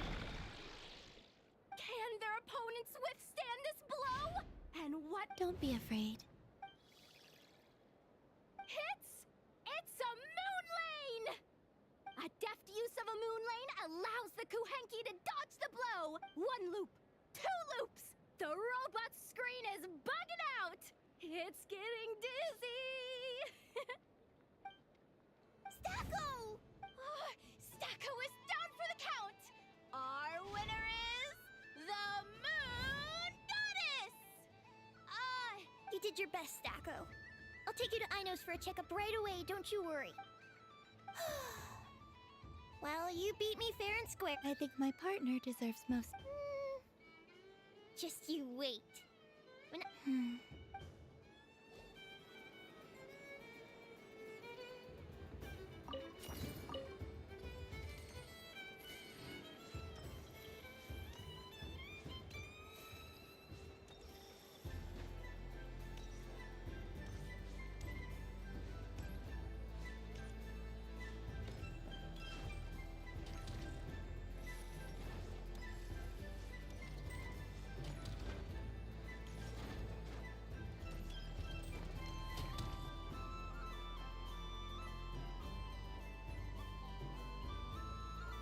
This doesn't make any sense! How am I losing every single time? Wait, Inefa, you're cheating, aren't you? Yeah, that must be it. I am not cheating, Ino. Uh-oh, sounds like Inefa's turning into a big baloney bot. I think it's time for some serious maintenance. Moon Goddess, help me. Miss Columbina, I know, is attempting to cheat. What the? I'm not the cheater. You're the cheater. How dare you throw it back at me?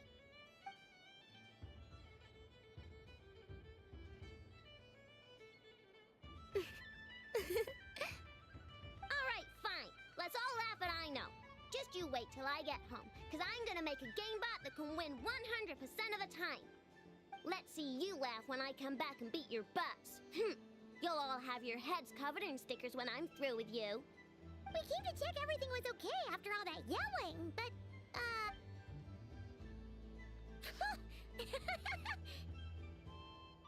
Whatever it is, it sounds like cheating is allowed. Kuhenki concentration. Each player starts with differently colored kuhenki. When a player has 2 kuhenki of the same color, they make a pair and can be discarded. The round ends when a player can't form any more kuhenki pairs, and that player gets a... Ooh! That is fine, so long as the turn order... Alrighty then. In that... Okay, but if you lose, you're both getting... Sure. And if we win? If you win, only one of you gets to sticker somewhere. I have taken to calling this. I know logic. Hey, lay off me, alright? Okay, so we're starting the game from scratch again, which means all my stickers so far don't count. Looks like Luonatar is the Kuhenki of honor for this game. Anyway, let's go.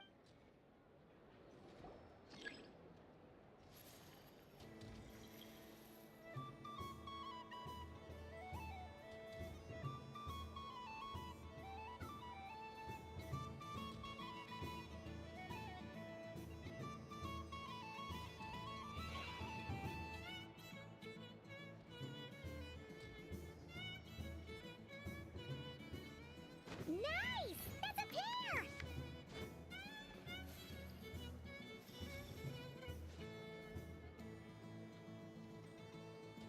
Go, go, fly!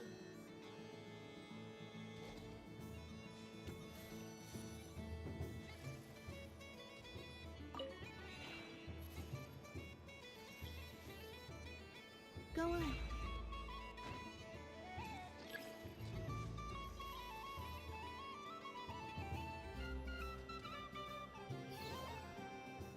I have a pair.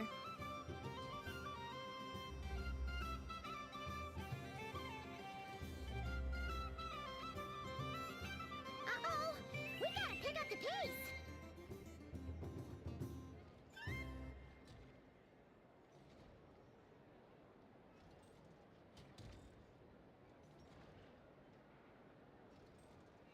Phew, that was too close. I thought I was gonna lose. Let's see who's gonna be the unlucky one.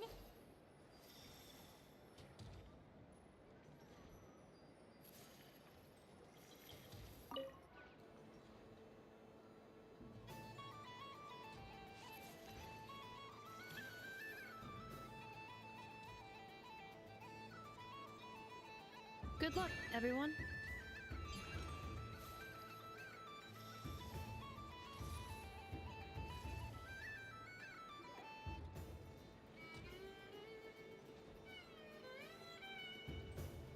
Let me pick a good one. You're looking very pleased with yourself there. But, I won.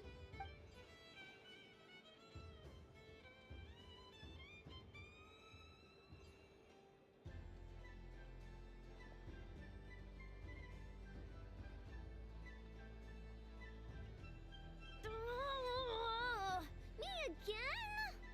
Don't fidget too much, I know, or the sticker's going to fall off. I don't care. If it falls off, it falls off.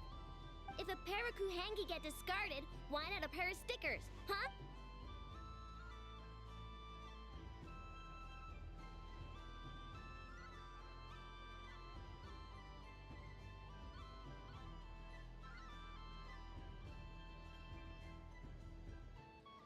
Welcome user 99.905.489. Sticker, sticker!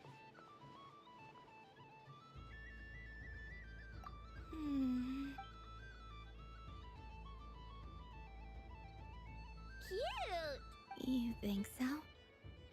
Shame.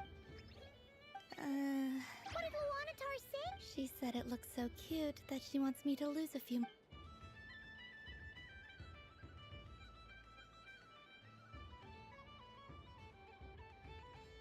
put these stickers on Paimon's eyebrows?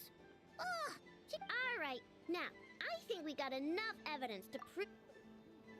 Yes, The culprit is... Ineffa! Culprit?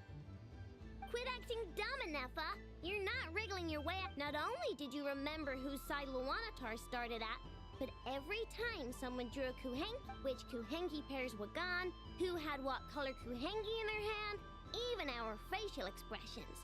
Exactly! Putting aside the fact that running calculations is not against the game rules, do you have any evidence to support your allegations? But that's not against the rules either. So, she admits it. She certainly does. Alright, everyone grab it. But... Take that!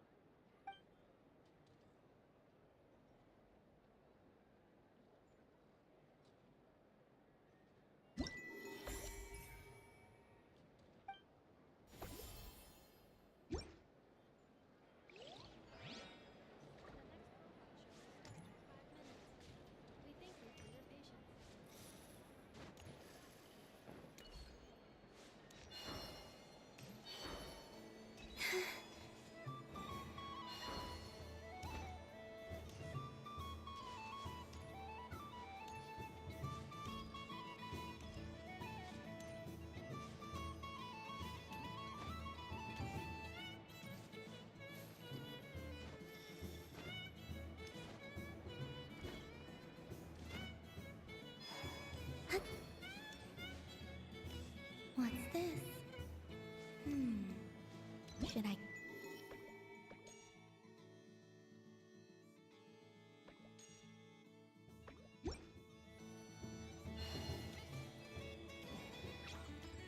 Yup.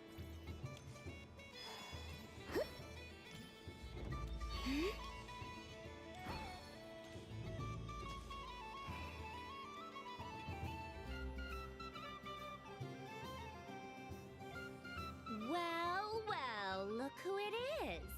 I heard someone went and disappeared on us the moment we let her out of our sight. They looked all over for you. Frankly, I didn't think you'd be back for Moon Prayer Night. Were you worried about me, Sandrone? You would like that, wouldn't you? Do you even hear what you're saying? It seems to me like you disguised yourself with festive headgear, just so that you could come see me on Moon Prayer Night and make sure I'm okay. You didn't even bring Polonia with you. You? I thought you couldn't see. I cannot. But I sense the confusion of those around us rippling through the Kuvaki currents. Based on what I know about you, let me guess what you're wearing. Is it cat ears? Shut up! I'm only here to protect the Fatui's interest in this territory. Running into you was pure bad luck. Really? But you were the one who asked Arlecchino to help everyone find my name. Columbina! Ugh! Just one more word, and I'll unscrew your vocal cords. It's Columbina hyposelenia now. Tell someone who cares. I've missed you, Sandrone. The whole time I was gone, I was thinking. I hope I get a chance to say some ugly words to you. Is that supposed to be a joke? Anyway, let's go play that game. What? You mean that frostfin whale? Yes. It's some kind of game where you get bitten if you step on the wrong tooth. Seems like fun. Who in their right mind would wanna... Because you're not a scaredy cat. Fine! You wanna play? Let's play. Don't complain when I kick your sorry butt. Lovely. You old geezer! I'm gonna beat the pants off you! Just you watch! I almost forgot. Sandrone? What What is it now? You'd better not lose, or I'm going to beat your head in. What? Allow me to demonstrate since I'm feeling so nice. You just step on the teeth, like this.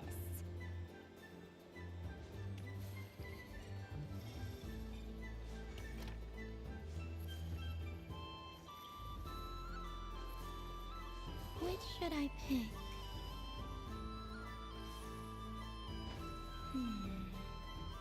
I'm getting a bad feeling from this one. Sensing your turn, Sandrone.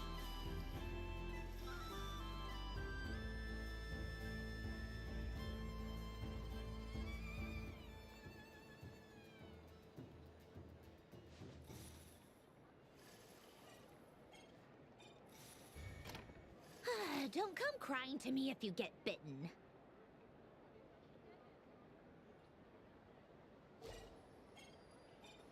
There are less and less teeth remaining.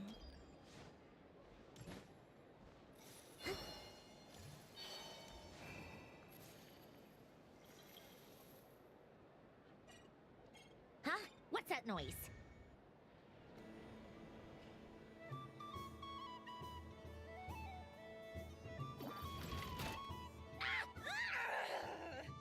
I think you might have picked a bad tooth, Sandrone.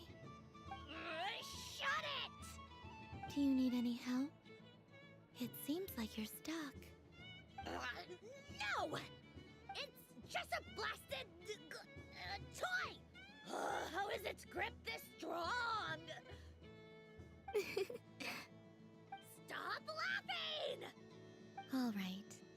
Well, you lost. So just like I promised. Hey! What are you doing? Are you seriously? Hiya! Why, you... Oh, just you wait! Rematch! Are you all right, Sandrone? That was quite a strong bite. Are your clockwork parts? Quit your fussing! I don't need it! All right. I'll go first this time.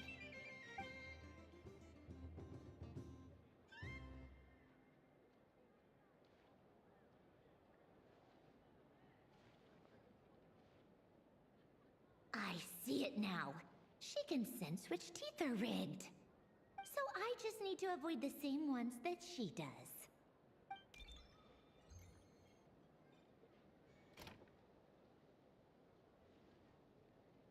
This one... Seems fine. She avoided that one then? Now I've got you.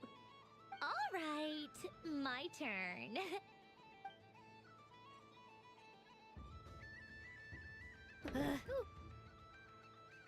What? Looks like you lost again, Sandrone. Wait! There's more than one bad tooth! Bonk.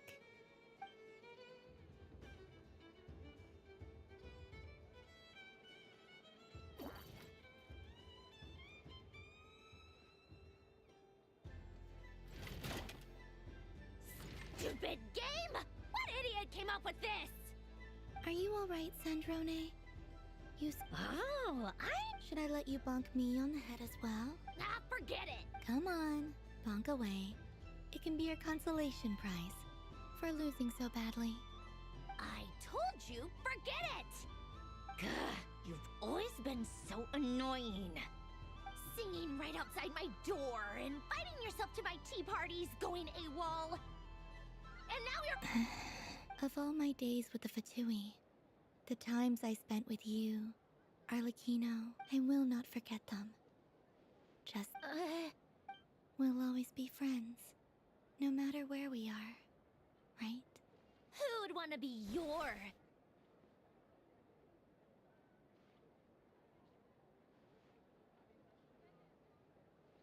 I'll miss you, Sandrone.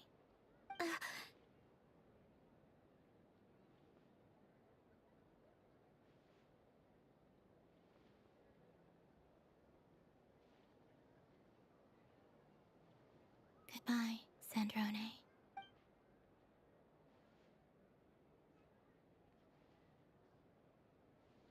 Welcome Mama. Harsha 26.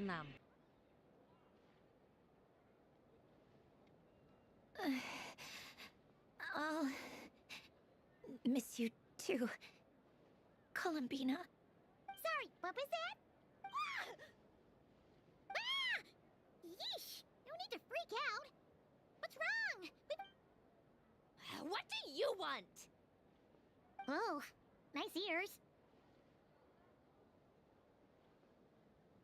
What do you want? Huh? It's your turn to draw something. You're one of her friends too, aren't you? Doesn't know how lucky she is. Sorry? Nothing. I'm done. Take it. Oh, that was fast. Oh, and one more thing. Last time we spoke, you mentioned you were interested in the Narcissan Kreuz Ordo's research. Remember? There were too many people when we last met, so we didn't get the chance. What are you talking about?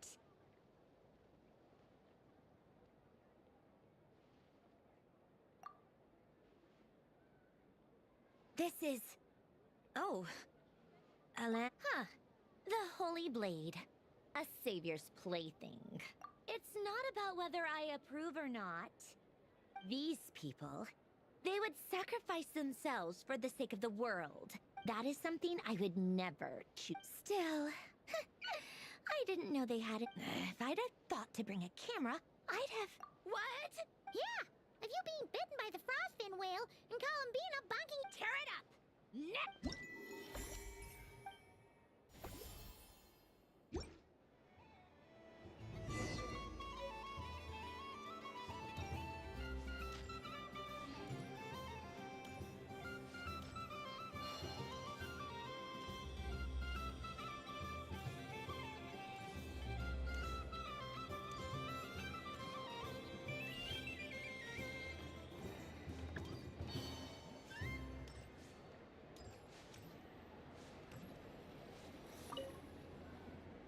Traveler. Hey there, Columbina!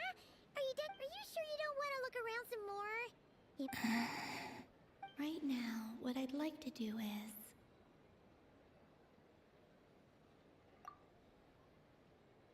Oh! Candy for us? Thanks. Whoa! This one's intense. What about you, Traveler? How does yours taste? Oh, sounds good. Yes, I will... Hey, gotcha! What? Sure! This one, and... Yep, here we go! One purple... It's so sweet.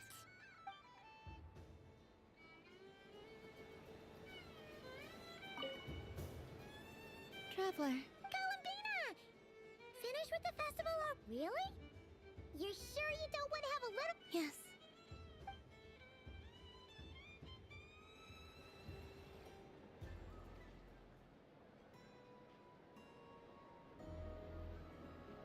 This was the most fun I've ever had on a moon prayer night.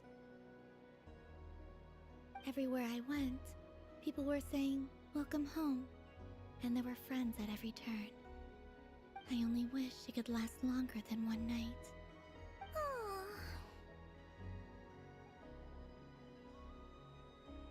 Yes, you're right.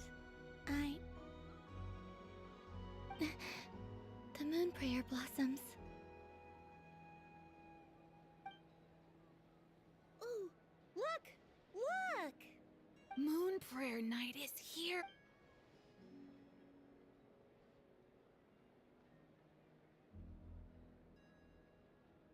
The moon. It's so beautiful. Happy Moon Prayer Night, dear. Happy moon prayer night. Happy Moon Prayer Night.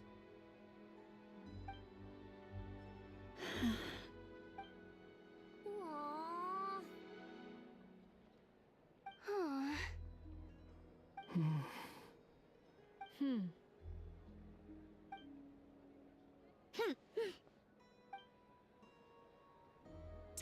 flies when you're having fun.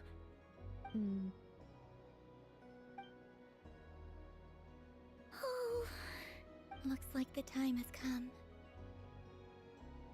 Columbina. You'll be heading off now? Yes, to the ruins you mentioned. And from there, back home to the moon. Wait! I know? At least... Take one of our craft shop's crumb cookies up to the moon with you. You know, for a snack. Sure. Why not? The Curatorium of Secrets believes in proper farewells. No story should be left without a satisfactory endnote. Never. Farewells are an important affair for the Ratniki, too. We never know when we might meet again. Haha! And here I thought grand farewells wouldn't suit tonight's mood. But I suppose friendly passion is not to be stopped, eh? We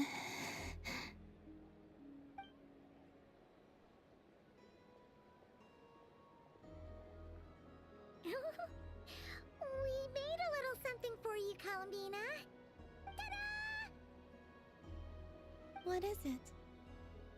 A Moon Prayer Night greeting card with drawings by all of your friends. You did mention that you'd like a portrait done, so I took the liberty of creating one for you. I, meanwhile, did the portrait of Mr. Albedo. And Mr. Varka did the same for me. I mean, I think my work was pretty true to life, don't you think? The picture of Ashru was my doing. The two of you seem to get along rather well. Wait, was I the only one who did a full-body picture? That's so embarrassing. I did pictures of me and Anefa. I did my own portrait and one for Hat Guy. Plus, there's the two mages, Arlecchino and Sindrune. So, if you ever miss us, just flip the card open and we'll all be right there with you. I don't know what to say. Thank you so much, everyone. This whole Moon Prayer Night was more than I could have ever asked for. It is the greatest gift I have ever received. Lauma, I figured it out. Figured what out? Remember how the Frost Moon Scions used to use milk as invisible ink to write hidden messages? That was a very long time ago. Oh, are you saying? Yes. When I miss you all, I shall use moonlight in the same way, to write words that only you can see upon the moon itself. Wow, that sounds lovely. Quite. But how will we see them?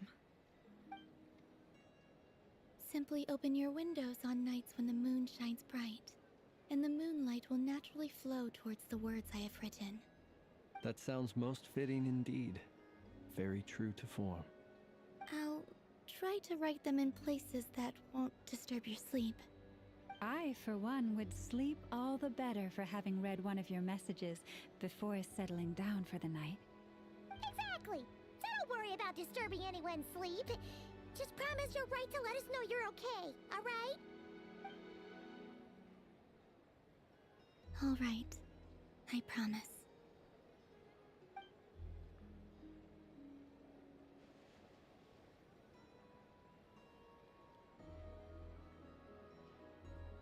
In that case, Columbina, are you ready? I'm ready.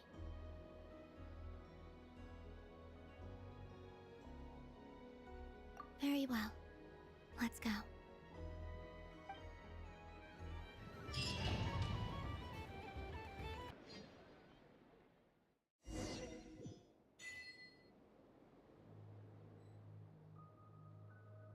In just a few moments, I will be gone. I still don't know what to expect on the moon.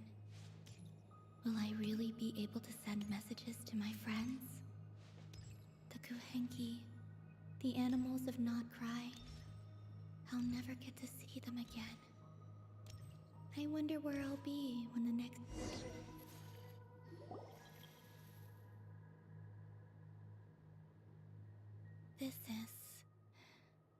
This is where the people of Hyperborea used to communicate with the moons.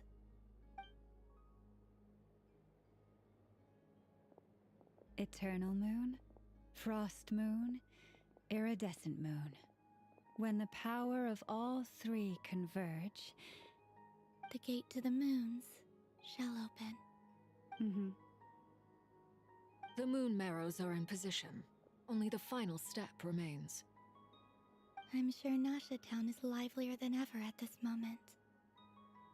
Yeah, it's a shame you couldn't be there for it, but it's now or never, right? It's fine. I'm more than happy with this.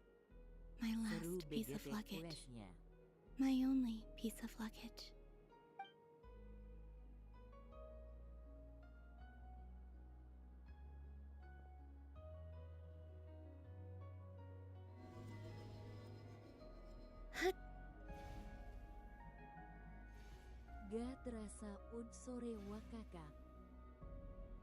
I can already feel the moon calling to me.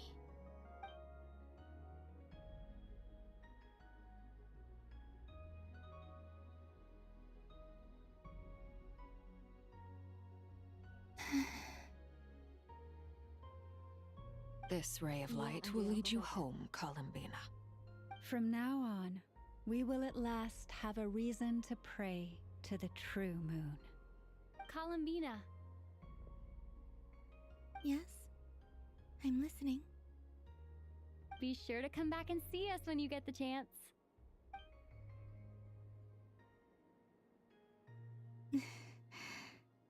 Of course. But if that chance doesn't come, then remember that you have friends on this planet. People who will miss Columbina. Yes, I will. Thank you for everything you've done for me. And remember, come night or day, the moonlight shall always connect us. Well then, farewell, my friends.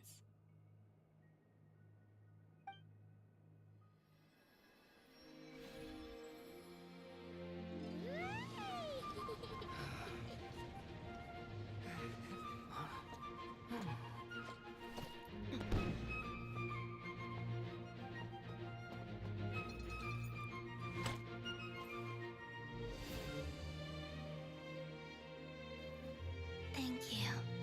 This was my happiest night in Tevat. Farewell, Columbina.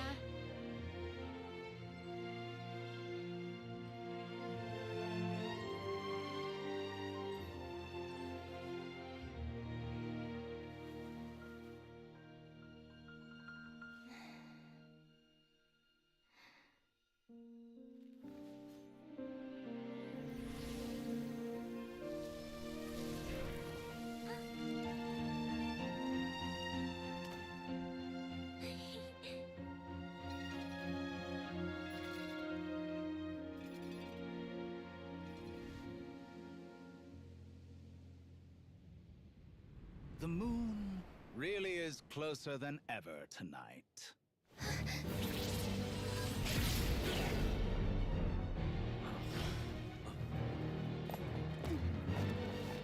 Columbina. All three moons in one place. Time for one final experiment. Reason, life, death, time, and space. They all believed I would fail.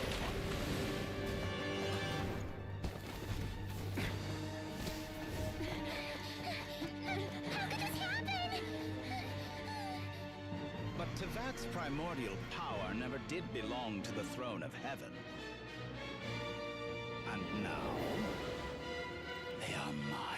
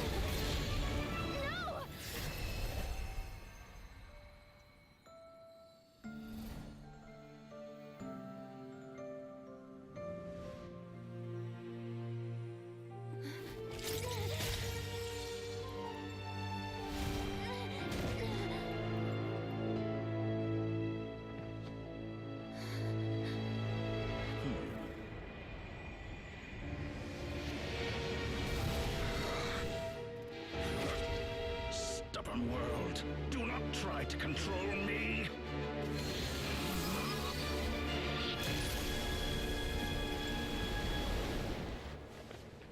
Columbina.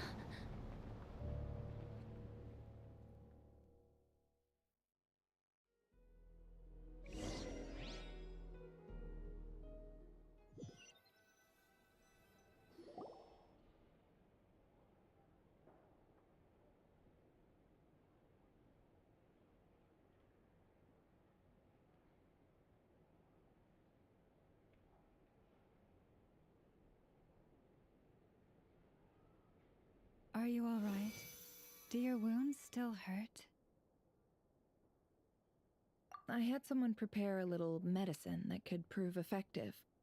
Take it if you need. In that case, let me relate the contents of the call we made to. That Dottore is a crafty one. He distracted the Hexenzirkel by creating a huge fuss at Tevat's borders. I'd assumed that the cause was an abyssal intrusion from the outside world, which in fairness is a rather common occurrence. But after learning that you managed to influence the phantoms in Nordcry, I realized that perhaps this interference could have come from within Tevat instead. But we weren't able to change their fates. True, you couldn't change how their stories ended, but you did build some variables around yourself. Variables? Yes. Things you heard that you could not otherwise have learned. Ideas that would otherwise have never crossed your mind. All these things are variables. Of course, most variables usually pale into insignificance with the myriad of possibilities floating around. But the moment you start treating them as building blocks and intentionally stacking them, that changes things. That's what Dottore did, and it's how he created the necessary conditions so that when you activated the portal tonight, it played right into his plan. However, we have no way of knowing exactly what he did. Yeah, we also need to ascertain Columbina's status. And that about sums it up.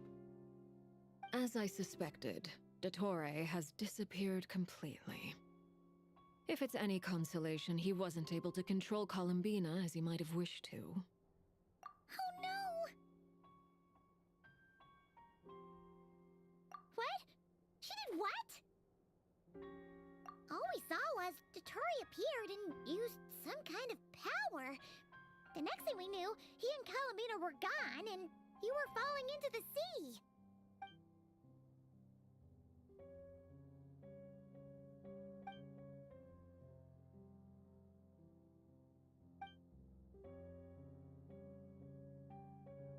So, Columbina intentionally opened the Moon Gate and escaped into the same mysterious world as Rarier and Thalindis. Sounds like bad news.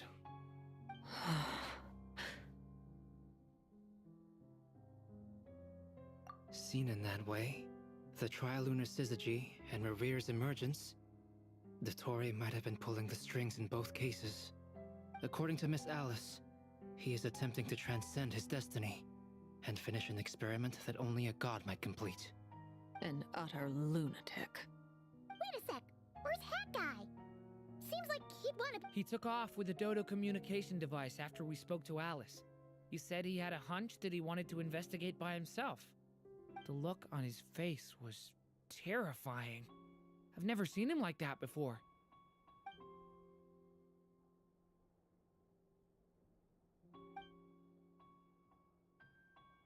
I'm back. Hat Guy! I went to look for the Hyperborean phantoms again. I got them to talk to Nicole on the other end of the communications line. Turns out... Really? But how? Because the phantoms are the ones who are deceived. They speak of a savior who appeared in their history. This savior promised to create a new moon within the false sky. And foolishly, they believed in him and told him it's obvious that this would... Now you mention it, the first time we entered the Hyperborean ruins... But Dottore shouldn't have been able to get in there in the first place! He didn't. Nicole said that this was an anomalous state triggered by disruptions in the causal connections between phantoms from the same era. The variables that Dottore put in place were substantial enough that they even affected phantoms that he never met. So it's not that their memories were unclear. They'd been tampered with. That's exactly the possibility Dottore was trying to manufacture. He turned these variables into knowledge and engineered the situation so all that knowledge would fall into his hands. Then, he harnessed that knowledge on Moon Prayer Night to truly create a false moon. How is that even possible? To be precise, he exploited a weakness in the way the spell works. The spell senses Kuvaki to detect the moon's location. So, as long as the false moon more strongly resembled a moon than the frost moon beyond the skies, the gate would teleport Columbina to the false moon's location. In other words, to Dottore's side. Once he had her under control, the teleportation spell remained active, and he manipulated her power to seize both moon marrows. At that moment, the moon marrows disappeared right before our eyes. It was already too late, even as we were leaving the ruins. By then, Dottore had already amassed the power of all 3 moons. So, where does that leave us? What do we do now? I'd certainly like to know what Her Majesty thinks, now that the concerns I expressed to her have come to pass. But we cannot simply sit and wait for her to decide the matter. And in any case, it is not the Fatui Harbinger Damselette who sees us as her friends, but rather Columbina Hyposelenia. If, even in such extreme circumstances, Her Majesty will not lift the prohibition on Harbingers drawing steel against one another, then I will do as my heart demands. I will fight as Peruware instead. Oh, Arlecchino! Time is short, so I'll make the first move. Whew.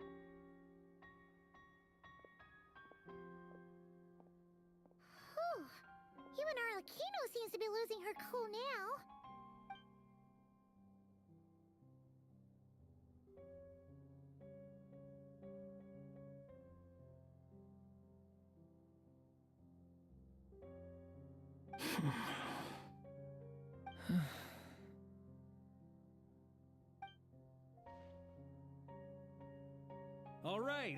All right. Lose those dejected looks for a moment and let me get a word in. It looks bad, I won't lie. Very bad, in fact. So Dottore's pulled some real dirty tricks to gain the upper hand. For now. And yeah, it's to the point where even the mages say that his variables have affected destiny. I'm not so sure, though. Many have told me that Tevat's destiny is fixed, and that does appear to be the case. Well, what makes Dottore so sure he'll be the exception? And since he was able to stack these variables up, who's to say we can't do the same? You of all people should not be discouraged, traveler from afar. This isn't over yet. And you're not alone in that. Everyone here does, whether they've spoken thus far or not. But none of us are the type to sit back and wait for the sun to shine again. That's exactly how a knight should roll. If they knock you down, you get back up and get back in it. Don't forget, honorary knight. Mark is right. This is far from over. Dottore's already way overdue a butt kicking given his past shenanigans. And after this, he's earned himself a double dose. That's what I'm talking about. Welcome, How's everyone else feeling? I'll use Kuvaki to investigate Columbina's whereabouts. I am not ready to give up either. Leave the intel gathering to me. Whatever happens within Nodcry's borders, when the Curatorium of Secrets wants to be in the know, we always find a way. Aino and I will do all we can to support you. We will attempt to reverse engineer Dottore's actions and seek a breakthrough that way. Alice and Nicole are busy dealing with an emergency at Tevat's borders, so they can't return just yet. But they're both very angry about this. They've asked Albedo and me to act on the Hexen Circle's behalf and do everything in our power to fight back against Dottore. Are you ready then? We're going to have to conduct a lot of research. even in the early stages. I'll do my best. As for me, I'm pretty familiar with Dotori's way of doing things, so I can try to predict his next move. I'll help with your investigation. Nice! Looks like we have our basic division of labor. I'll get in touch with Flints and Eatlua, get them to have a chat with their Starshiner. It couldn't hurt to bring the Lightkeepers on board as well. At the same time, I'll pass on instructions to the Knights present in Nodcry to assist the Lightkeepers and other organizations in ensuring the safety of those living here. Yeah! We'll show him! That's it then. Good luck, everyone.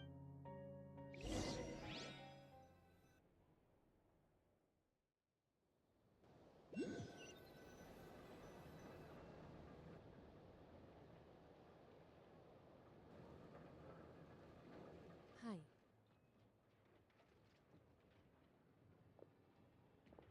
I never thought that column. It went from being a Fatui code name. And remember, come night or day, the moonlight shall always connect us.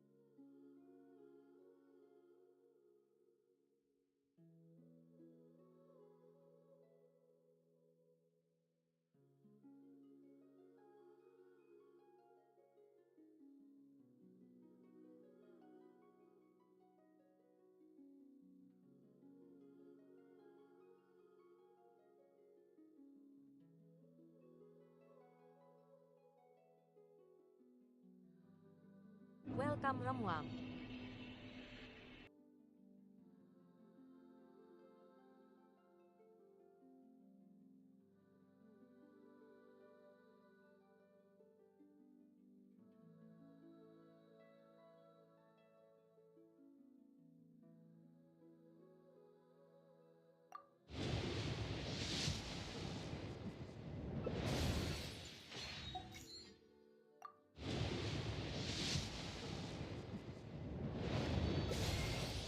Nice to meet you. I'm Lowen.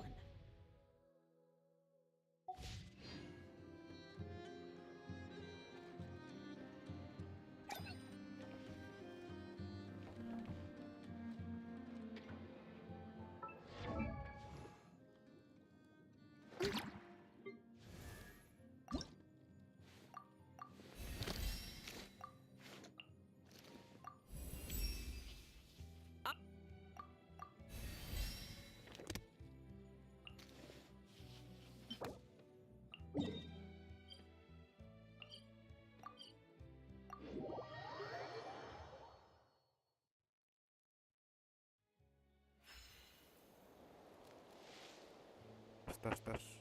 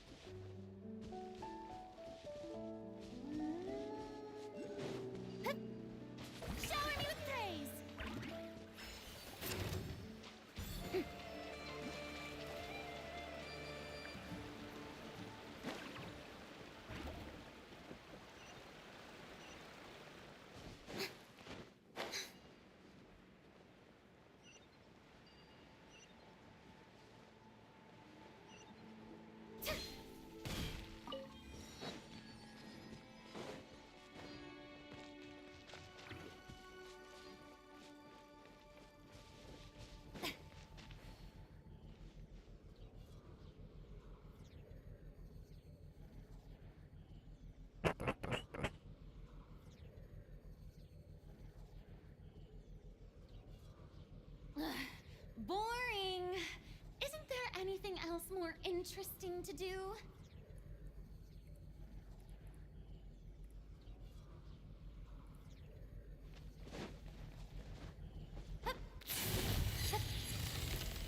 Bring it!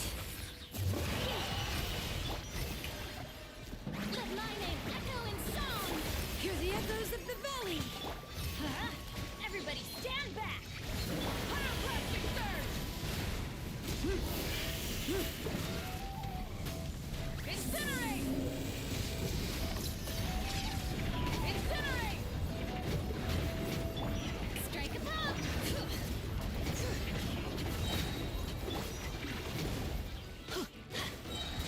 Teamwork is dream! Letting brave names echo! Wrath from the sky! Incinerate!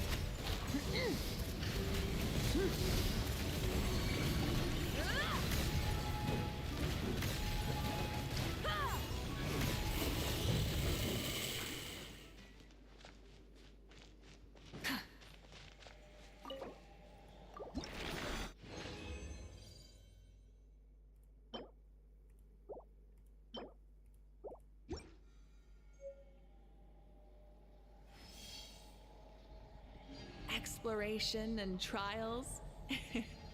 Adventuring is right up my alley. Bring it!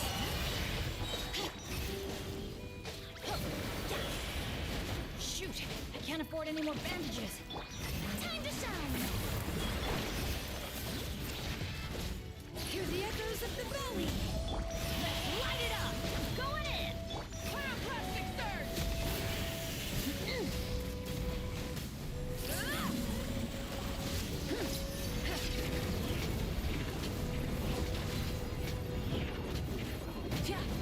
Shower me with that!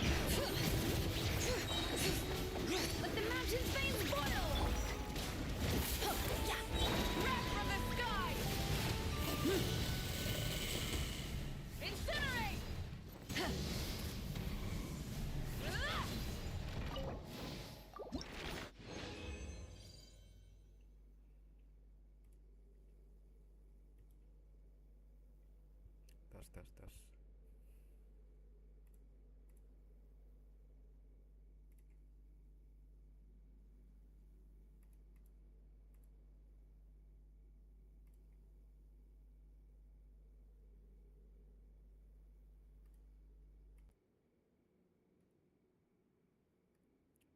Tes. Tes. Aman.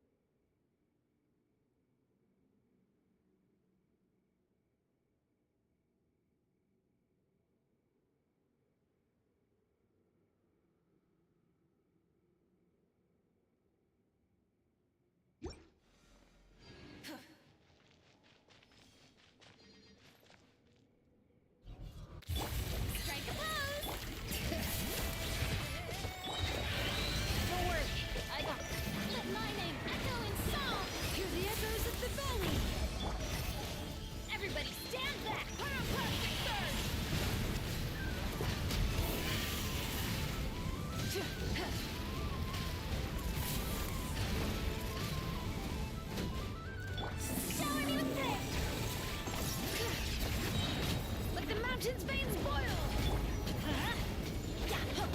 Wrath from the sky!